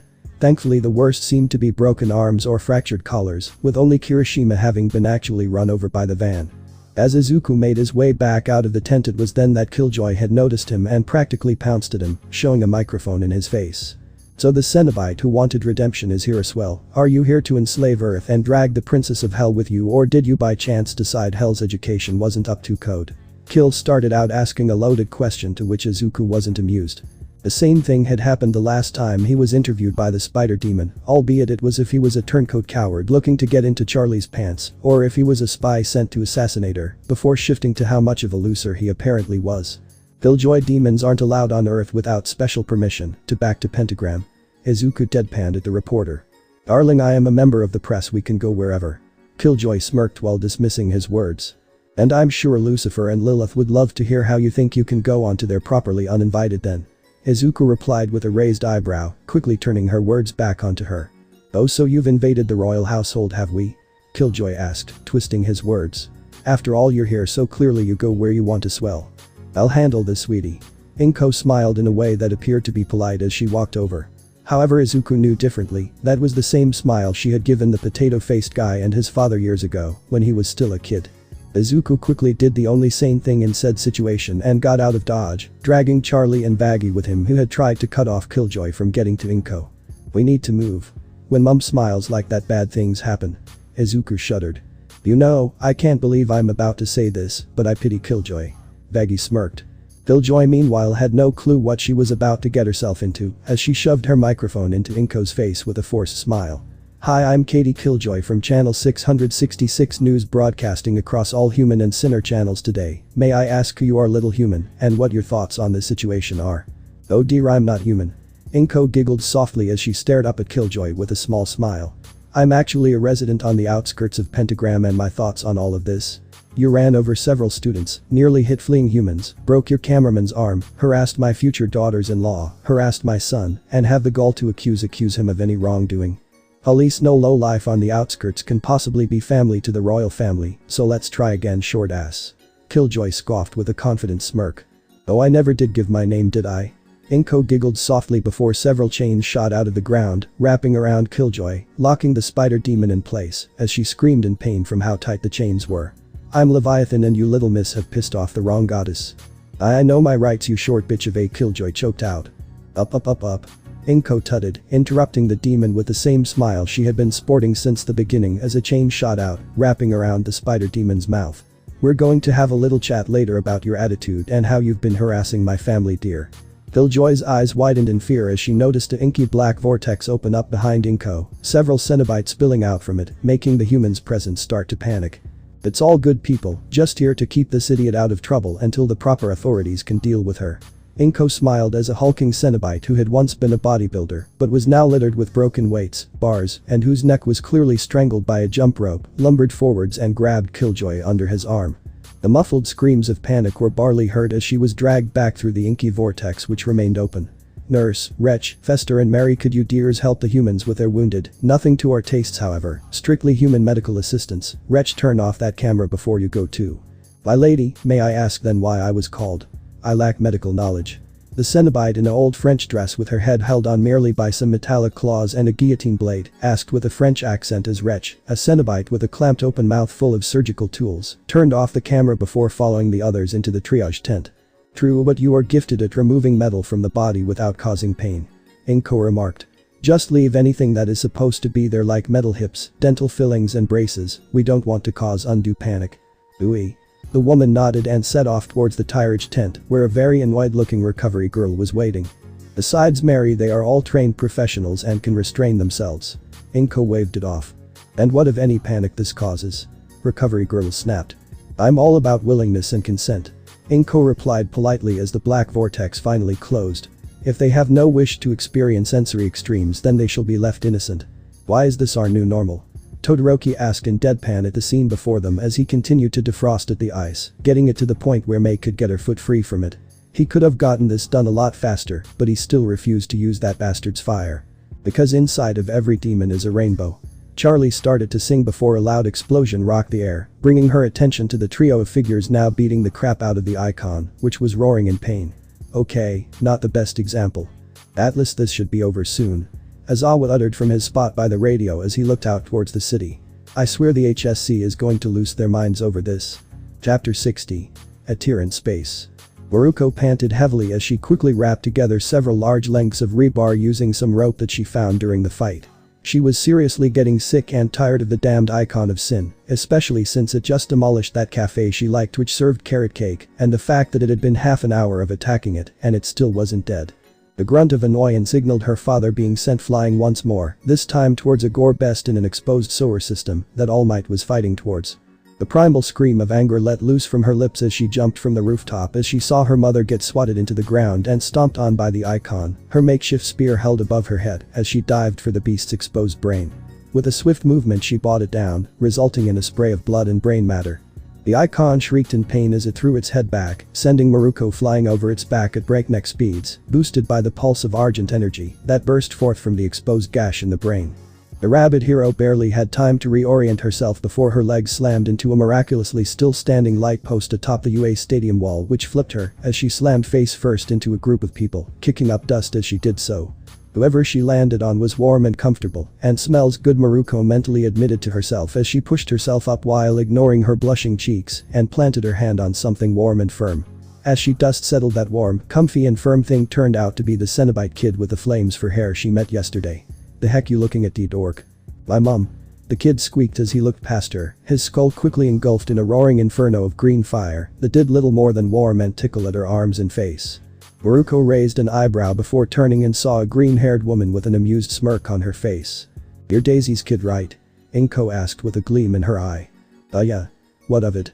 Maruko replied as she climbed off of Izuku and by extension the two girls he had partly landed on from her knocking them over. Oh, just a fan of her work, 9 months of blood was such a wonderful occasion, the ferals were running scared and when she caught one, there were such lovely screams. Inko sighed as she remembered the fun times when all the ferals got a collective reality check that you don't fuck with a pissed off Daisy. You're blushing, dear. Whatever, I've got to kick the thing's ass. Maruko shrugged while she went off towards the icon once more as John and Daisy were once again making another run at the creature. Has anyone seen Eri? Charlie asked as she slowly got back to her feet with help from Izuku and Baggy. Yeah, normally La Pequeno Diabla is cooing over her brother here, instead the bunny was doing it. Baggy snorted with a grin. She's in the staff room at the moment so she doesn't get sent flying again. Inko admitted as she looked over to the giant rubber ducky where Nezu was currently sitting atop while he ate a bucket of popcorn. He was currently amusing himself watching Hatsune with help from Shinso and Cementos make an AA cannon to shoot down any of the flying demons that got too close. What was so amusing about it? Mei was bossing around Cementos and threatening Shinso with the mere idea that she would drag him to a cat cafe and not let him pet any of the cats. Here, take these to the little miss. Midnight called as she handed over a plate of apples to the green-haired goddess. Himiko, I need you to help me by the main tents. Something tried digging under the walls before it hit the underground electric fences. We need to make sure nothing went down. She called, rushing towards the tent. Elsewhere. Eri had a serious expression on her face as she marched back and forth in front of a tied and gagged woman with blonde hair inside the UA staff room. Said woman was currently glaring at Eri as she tried in vain to tug her hands free from her ropes, which kept he stuck in a chair. Princess, dinner time. A voice drones as a door was opened revealing a Cenobite with a car engine sticking out their chest and several shards of metal adorning their flesh. Nope. I am guarding my new friend. Eri shook her head. The Cenobite merely blinked at the woman then sighed. Must you always get involved with our affairs, young miss? The woman growled through her gag before Eri pulled it down, allowing her to speak. Buzz off, you creep. Mr. Kendall's isn't a creep. Eri pouted as she folded her arms. He liked cars, so Mr. Pinhead made him part car. And you, who the fuck turned you into a Cenobite kid? The woman asked in disgust. Well, I made daddy disappear, then mummy gave me to the bad beaky men who hurt me a lot. Then new mummy killed the bad beaky boss, and new mummy saved me from there, and now new mummy is my new mummy. She gave me a music knife, then I got a new sister when she found the music knife and made it play the song. Eri recalled with a bright smile. My new sister likes blood and cute things like I do too. Oh god, I'm going to die of cuteness. The woman groaned pitifully as. Don't be sad. It's such a waste of suffering. The Cenobite with the engine in their chest sighed dramatically as they shook their heads slowly. It was at this time Inko entered the room with a small plate of cut up apples and a juice box. She paused and blinked at the sight before her before sighing. Christy, how in the world do you keep ending up in these situations? Eri untied the poor girl. Okay mummy. Eri nodded as she went and did just that, letting the nervous blonde from the chair. She fell through a swirly thing on roof and I tied her up so she wouldn't get lost. I see. Inko sighed before returning her attention to the blonde. I'm terribly sorry about that, dear. Would you like to stay for lunch or return to your dimension? I'd like to go home, without modification thanks. Christy snarked. Very well, but you may have to wait a few decades or so. Inko hummed after, her eyes unfocused, and she started off into space. It looks like something is interfering with the connection between your Earth and Hell, probably that abomination rampaging in the city. And how do I know that's the truth? Christy asked distrustfully. Sweetie, I don't lie. Inko sighed as she shook her head.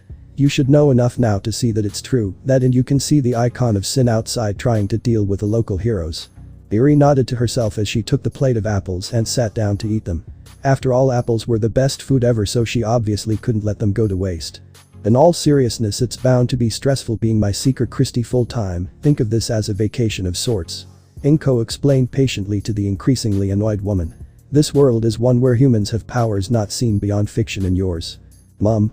There's some bee person here for you. Himiko called as she entered the room, a violet-haired woman in a bee-themed jumper following in behind her, a swarm of bees gathering around an empty eye socket. Hello, who are you? Inko asked as she blinked at the woman, trying to place where she knew her from. Not important right now. The Pine Twin sent me here, something about needing a focal point to contain the backlash of destroying the demon in the city. The woman supplied as several dozen bees started to swarm into a small ring in the middle of the room, smearing honey across the ground as they moved across it. The weird seal? Inko asked softly before nodding once. We'll be trapped here for a month or so before it dissipates, but it'll be the easiest way to keep the humans safe. We just need a drop of blood. The woman explained as the bees started moving inwards towards the center of the circle, trailing behind intricate patterns of honey as they went. Mummy, can I help? Eri asked with a pleading expression. Sorry sweetie, grown-ups only. Inko replied as she shook her head gently. Christy, Eri, Himiko, leave the room, only the signer and the creator of such a sigil can be near it without harm. Come on, this is going to be violent. Christy ushered the two young girls out of the room, recognizing the seals from her time assisting the Cenobites to contain Legion during a civil war in Hell. The energy output from it was enough to send a full-grown dragon flying back through a stone wall. She didn't want to think about what would happen to a kid. Hell. 842 bottles of beer on the wall, 842 bottles of beer. Knock one down, pass it around, 841 bottles of beer on the wall. Danny DeVito continued to sing off-key on purpose. His blonde-haired captive screaming in rage, though the shoe used as a gag. Well, look who showed up. A female voice hummed. Bakugo's eyes went wide as a muffled scream was heard, and his struggles increased. Hey Cherry Bomb, you here for the guitar lessons I've been offering or need some explosives? Danny DeVito asked. Neither, instead I've come to spend time with hot stuff here. What do you say, Blondie, want to go on a date? Cherry Bomb smirked. I'm gonna die again. Bakugo thought as a violent concussive force rocked all of Pentagram, several large portals tearing through the very fabric of existence itself. Through one such portal, a snarling skyscraper-sized demon with an exposed brain which was being stabbed by an individual in green armor was visible as Maruko tried to gauge out one of its eyes. Chapter 61. End of an icon. Izuku was starting to get more worried than he had previously been about the demonic invasion when the staff room, which was visible from the stadium, started glowing brightly and space started to shudder in revolt around it. He could already see Luna and a woman he had never seen before sprinting towards him with Himiko and Eri tucked under Luna's arms. The puppets clinging to the other woman as they went. Hit the deck. Luna screamed before jumping into one of the many trenches made in the area by the defending students and teachers. Izuku barely had time to before a burst of energy rattled out from the staff room, blowing out the windows as a white light filled the sky, rippling across the barrier, which in turn set loose a shower of sparks. Who the heck did that? Charlie screamed as she slowly got back to her feet. I think it was Leviathan. The woman who had ran with the puppets replied as she slowly climbed from the trench, dirt covering her face and dust in her hair. What did Mum do? Izuku asked in worry. Magic was not his forte and to him it looked like a massive explosion. She strengthened the wards. Luna explained as she climbed out with Eri clinging to her side. Okay, Squirt, hop off. No. Eri replied bluntly as she refused to let go. Making sure you're safe. Great. Luna sighed, her ears drooping slightly. Tuck. An enraged voice echoed out over the city, drawing attention to the icon of Sin, trying to fight something on a semi-constructed rooftop while being shot from different directions. But Maruko was frankly put beyond pissed. First she had her day ruined by a demonic incursion, then she found out her drinking buddy Mount Lady was potentially crippled for life thanks to some demon, and now she was being slapped around by a half-strength icon of all things. Some hapless whiplash tried to grab her from the left, only for her to grab the barbed chain, yank the snake demon towards her, and grab it by the arms. She planted a foot firmly on its chest and pulled back its arm with pushing with her foot. A wet cracking filled the air as the demon's arms were ripped loose before she proceeded to crush its head with its own arms. Brightlining is going to be a bitch. Maruko snarled in anger at the state of her costume. Tuck. Her father screamed before unloading on the icon, using his customized triple-barrel minigun with a hail of lead. Just fucking die already. Daisy shouted in frustration as she proceeded to unleash multiple shotgun blasts at the massive demon. The icon of Sin roared in pain as more of its armored flesh was torn loose under the onslaught of bullets. The creature brought down its fist into the roof of the building, causing large sections of it to collapse and fall to the street below.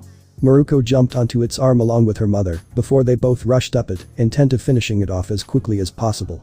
The Slayer, however, merely swapped to his sword, an accused weapon known as the Crucible Blade, which was forged in pure argent and the essence of the Makers themselves to form a weapon capable of killing demon, angel, mortal and god alike.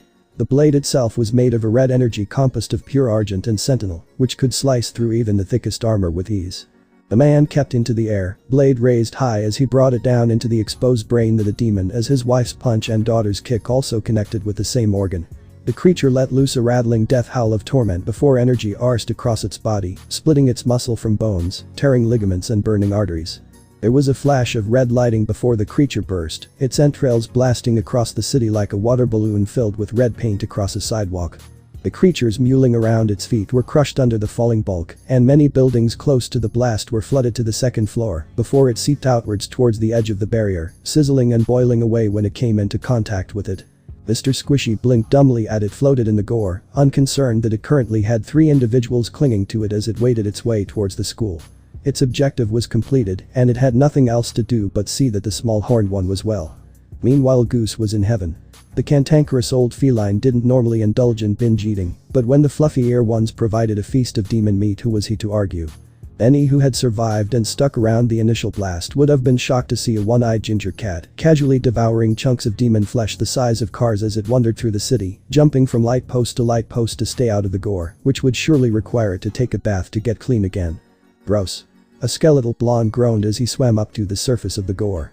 Goose paid them no mind. Atlas, the one who smelt of flame and litter trays, wasn't here. Last he saw that one had been flung against a barrier and knocked out by one of the tasty red things with horns. But imp. I hate you. Blitz huffed in deadpan as he clutched to a light pole, his pants soaked in blood. I hope you both know that cleaning bills for my suit are coming out of your pays. Well, technically we're employed by Lister and Leviathan for this job, boss. Moxie pointed out. Leave him alone, Blitz, he's got thought jitters. Millie pointed out at the way her husband was still twitching slightly from the adrenaline. Besides, part of the payment was in the blessed bullets. Well, I will admit that's a plus, Atlas. Blitz deadpanned in annoyance. One city over from Mustafu. In the Waffle House, the attendant gulped nervously as she received a text from head management. She looked up at the few patrons who had actually ordered something. Most were just gathered around the small TV in the corner, displaying the news regarding the attack one city across. She cleared her throat and pressed a button that turned off the TV, which was strapped under the counter. Instantly there was murmurs of annoyance and discontent from the patrons, asides an elderly gentleman who looked like Morgan Freeman, who merely looked up from his plate of waffles in confusion. "Attention everyone, due to the situation in Mustafu, Waffle House is closing until further notice," the attendant explained loudly. There was noticeable panic in the patrons, who quickly rushed out the door, leaving the old man looking a bit confused. "Sorry sir, you have the leave." "May I ask what has happened, young miss?" he asked with a gentle tone. "Demons apparently attacked Mustafu, probably just some weird quirk." She shrugged. "I see." The man sighed as he stood up, leaving a 4,000 yen note by his plate. "Your tip, miss, I've got to deal with this before things get worse." "Back at UA. So, who do you think was behind this all?" Shoto asked in his usual monotone, ignoring the fact that half the city was currently soaked in demon blood. "I'm going with the crazy guy who stabbed the shitty Pomeranian and the girl from 1B who launched Iri over the wall."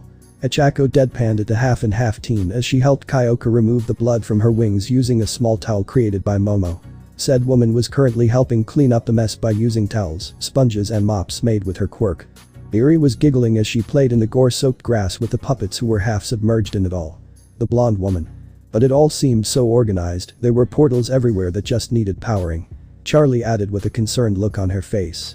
"Well, it may mean a well-organized group was behind it," Achako admitted. "Like maybe one of the renegade factions in hell. It could be the Nazis." Shoto spoke up, earning disbelieving looks from the others. "Todoroki. That's just stupid." Achako deadpanned. Elsewhere in Japan. The shadowed figure stood in front of a giant white screen in the middle of a massive warehouse. The figure was short, fat, red-skinned and wearing a white coat. Their sleeve had a red band emblazoned with a swastika. In front of him stood a legion of people in black armor and a large number of supposed pro-heroes and some villains. "Gentlemen, VRMLA on Nazi demons."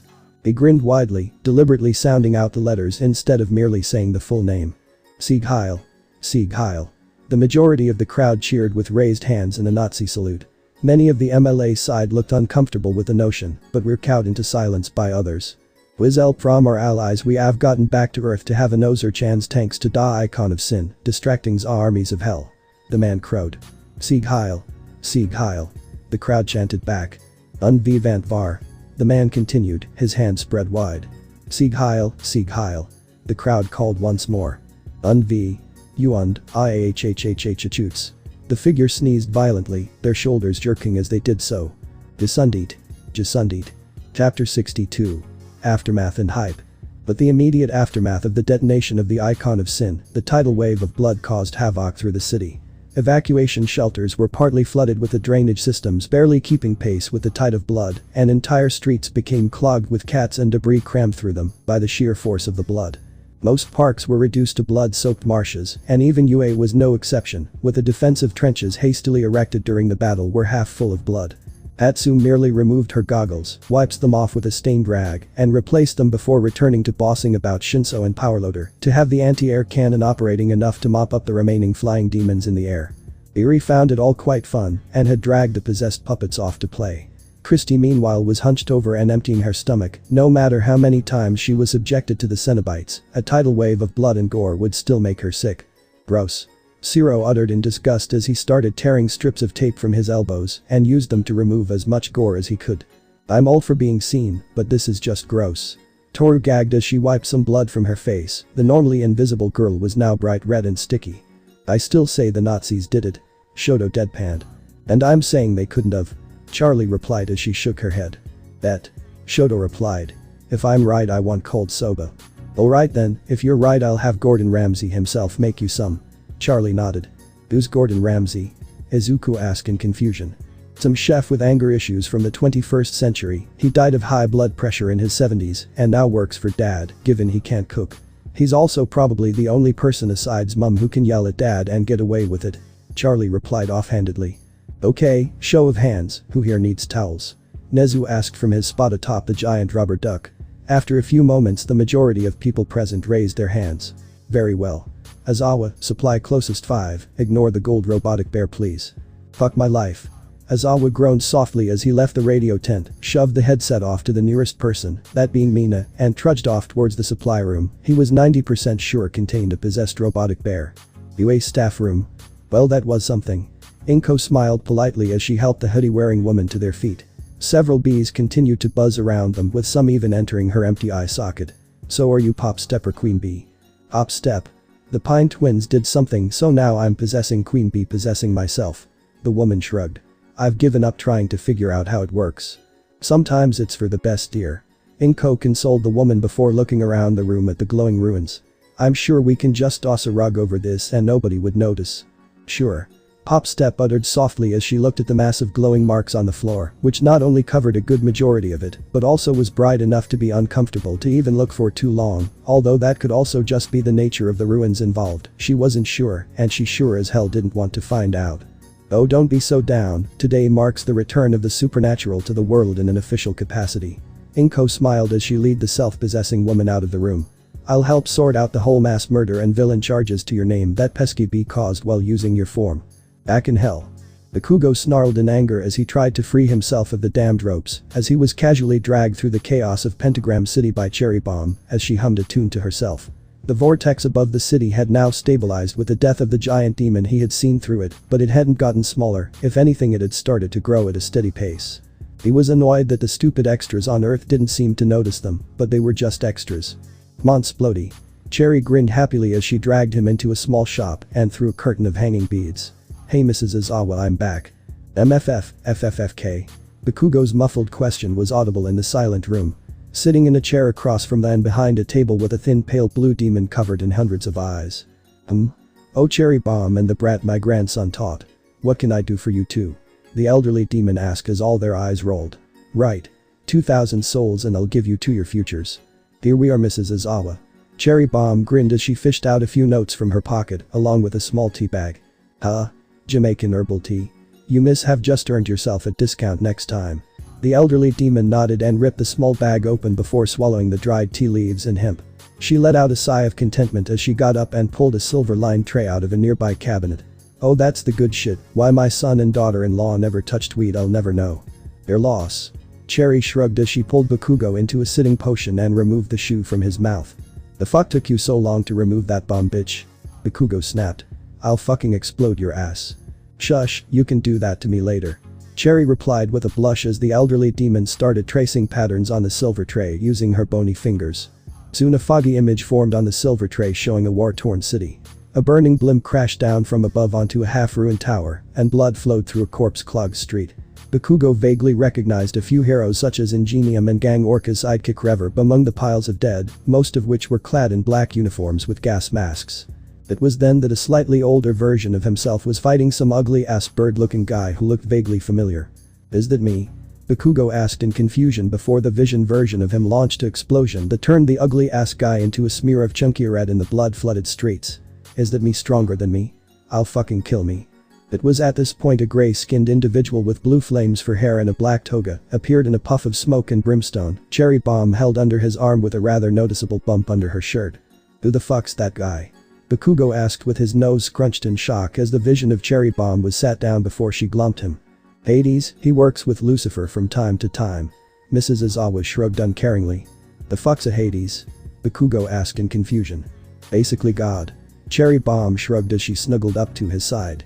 But I'm right there. Bakugo snapped as he tried once more to wriggle out of his bindings. Do you truly believe your own hype that much? Mrs. Aizawa deadpanned. Bitch, I am the hype. Bakugo spat before the shoe was shoved back in his mouth by Cherry Bomb. Shush. The one-eyed demon chided him as she watched the vision on the silver tray. I'm gonna be a mum. She whispered in awe before she shot Bakugo a look that promised a broken or at least bruised pelvis bone. There's a love hotel 3 blocks that way, no stinking up my shop. Mrs. Aizawa deadpanned as she stuck her thumb to the right.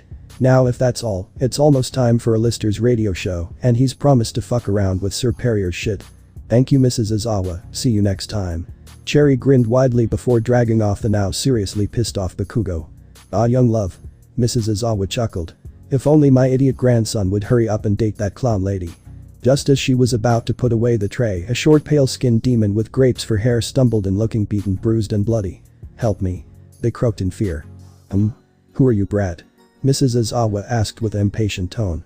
Listen Hag, I just need a place to hide from the damned robot, so shut up and piss off. The demon snarled as they started trying to cram themselves under a table by the door which held a few candles. Mrs. Izawa balked in shock at the rude brat before huffing and standing up. She waddled to the door and stuck her head out. To the right she could see Cherry dragging the blonde brat down the street towards the Love Hotel in the distance. To her left however she caught sight of a large robotic anthropomorphic chicken wearing a bib showing some passing demons, a piece of paper which had a security camera print out of the short grape-haired demon on it. Hey! She called, getting the robot's attention. She then pointed into her own shop and nodded. The chicken cocked its head to the side before nodding and jogging over, creating a mechanical whirring sound as it went. Brat's in there under the table by the door. DTTHTH and KKKS. The robot stuttered, its jaw jolting awkwardly as it did so. A section on the right appeared to have been ripped off by something, and some purple residue still clung to the mechanisms visible through the damage. Just get him out before you kill him, I don't want a mess in there. Mrs. Izawa called as the chicken entered her shop. There was a scream of fear and several loud thumps and a crash before the chicken walked back out, dragging the sobbing demon by their leg. The brat was sobbing loudly as they uselessly tried to claw at the ground in an attempt to slow their captor down or escape. You bitch. I'll kill you. The brat sobbed loudly. I'll have Snot Rocket make it messy. Ah, fuck off you bloody problem child. Mrs. Izawa huffed as she shuffled back into her store and started to set the everything back into place before turning on the radio to the usual channel for her favorite radio show. Sadly she did not, realizing that tonight Alistair was much too preoccupied to host his usual show. Chapter 63. Making History. The Slayer was already bored out of his mind. The flesh golem he wasn't allowed to kill was taking its sweet ass time making its way through the pools of blood too deep for him to stand upright in, and he wanted to get this over and done with so he could grab some food. He mentally cursed whoever built the city in a valley, with the center of the city being at the lowest point in the valley. Daisy was happily perched atop his shoulders with a lazy smirk on her blood-splattered face as she started the long process of picking the bits of blood and gore from Maruko's hair. Maruko meanwhile was pouting at being treated as a child while she crouched on the Nomu's shoulder. Hey, little help here. A voice called. The Nomu didn't break its stride, but the three riding its shoulders turned to see the lizard guy from before clinging to the side of a wall with his small childlike limbs. Sorry, Squishy here doesn't follow our orders. Daisy called out. Hang on or swim. But I can't swim. The man called out desperately. Then hang on you idiot. Daisy shot back as Mr. Squishy lumbered forth. Digi tag Bani va? The Slayer whispered once they were out of earshot of the lizard man. I know you can't swim, John, but that's more you being too dense to float in water than anything. Daisy waved it off. Honestly, it'd have to be twice as thick as molasses for you to swim. Hey, watch it. Maruko hissed as her mum tugged a chunk of hair by accident. Sorry, just try to stay still. Daisy apologized before going back to trying to make her daughter semi-presentable. But a few minutes later. I spy with my little eye, Moxie began. Blood. Blitz cut him off. Wow, how'd you guess? Moxie asked in shock. Sugar, the time before that it was rubble, and that's all we can see, blood and rubble. Millie pointed out gently to her husband. Fine. Well, I spy, Moxie began once more after a few moments of silence. Rubble. Millie and Blitz deadpanned. Nope. Boat. Moxie replied bluntly, making the other two look around in confusion before their eyes landed on a small orange rubber inflatable boat bobbing down the flooded streets. In it was a group of tadpole-like children, a toad-looking man and a Cenobite clown. One of the children was a boy and clearly unfazed by everything, the other was a young girl and out cold. Need a hand? The clown rasped with a wide grin. I choose life. Moxie squeaked. Come on, we all float here. The clown giggled. Anuo. Moxie screamed as he clung tightly to the lamppost. Get in the boat, you big baby, this ain't America, so that soul-sucking ginger clown from Derry can't get ya. Millie huffed as she tried to pry her husband loose.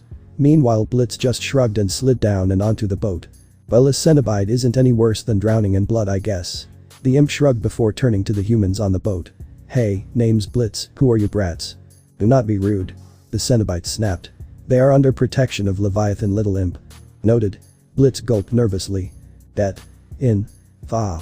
Boat. Millie snarled as she finally pulled her husband loose and literally clubbed him with her shotgun before tossing him into the boat.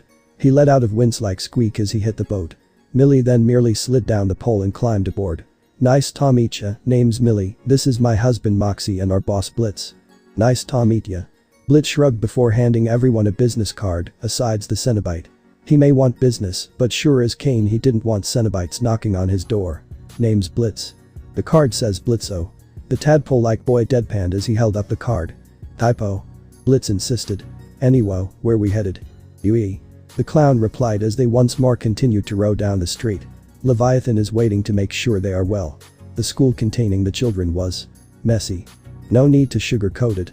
Half the school got eaten by the monsters before the clown tore the monsters to shreds. The boy deadpanned. Like I said, messy. The Cenobite insisted.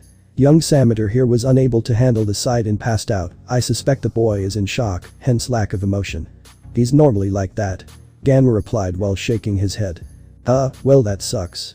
Blitz shrugged it off. So you're demon assassins? Ganma asked while he tiredly squinted his eyes and tossed the card overboard. Yup, when you want someone gone and don't want to wait too long, call the immediate murder professionals. Blitz grinned widely as he held his arms out and did the jazz hands. I see. Ganma deadpanned as he crossed his arms. And why are you all here? Big Shot in Hell hired us to kill Thafirals. Millie explained with a smile. Ugh, I feel sick. Moxie groaned before sticking his head over the side and regurgitating his breakfast. Neat. Blitz hummed as they slowly passed by a lizard-like man who was trying to cling to the side of a wall. Hey clown, we have room for one more. I suppose. The clown Cenobite rasped slowly before rowing the boat towards the lizard man. Wow boss, it's not like you to be generous. Moxie pointed out with a painted groan, his stomach revolting on him due to the rolling motion of the boat. Generous. PFT, we save his ass now and it's a future customer down the line. Blitz waved it off. Why am I not surprised the imp is selfish? The boy deadpanned. No, that's just Blitz being Blitz. Millie waved it off as her tail flicked back and forth. Most of us ain't like that, most of thought I'm. Hey lizard brains, hop in, we're getting to safety. Blitz called, making the man sigh in relief before he flopped into the boat with a groan of exhaustion. Thanks. They groaned tiredly. Just drop me off at the nearest dry patch. Sure thing, here, have a card. Blitz shrugged before dropping a business card on the lizard man's chest. Oopie. The man muttered tiredly, not bothering to look at the card in question. Let's go, I'm exhausted. You heard the lizard, onwards. Blitz declared as he pointed in a random direction. The school is that way. Ganma stated as he pointed a different way. You're pointing towards the shopping district. Onwards. Blitz declared, now pointing in the correct direction. You guys must get lost a lot. The Cenobite deadpanned. No comment. Blitz deadpanned. With UA.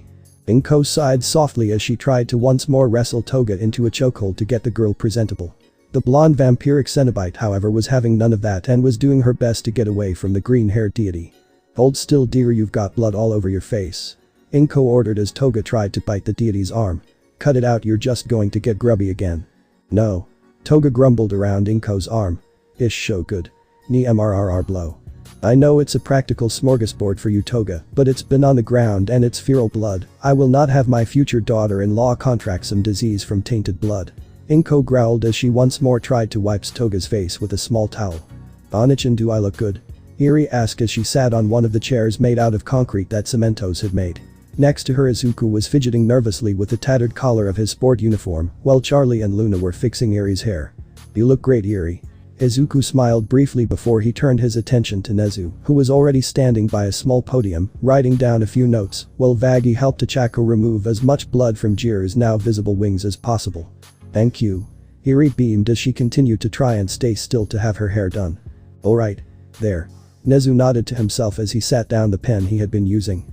Azazel, you'll be acting on behalf of heaven until grandfather realizes what happened. Inko will be on behalf of her faction. Magni will have to act in her father's stead for now.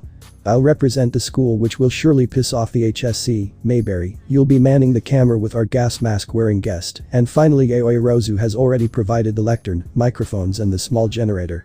You alright, Yamomo? Jiru asked the Cenobite, who was currently making a small ring of military-grade deployable cover systems around herself. Why yeah.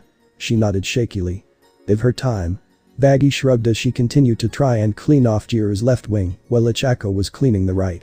She's getting better thanks to Eri, but she still has problems with Cenobites. And there's a bunch of them in thought and help in with recovery girl. Ochako piped up, her Kansai accent slipping through slightly as she gently ran a town over her girlfriend's wings, wiping off the blood as gently as possible. I still don't like em, but s'long as they ain't hurtin' people I'm okay with em leavin' me alone. Freedom. Toga cried as she finally managed to get free and sprinted for one of the buckets full of blood that Cementos had been filling and, with help of several students, burning the contents of. Toga. Inko sighed while shaking her head as the blonde was dragged back with a thoroughly fed-up Vlad King. He wasn't doing much better than Toga was, but he had more self-control than she had and had already taken her back to Inko a few times now. Thanks, Khan-san. Just try to keep her out of it. I don't want to know what that stuff will do to a kid. Khan shook his head. Alright people, we are live in 3 minutes. Nezu called as Mayberry and Tom were almost finished setting up everything for the broadcast. Now, who wants to make history? Chapter 64. Making History Part 2. All across Japan people were transfixed on the images coming out of the Yue prefecture, at the heart of the demonic invasion. Churches were bursting at the seams with how many flocked to them, while many more were frantically trying to create makeshift weapons to defend themselves in the event the creatures got loose. The biggest shock came half an hour into the invasion, when Mirko and 2 others were filmed by a long-range camera outside the main city, fighting the largest creature anyone had seen. It easily dwarfed Mount Lady, who had been crippled earlier in the fighting. More worries were spoken between people when a shimmering dome appeared over the city, which was cut short as the massive demon exploded after one of the 3 fighting it jumped off of its head. Soon the murmurs of fear and worry turned to cautious celebration and cheer over the creature's death as news crews tried to speculate on what was happening inside the city. After the news crew headed by Kirsty had been all but slaughtered aside the main woman herself minutes before the death of the large creature, there had been nothing from inside the city asides the repeated SOS messages from the disaster bunkers. Then all at once every channel was hijacked and the smiling face of Nezu was displayed alongside a small host of individuals seated behind him. Greetings. Am I a bear, a mouse or a dog? Who knows, but it is I, the principal of Yue, Nezu. Briskly walking towards the Yue barrier, God paused briefly to watch the broadcast on his storefront TV, shaking his head in mild amusement at his grandson's antics before continuing on his way. The main threat has been dealt with, however in doing so the world has once more been introduced to the supernatural. While we lack representatives for all the various pantheons and factions present within the world, you have yet to see we do have some representation. Nezu spoke calmly. In representation of the biblical hell we have Charlie Magni, daughter of my uncle Lucifer, heiress of hell, and head of the effort to redeem sinners in hell. Hi. Charlie chirped somewhat nervously. In representation of the Sumerian pantheon we have Leviathan, goddess of family, rightful punishments and deviancy. Nezu continued. Inko smiled and gave a polite wave, while Leary, who had been sitting in her lap, gave a bright grin and enthusiastic wave. As a representative of the Abrahamic factions is Azazel here, his grandfather is currently off enjoying his waffles. Gee, greetings. Azazel muttered softly before hiding her face behind her notebook. Her halo and pure white wings on clear display. In representation of the Cenobites we have in attendance young Midoriya here. Nezu stated with a gesture in Izuku's direction. The verdant teen merely squeaked in fright while sitting ramrod straight before his skull, self-immolated, allowing his skull to be seen with the bare minimum muscle required to move his jaw and rotate his head, remaining amidst the green flames. Representing in an unofficial capacity the unaffiliated factions is Miss Jiru, minor goddess of music and other yet to be determined domains, who only became a deity a month ago by mere chance. Jiru gave a timid wave of her hand as she refused to look directly at the camera, a soft blush on her cheeks as she did so. Her now visible wings twitched nervously behind her and her ear jacks clicked together. Already she could practically feel her parents' eyes on her through the camera and was glad she left her phone in the dorms, if only to not be interrupted on live television and embarrassed. Out of the camera's view, Achako grinned brightly as she shot her girlfriend a thumbs up. Next to her, Vlad King was keeping a bound and gagged Toga from rushing for the blood. Again. For the 10th time. And finally, I myself shall be representing Yue as the current principal. I myself am a renegade Abrahamic angel and child of Gabriel. For those unfamiliar with the terminology, a renegade deity means one who is trying to or has succeeded in forming their own pantheon. An example would be Zeus or Leviathan here. Nezu shrugged. This is all merely an informal announcement of the supernatural to the world as a whole. The Pantheon Summit will take place in 2 weeks, and a more official recognition will be held there. This is not to become a pointless religious squabble either. We would have invited in the Shinto representative, but they're out with Sun Wukong again to celebrate yet another form of immortality that monkey has. Inko chuckled softly to herself. Sun Wukong was always a source of amusement, asides that one time he got her kicked out of a party back in 17 AD when he shoved her, causing her at the time mortal form to spill tea on some minor farming god. Instead, I'll just ask the representatives to give a brief summary about their groups once Leviathan explained what happened. Nezu cackled with a mad grin, causing Izuku's flames to burn brighter and higher as he trembled with nervous energy. Charlie leaned over and placed a hand on his knee in support, knowing how her boyfriend was. Thank you, Nezu. Inko smiled politely as she took to the podium. Eri smiled happily as she remained held in her mother's arms. I am Leviathan from the Sumerian pantheon and current patron of the Cenobites that reside within the labyrinth. What had happened here was the hero killer got a hold of a copy of the ritual known simply as Maker's Wrath in Hell's records and used it to bring forth the icon of sin, a creature made of every speck of rage and evil within humanity, and set it loose in the city, resulting in the death and destruction you all saw. The city is currently under a weird barrier that will stop non-humans from leaving on foot or by air once they enter and will last for the next month at most. As for the pantheon I am representing, the Sumerians are frankly a mess. For those who study history, look up what happened in New York City in the 80s and 90s involving the Ghostbusters. My idiot sister is responsible for the giant marshmallow man and my nephew for encasing the museum in psycho-reactive slime. Hi, I'm Eerie. Eerie chirped happily. I run the cute club and like making friends. Come on Eerie, let's let the others speak too. Inko smiled softly at her adopted daughter. This is grown-up stuff. Okay, bye-bye people. Eerie smiled brightly as she waved at the camera, not knowing that this small act had gained the girl a cult following of people who would do anything to protect such a pure smile. But the love. One for All was not having a very good day, the doctor realized. All he knows is the TV is now smoke wreck and his boss was now rocking back and forth muttering, oh god, she's still alive, not the cutlery. And I'm fucking doomed, game over man, game over. Perhaps he shouldn't have tried that new painkiller alternative after all. Back at UA. Hello. Azazel stutters slightly as she stood up, still hiding half her face behind her notebook. I'm Azazel, one of the angels of the Abrahamic faction. I'm here on earth to study love and help the hero hopefuls get better. Basically the Christians, the Catholics, the Protestants and the Jewish books are all right for the most part. A lot got lost in translation and due to author bias. Me next. Charlie called with a smile once Azazel had retreated back to her seat in nervousness. With a spring in her step she made her way to the podium. I'm Charlie Magni, daughter of Lucifer, but I'm not the Antichrist, that's my half-brother called Donnie DeVito. Firstly, worship Father if you like, but please not near me. It's kind of weird hearing people praise Dad when he burns cereal with milk, honestly. Off to the side, Azazel quickly flipped through her notebook and scribbled down a few notes before once more closing her notebook. The hell is basically Detroit, but less horrible honestly, or at least Pentagram, the city I grew up in is. Charlie continued, unknowingly spawning forth a meme that would be more widespread and hilarious than the Florida Man memes in America. Detroit Underworld, it's like Detroit but nicer. There's a lot of different hells and underworlds, from the Greek ones to the Nordic hell, and each one is different.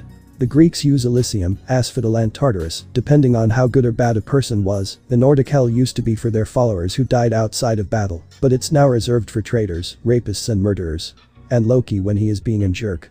There's Argent Newer, which used to be a city for a group called the Sentinels, but is now feral demon territory. There's a lot, so I'll hand it over to Izuku before I ramble, sorry. Me? Izuku squeaked nervously. Charlie nodded as she gestured for him to take the stand, but not before giving him a quick hug and peck on the cheek. Hi, I'm Izuku Midoriya. I don't know much about the CC Cenobites. IW was raised human and have been like this about a year. They live in El Labyrinth and they worship mum. I don't know much else. He buried his face in his hands as he shot back to his seat, his flames blazing strongly enough that everything in his immediate vicinity took on an emerald green glow. I'm next. Jiru uttered softly as she made her way to the podium. I won't pretend to know half of the factions I'm supposed to be representing. I've only been a deity for a month or so. Also sorry mum, dad, I was planning on telling you after the festival finished. Anyway, I know about the Hawaiian, the Easter Island, the Egyptian and the Dreamtime deities that I'm representing here. I'm sorry if I offend anyone I am unaware of. I'm currently unaffiliated, but I still want to help people get along, you know. Thank you, Miss Jiru. For those watching at home and across the globe, I've prepared a digital package on UA's visitor website pertaining to today's events. To Anonymous, try and crash it, I welcome the challenge. Nezu cackled loudly as his eyes started to glow gold. Remember, time is meaningless, reality is an illusion. Buy gold, BIE. What the? Mayberry yelped as the camera shut off with a burst of yellow static. The next day. Eerie smiled brightly as she once more brought down a gavel made of bone onto a wooden block while sitting at a table. Morning sunlight could be seen through a crack in the curtains as the sun rose above the horizon. Goose was sitting on her lap purring loudly as Eerie absently patted him behind his shoot ear. I declare this meeting of the cute club open. First order of stuff, new friends. Hello. A nervous Ryuko muttered softly. Hi. Dark Shadow chirped while Tokoyami groaned softly and buried his beak in his hands. Too early. Tokoyami muttered. They are Ryuko, Kirai and Tokoyami. Eerie chirped. They're Naichin's friends. Hello. A pair of identical twins in white dresses spoke in monotone. "Friend Yaya," Krite called in its raspy voice as it threw their head back. The wet-haired girl in a white dress merely gave a throating croaking sound as she stared at Ryuko. Ryuko in turn gave a growl from the back of her throat, which was responded to with a nod from Kayako. "Friends?" Stripe rasped softly with a fanged smirk from a darkened corner of the room. A pair of hot pink sunglasses covered their eyes, while a bowler hat sat crookedly atop half their head. "Why the fuck am I still here?" A ginger doll who had been tied to the chair with skipping ropes snarled in a deep baritone voice. "I though the author forgot about me." "Mad revelry," Tokoyami muttered. "Next order of stuff. Who has something cute to share?" Eri asked. "We found a new friend." The twins spoke as they put a box onto the table and opened the top. Quickly reaching inside, they pulled out a black fuzzy and half zombified cat. "We found it in an old cemetery near Wendigo Den." "Meow." Goose tilted its head before he spat out a wind-up mouse onto the table. The zombified cat instantly sprung forth to play with the toy. "Oh, Goose made a friend." Eri cheered with a bright grin. "Mr. Stipe." Nup. Stripe uttered while shaking his head, his ears flopping wildly as he did so, sending his hat tipping off and into his lap. "Annabelle?" Eri asked. "Fuck you." The doll snarled as the table rattled violently. "SHH." Eri shushed the doll as she held a finger to her lips and frowned at it. "Mean words are for jerkheads." "Mr. Krite, did you find anything cute?" "Bonus." Krite rasped as it held up a small bird's skull. Eri have a soft gasp before a large grin broke out on her face. "We can finish the necklace for Mr. Alistair now. Then we can get him to join the cute club meetings." "I don't know if I should be terrified, offended or annoyed." Tokoyami deadpanned. "All seem good." Ryuko spoke softly as she leaned against Tokoyami's shoulder. "I just wish we had a good movie to watch later tonight." "Movie?" Stripe called loudly and with a fang-filled grin. "Snow White." Eri squealed in joy before leaping from her seat and rushing out of the room. "And Aichin, where did we put the reel for Snow White?" "It's the crack of dawn, you idiot, don't shout." Annabelle growled. "I get popcorn." Spike hummed before curling into a ball and rolling away, completely ignoring Annabelle's words. Ayako merely made a throaty croak as she turned to face Ryuko. "Yes cousin, I'll be sure to use protection with my loves." Ryuko replied to the Ju-on spirit before snuggling up to Tokoyami and kissing the side of his beak, making Tokoyami do a double take. "Ryuko." "But such mad revelry is best saved for the binding of our souls to one another, until death do us part, is it not?" the flustered teen asked. We're jettin' lucky." Kirai sang smugly as she did a slight shuffle. "Hush." Tokoyami shushed his twin, glad that his feathers covered his blush. "I'm not a religion follower." Ryuko shrugged. "I don't mind being early, and it's the wrong time of month anyway." "Mad revelry." Tokoyami could only utter while Kirai cackled loudly, a look of smug satisfaction crossing her features somehow despite being made out of shadows. The loud slam was heard outside, drawing attention to Eri, who was now squeaking in joy. Ani-chan and his girlfriends had a sleepover, and Abara is hugging everyone with her plant hair. But how did they lose their clothes? "Wait, Eri, no." Tokoyami panicked as he rushed to pull the small girl away from the door, which he firmly shut. "Lock it next time." Dark shadows snapped at the now shut door, ignoring the panicked movements on the other side. Chapter 65. Drink work don't, and. Izuku blushed brightly as his skull caught fire, burning back the flesh to reveal bone and enough muscle to operate his jaw and move his head freely. To his left, Abara was also blushing and had wrapped herself up in her vines, inadvertently also snaring everyone else in the process. The black-haired de facto head of the Aoi Rozu family didn't mind the thorns digging into her skin, but she did blush and stammer out a quick excuse to try and get back to getting dressed. Charlie was still asleep and laying naked across Baggy and Mina, pinning both girls to the bed. Luna had fallen asleep draped over Mina's legs, her head resting on Izuku's abs, and her left hand groping Mina's left breast.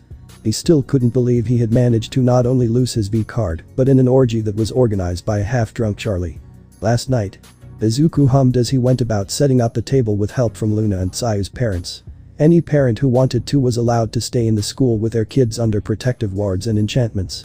Sayu's parents and siblings had decided to stay along with the clown Cenobite, who had decided it was worth the effort to keep them safe. Mina's father had shown up too. He was a portly man with neon pink hair and bright yellow eyes, who was dressed in a slightly stained set of blue workers' uniforms for a nearby chemical treatment plant. His quirk simply made him immune to acids, which made his job a lot easier. He was currently sitting on one of the couches with Mina, phone in hand, as they made a video call. Mina was tearing up from seeing her mother for the first time in years. Though Koyami's parents both lived out of town and couldn't make it, Ryuko's mother managed to make it, a dreary-looking woman with pale white skin, slim figure and long hair that reached the middle of her back. She wore a simply orange dress and corkless red sneakers. Her father, like for the entirety of her life, was absent and hopefully rotting in a hole somewhere. The quirkless woman merely sat to the side as her daughter and her boyfriend talked with a soft smile on her face, merely happy that Ryuko found someone she liked. Inko was in the kitchen cooking up various meals with the help from Alice Kendo, Itsuka's mum who had been born in Ireland. The red-haired woman had a quirk that allowed her to make her arms longer, which helped her quite well in the kitchen and in martial arts. Her husband Sito Kendo had been out on a business trip when the invasion happened and was stuck in Law Airport, trying to get back home as soon as he could, cutting 3 days off the trip to do so. Iri meanwhile was playing Lego with all the little kids present, thanks in part to Momo making something more child-friendly than Iri's normal toys. Sato's grandmother had made it as well and was sitting off to one corner of the room, patting a small fluffy cat with smoky gray fur and a pair of butterfly wings, granted by the animal's quirk, draped over her left arm, and purring up a storm was Goose with his matted fur, having a few more missing patch than before, and still gnawing on an ear from some unfortunate demon. Finally there was Kyoka's parents. Maiko and Jasuda Jiro looked like night and day. Maiko looked very much the stereotype of a punk rock singer with fuzzy hair, multiple piercings and purple eyeliner. Her father meanwhile looked like an ordinary officer worker with purple hair, glasses and a basic suit on.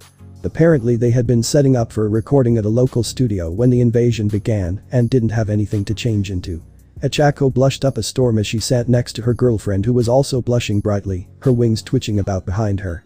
"So, I guess I can unironically call you my little angel now, can't I?" Jasuda chuckled in an attempt to break the tension. "Technically she's a goddess now." Achako chuckled nervously. "Even better, when should we start the first Church of Jiru?" The man laughed. "Ad." Kyoka squeaked as she tried to hide behind her hands. Unfortunately her wings also mimicked the motion, wrapping up Achako and bringing her right up against her chest in the process. "Kyo?" Achako squeaked as she tried to wriggle loose. "Sorry." Kyoka muttered as she tried to force herself to relax. It took a few moments before her wings unfurled, revealing to the two girls that Kyoka's parents were grinned widely, while Maiko even snapped a picture on her phone. "Mum. Sorry sweetie, but I'm pulling mum privileges."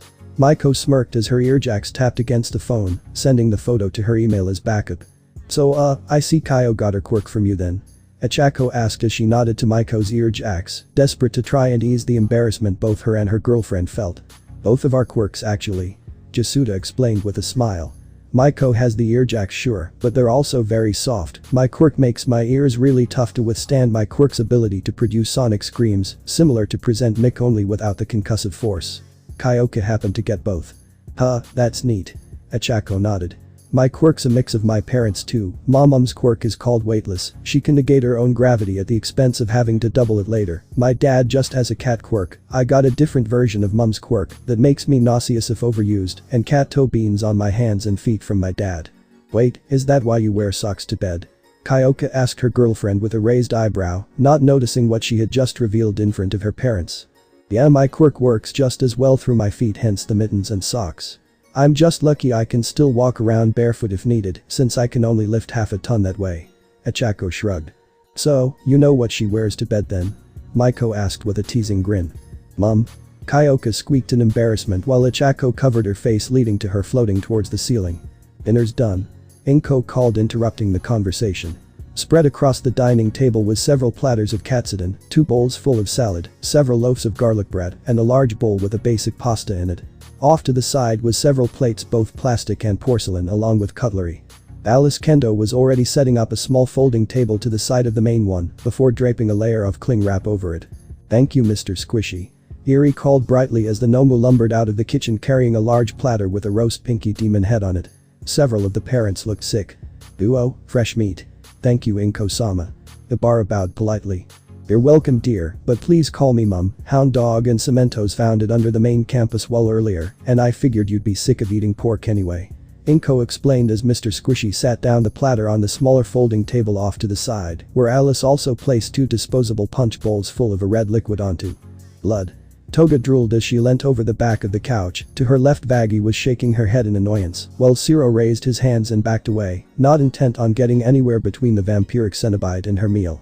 "Can I have some help please, Izu-chan?" Iri asked as she looked over to her brother. "Sure Iri, what do you want?" Izuku asked right as Toga and Ibara bolted for the table containing the demonic meat and blood, both trying to shove each other aside as they did so. "This please," Eri stated as she pointed at the massive bowl of pasta. "It looks yummy whatever it is." "It's pasta," Izuku explained gently while he started to fill up a plate for the young Cenobite. Slowly but surely the others hesitantly made their way over to the table a couple at a time to grab some food. "I'll tell you what, this is actually pretty good," Luna stated with a cocked eyebrow after taking a bite of the katsudon. "No wonder you seem obsessed with it. Secret is in the marinade." Inko smiled sweetly, causing some to look at her with mild concern before her next words alleviated it. "It's a capsicum, salt and honey based marinade that I soak it in at least 3 hours in advance before I cook it." "Hey, where's Magni?" Kendo asked as she looked about. "She's not worried we treat her badly after that, right? We know she had nothing to do with it." "Paperwork." Izuku, Baggy, Luna, Baru and Inko all deadpanned at the same time.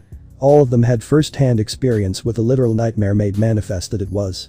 Izuku and Baggy from handling the repair bills and forms at Happy Hotel, Luna from her dad being a lazy idiot and leaving paperwork half completed, Baru because she was a lawyer and Inko from running Labyrinth.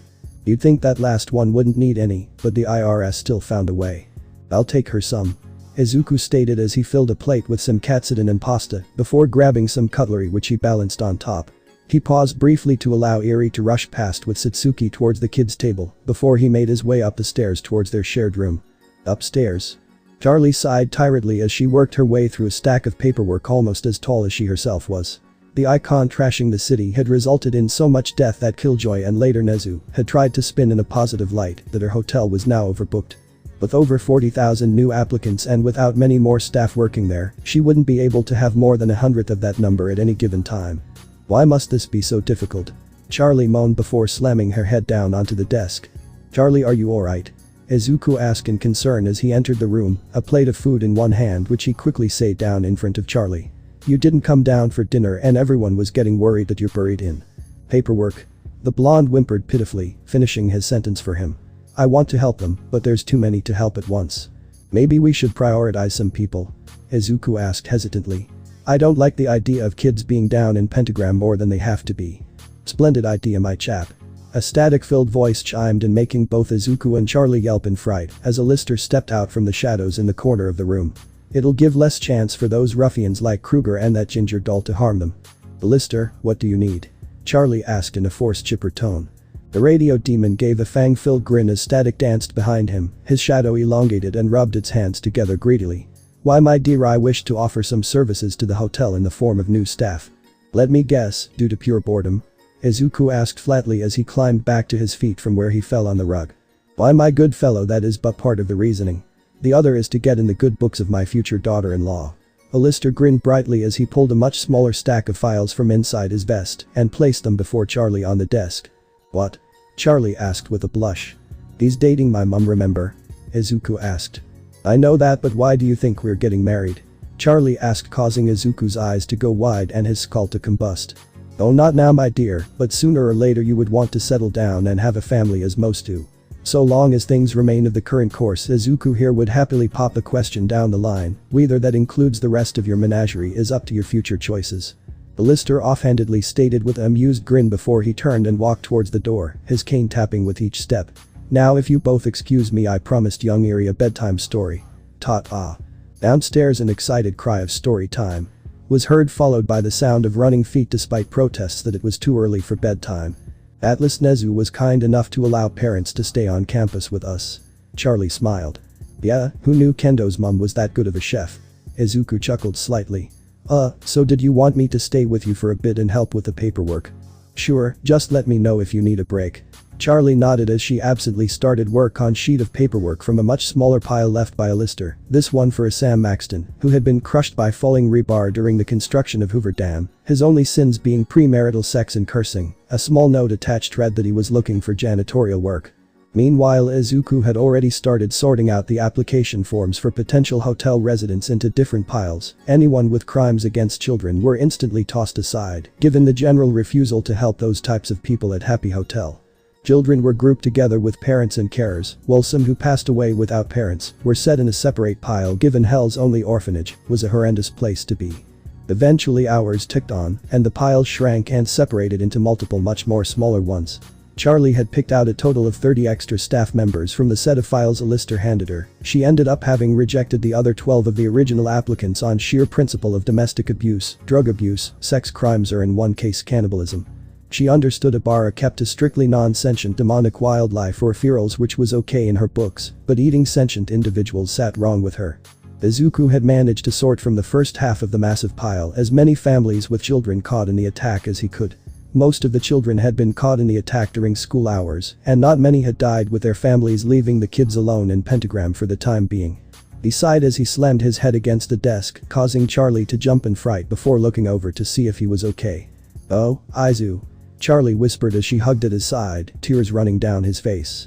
"It'll be okay, we'll help them." "I'm sorry Charles, it's just..." Izuku broke off as he started sobbing once more. I know. Charlie spoke softly as she rubbed circles on his back. A soft knocking at the door gained her attention. She turned her head to see a concerned-looking Mina standing there. "Is everything alright?" the pink-skinned Cambion asked in concern. "He's been helping with the paperwork for kids caught in the invasion, and I think it's gotten to him," Charlie stated softly as she continued to hug Izuku. "I'll grab your girlfriends." Mina smiled softly with a thumbs up before quickly darting off before Charlie could reply. All too soon the dorm room was filled, and an annoyed Luna was dragged along by Momo and Toga. "I've got shit to do, Blondie." Luna growled at Toga, her ears back and her fur bristling. "And you've got the night off while the Cenobite priesthood play bodyguard," Toga retorted with a fang-filled grin, making Luna pout that her excuse was dismissed so easily. "Izawa-sensei gave us a gift," Momo stated as she gestured her chin at the hastily wrapped box under her arm. "He said something about the evils of paperwork and shoved it into my hands." "Maybe it's an organizer?" Ibarra asked as she sat herself on the edge of the bed. "It would make sense." "No way." Mina snorted a laugh as Charlie accepted the box and ripped off the paper covering to reveal a box labeled as extra strength vodka cans 24-pack. Who knew Sensei would support that? "Paperwork." Charlie sighed before putting the box of cans on the bed. "Everyone grab one, after today I'm sure we'd all need one." "Is that wise, princess?" Luna asked with a raised eyebrow. "I've been dealing with paperwork on top of Killjoy showing up, I think everyone needs one." Charlie deadpanned at the hellhound. Luna raised her hands in mock surrender as everyone but Toga and Izuku grabbed one. "You not having one green?" Luna asked. "I don't want to risk burning the dorms down," Izuku replied as he shook his head. After all, it was common knowledge what happened when one mixed booze and fires. "Relax, what's the worst that could happen?" Mina grinned as she cracked the seal on her can before tossing Izuku one from the box. "Ugh, it's warm." She recoiled slightly as she scrunched her nose in distaste. "It's a sin to drink. But I suppose I'm a sinner now myself." Ibarra lamented before she too opened her can and took a swing, instantly coughing and sputtering at the flavor. "It tastes like hand sanitizer." She wheezed before continuing to drink. "Then why are you still drinking it?" Baggy asked in confusion as Izuku cautious took a sip of the vodka, sputtering at the flavor. "My parents are one, Satanists, and two, my mother is Russian." Vodka wasted his mother getting disappointed. Ibarra supplied softly, a faint red dusting already covering her cheeks. "I think my uncle also owns Kivich Brewing." "I don't know, all Mum's side has plant quirks. She could make rose thorns grow from her skin, and Uncle Hazich could grow potatoes. Boil them, mash them, stick them in a stew." Mina giggled to herself, evidently a lightweight with alcohol. "Ah, fine. What could go wrong?" Toga shrugged before opening a can and sculling the contents. "Woo." As it turns out, the worst that could happen did not half an hour later. While some of the girls were merely tipsy, such as Baggy and Momo who had a better alcohol tolerance than average, others like Mina and Toga were starting to grow impatient with a lack of action on their end. However, it all came to a head when Charlie decided she wanted some happy time. "Okay, truth or dare?" Charlie asked as she pointed at Mina. "Truths." Mina slurred.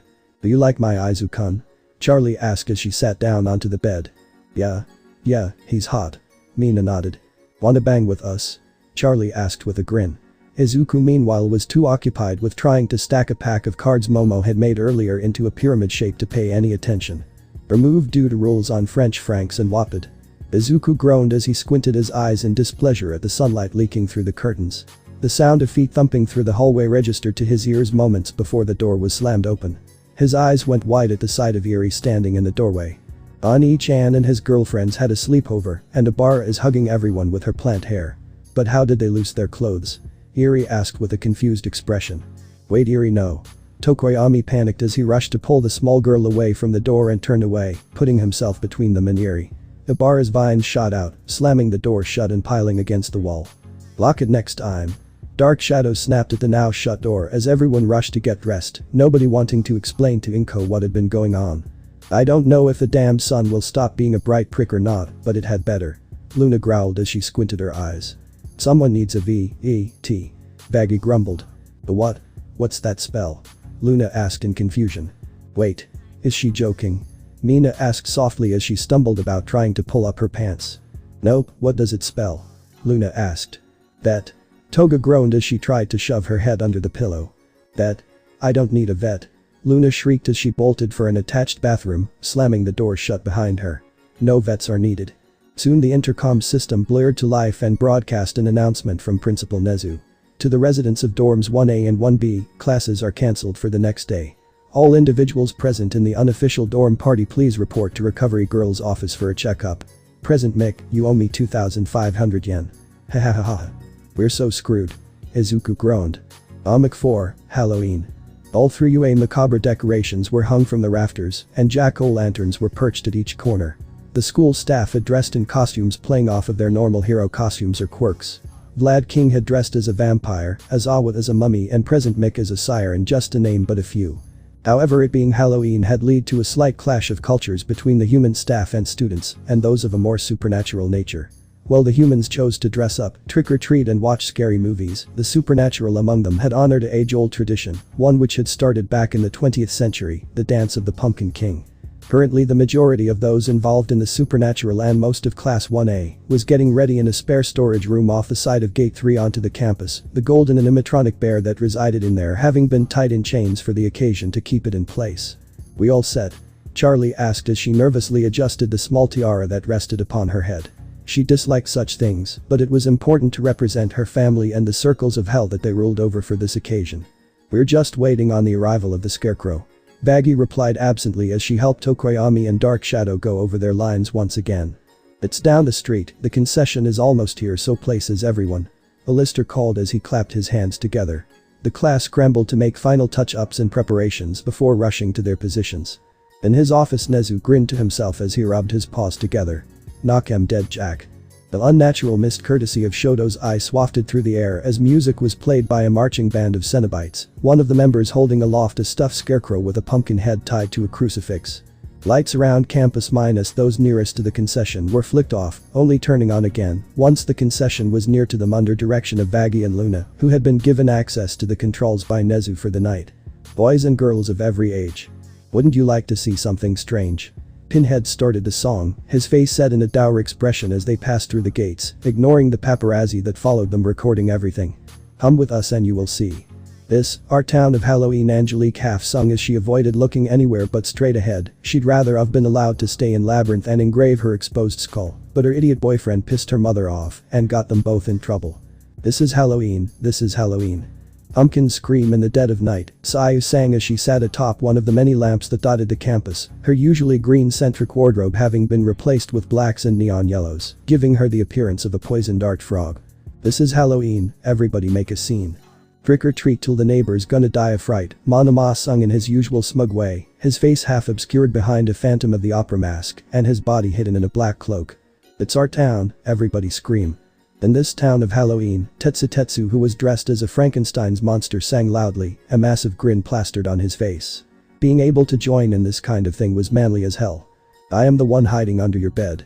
Teeth ground sharp and eyes glowing red, Tokoyami sang as he leaned against the corner of a building, Dark Shadow staying just behind him, staring silently at the concession as it moves along. "I am the one hiding under your stairs. Fingers like snakes and spiders in my hair," Mizo called. For once he wasn't hiding behind his face mask, allowing his sharp teeth to be on display as his dimply arms formed tentacles, not unlike the body of a snake. "This is Halloween, this is Halloween. Halloween, Halloween. Halloween, Halloween," the Cenobite sang. Only Butterball seemed to be enjoying themselves, but then again this was the last thing before the feast, and the glutton could hardly wait. "In this town we call home." Everyone hail to the pumpkin song Toga and Vlad sang, both dressed up as vampires, albeit Vlad as Dracula and Toga as Sarah's Victoria. "In this town, don't we love it now? Everybody's waiting for the next surprise." Present Mick sang loudly, his quirk briefly activating before being shut off by a glare from Izawa, who was dressed as a mummy. Around that corner, man hiding in the trash can. Something's waiting now to pounce and how you'll scream. Hound Dog sang in his usual snarly tone as he jumped out from between the campus administration offices and the business course classrooms. He was dressed as a wolf man. This is Halloween, red and black, slimy green. Aren't you scared? Well, that's just fine. Ryuko spoke in a soft monotone that somehow carried despite not singing or shouting. She had merely dressed as a cray and even had some pale gray makeup on to appear more ghostly than normal. She squinted in displeasure when one reporter snapped a picture with a flash on right in her face. Say it once, say it twice. Take a chance and roll the dice. Ride with the moon in the dead of night. Everybody scream, everybody scream. In our town of Halloween, Namuri and Recovery Girls sang. Namuri had dressed in a teen-safe succubus outfit consisting of a purple leotard, boots, gloves, fake horns and cheap black bat wings. Recovery Girl was dressed as a stereotypical witch, black pointed hat and all. I am the clown with the tearaway face. Here in a flash and gone without a trace. Itsuna, who was dressed as a certain child-eating ginger clown from Derry, sang with a savage grin before literally pulling the front part of her head off, leaving a black void where her face should go. I am the who when you call, who's there? Tori sang. The only indication of her being there was the sound of someone walking around the group, making one of the reporters yelp in fright. I am the wind blowing through your hair. Snipe sang. He was dressed up as Jonah Hex and was firing at some tin cans placed across the path that lead towards Gym Beta. The light cut out further down the path, revealing a pair of glowing yellow eyes. I am the shadow on the moon at night. Filling your dreams to the brim with fright. Dark Shadow sang as her form grew and twisted into a massive monstrosity. Tokoyami and Ryuko having to pull her back into the lights to stop her going berserk. This is Halloween, this is Halloween. Halloween, Halloween. Halloween, Halloween. Halloween, Halloween. The Cenobites once more intoned with only Butterball being enthusiastic. Pinhead was already wishing this was over. Tender lumplings everywhere. Life's no fun without a good scare, Eerie sang as she skipped over to the group dressed as in blood-soaked gown, a sash labeled Prom Queen slung over her shoulder, Mr. Squishy lumbering along behind her with a fairy princess crown on its head and a blank expression on its face. That's our job, but we're not mean. In our town of Halloween, Mina, who was dressed much like Midnight but without the fake wings, tails and horns as hers were real, sang, a teasing grin stretched across her face. In this town, don't we love it now? Everybody is waiting for the next surprise. Ibarra, who was dressed as a zombified nun, sang as she kicked open the door on the word surprise and walked out towards the reporters. Behind her, May and Momo could be seen in a fake Frankenstein's lab area set up by Momo and Cementos earlier. Skeleton Jack might catch you in the back and scream like a banshee. Make you jump out of your skin. Momo, who was dressed as a mad scientist, sang, ducking mid-verse to avoid being caught in an explosion caused by May mixing random chemicals. It wasn't even part of the plan, May just got bored and started mixing. It was at this point that the straw scarecrow seemed to come alive, dancing about on the cross, spinning about it, and swinging its arms before it snagged a burning torch being held by Kendo, who was dressed as a Jiangshi. The scarecrow burst into flames as it continued to dance, the music grew louder, and the eyes of the pumpkin head roared with flames. This is Halloween, everybody scream. Won't you please make way for a very special guy, Izuku sung as he approached with Charlie by his side. Much like her, he was dressed in formal wear, his skull and muscle tissue on display amidst the green flames that flickered across his skull. The burning scarecrow leapt from the now torched cross and into a nearby fountain, the usual statue of the school's founder, a support specialist whose name was lost to time, but their motto of no capes remained, was removed for the event, leaving a flat stone circle slab in the middle. Our man Jack is king of the pumpkin patch. Everyone hail to the Pumpkin King now. Charlie continued as the form of a black and silver pinstripe suit wearing skeleton slowly arose of the water, their collar unfurling much like a bat stretching its wings. This is Halloween, this is Halloween. Halloween, Halloween. Halloween, Halloween. All the students and Cenobites sang as thunder blitzed overhead and Nezu cackled in the distance. In this town we call home. Everyone hail to the pumpkin song. The skeleton sang loudly as a wicked grin stretched across his skull like it was made of clay. La la la, la la la la la, la la la la la. Eerie sang brightly as she danced about with Mr. Squishy. Let this year's Halloween commence. The skeleton called loudly, leading to cheers and clapping from those involved in the performance, as well as the reporters and students who were watching from the balconies of the dorms. Splendid performance, Your Highness. Alistair clapped as he walked forwards towards the Pumpkin King. Alistair, never thought I'd see you on Earth. Jack smiled. Family business actually. The Wendigo shrugged as a large fanged grin broke across his face. Ah well, come along Eerie, I promised your mother you'd be back to the dorms as soon as the performance was finished, so she could take you trick-or-treating. Merry Christmas. Eerie called cheerfully with a wave as she followed Alistair towards the dorms, Mr. Squishy obediently following behind her, revealing a pair of tiny fair princess costume wings on its back, the straps barely holding together on its wide back. Jack's empty eye sockets blinked as he looked at the retreating girl. Is that a joke about the Christmas of 1993? No, she's just bad with holidays. Angelique shrugged.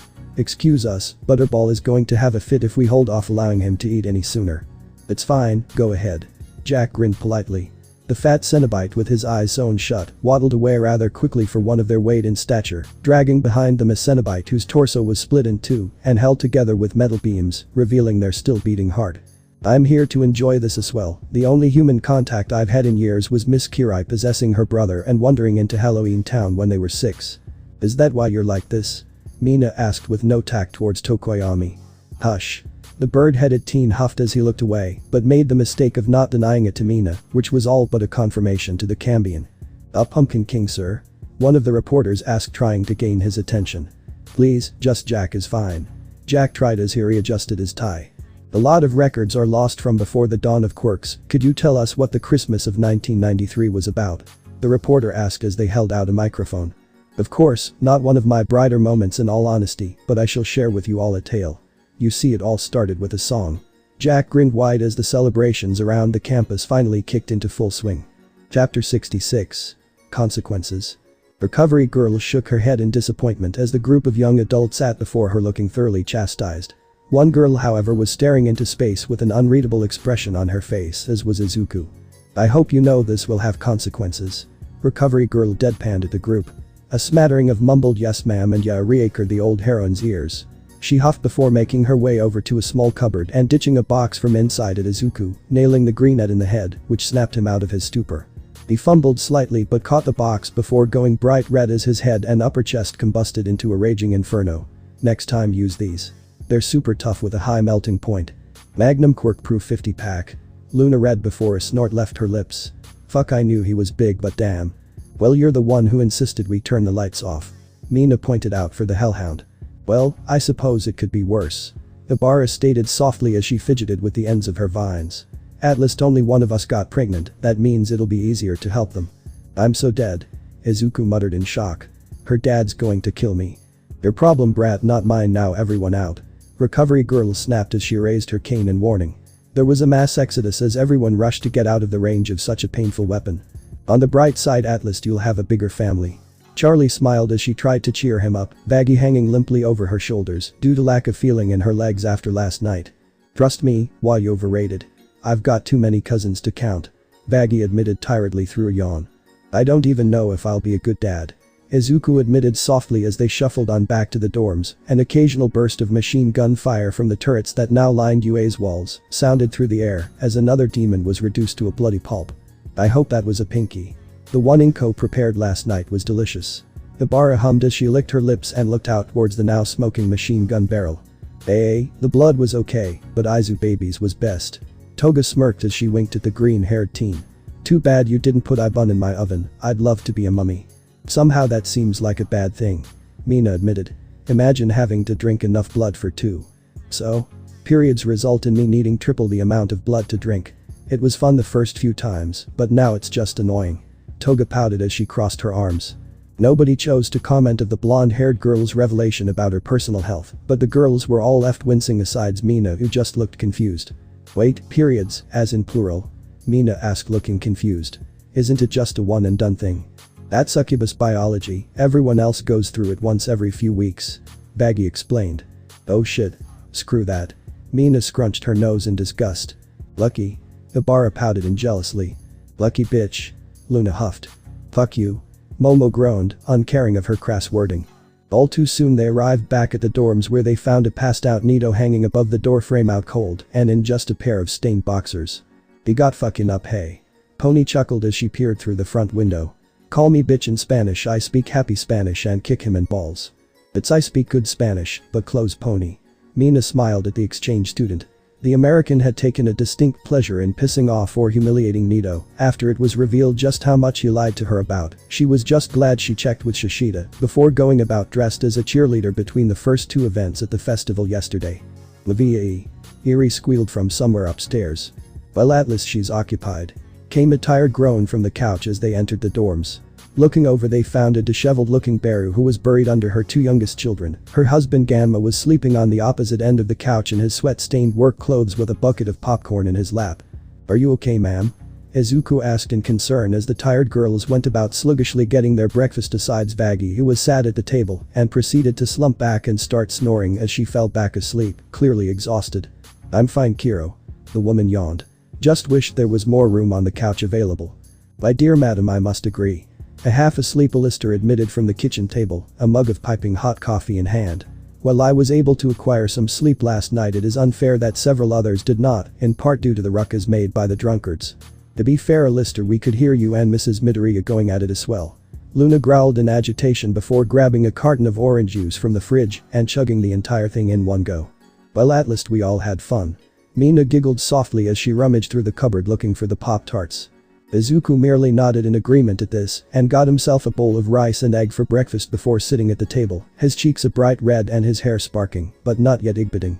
Meanwhile, Alistair took a sip of his coffee and pulled a Pentagram City newspaper from his pocket and started to read the business section, uncaring of the embarrassment he caused.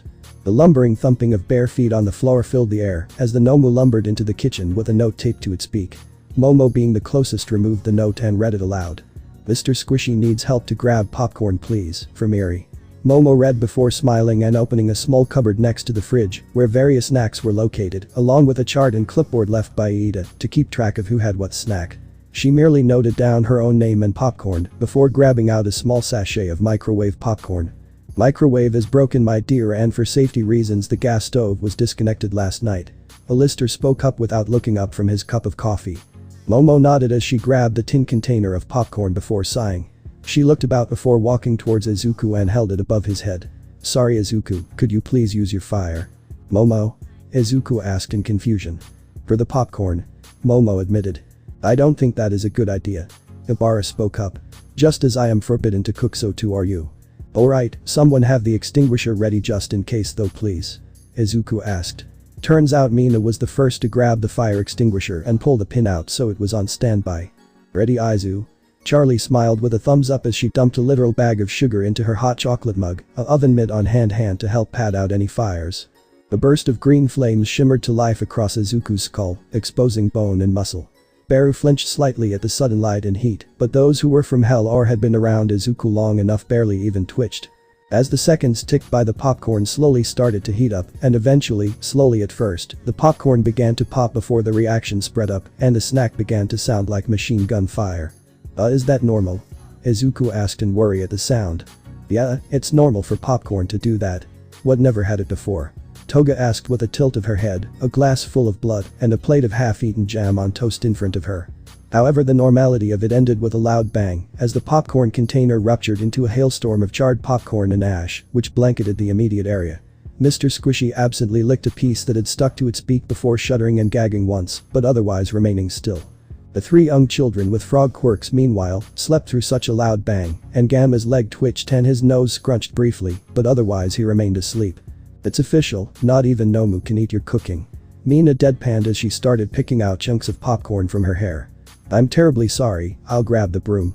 Momo uttered in embarrassment before rushing for the small supply closest near the stairs where the cleaning supplies and spare light bulbs were kept. Summoned by the loud bang, Izawa shuffled down the stairs, a mug of triple borderline illegal strength coffee in hand. His hair was more messed up than usual, and his eye bags were much worse. "What did you do now, problem children?" "Momo tried to use my fire to cook popcorn for Eri, since the microwave and stove are out," Izuku explained as he picked the bits of popcorn ashes from his hair. "Right. Back of the cupboard, pop the floorboards up, there's pre-popped clown popcorn under there that she can't have," Izawa explained before taking a long slurp of the coffee as Momo returned with the broom and dustpan. "Oh. I got it." Charlie smiled as she pulled the bag of multicolored popcorn from its hiding place and handing it to Mr. Squishy. The Nomu grabbed the bag and lumbered back upstairs, a squeal of delight echoing down from Eri a few moments later. "Huh. Was it?" Vaggie asked as her head shot up in confusion. "Begitha, be glad today is a day off, midnight isn't as lenient on late night sleep schedules as I am," Izawa stated bluntly before walking back upstairs, presumably to get some sleep after the long day yesterday and the night patrols. "This is a pigsty," Iida screamed as he barged down the stairs while chopping his arm. "Clean it at once." "We already are, Iida." Charlie smiled as she continued to clean the popcorn ashes from the main table, only stopping to dust some from Vaggy's hair. Yes, well, Ida coughed, gathering his thoughts. Due to the invasion that occurred yesterday and the loss of Life 1A and 1B, has been requested to aid in search and rescue operations through the city. Well, at least we're helping people. Izuku smiled as he continued to help the others. That's it, guys. With that, we've reached the latest chapter of the story. Hopefully y'all enjoyed it. With that, take care.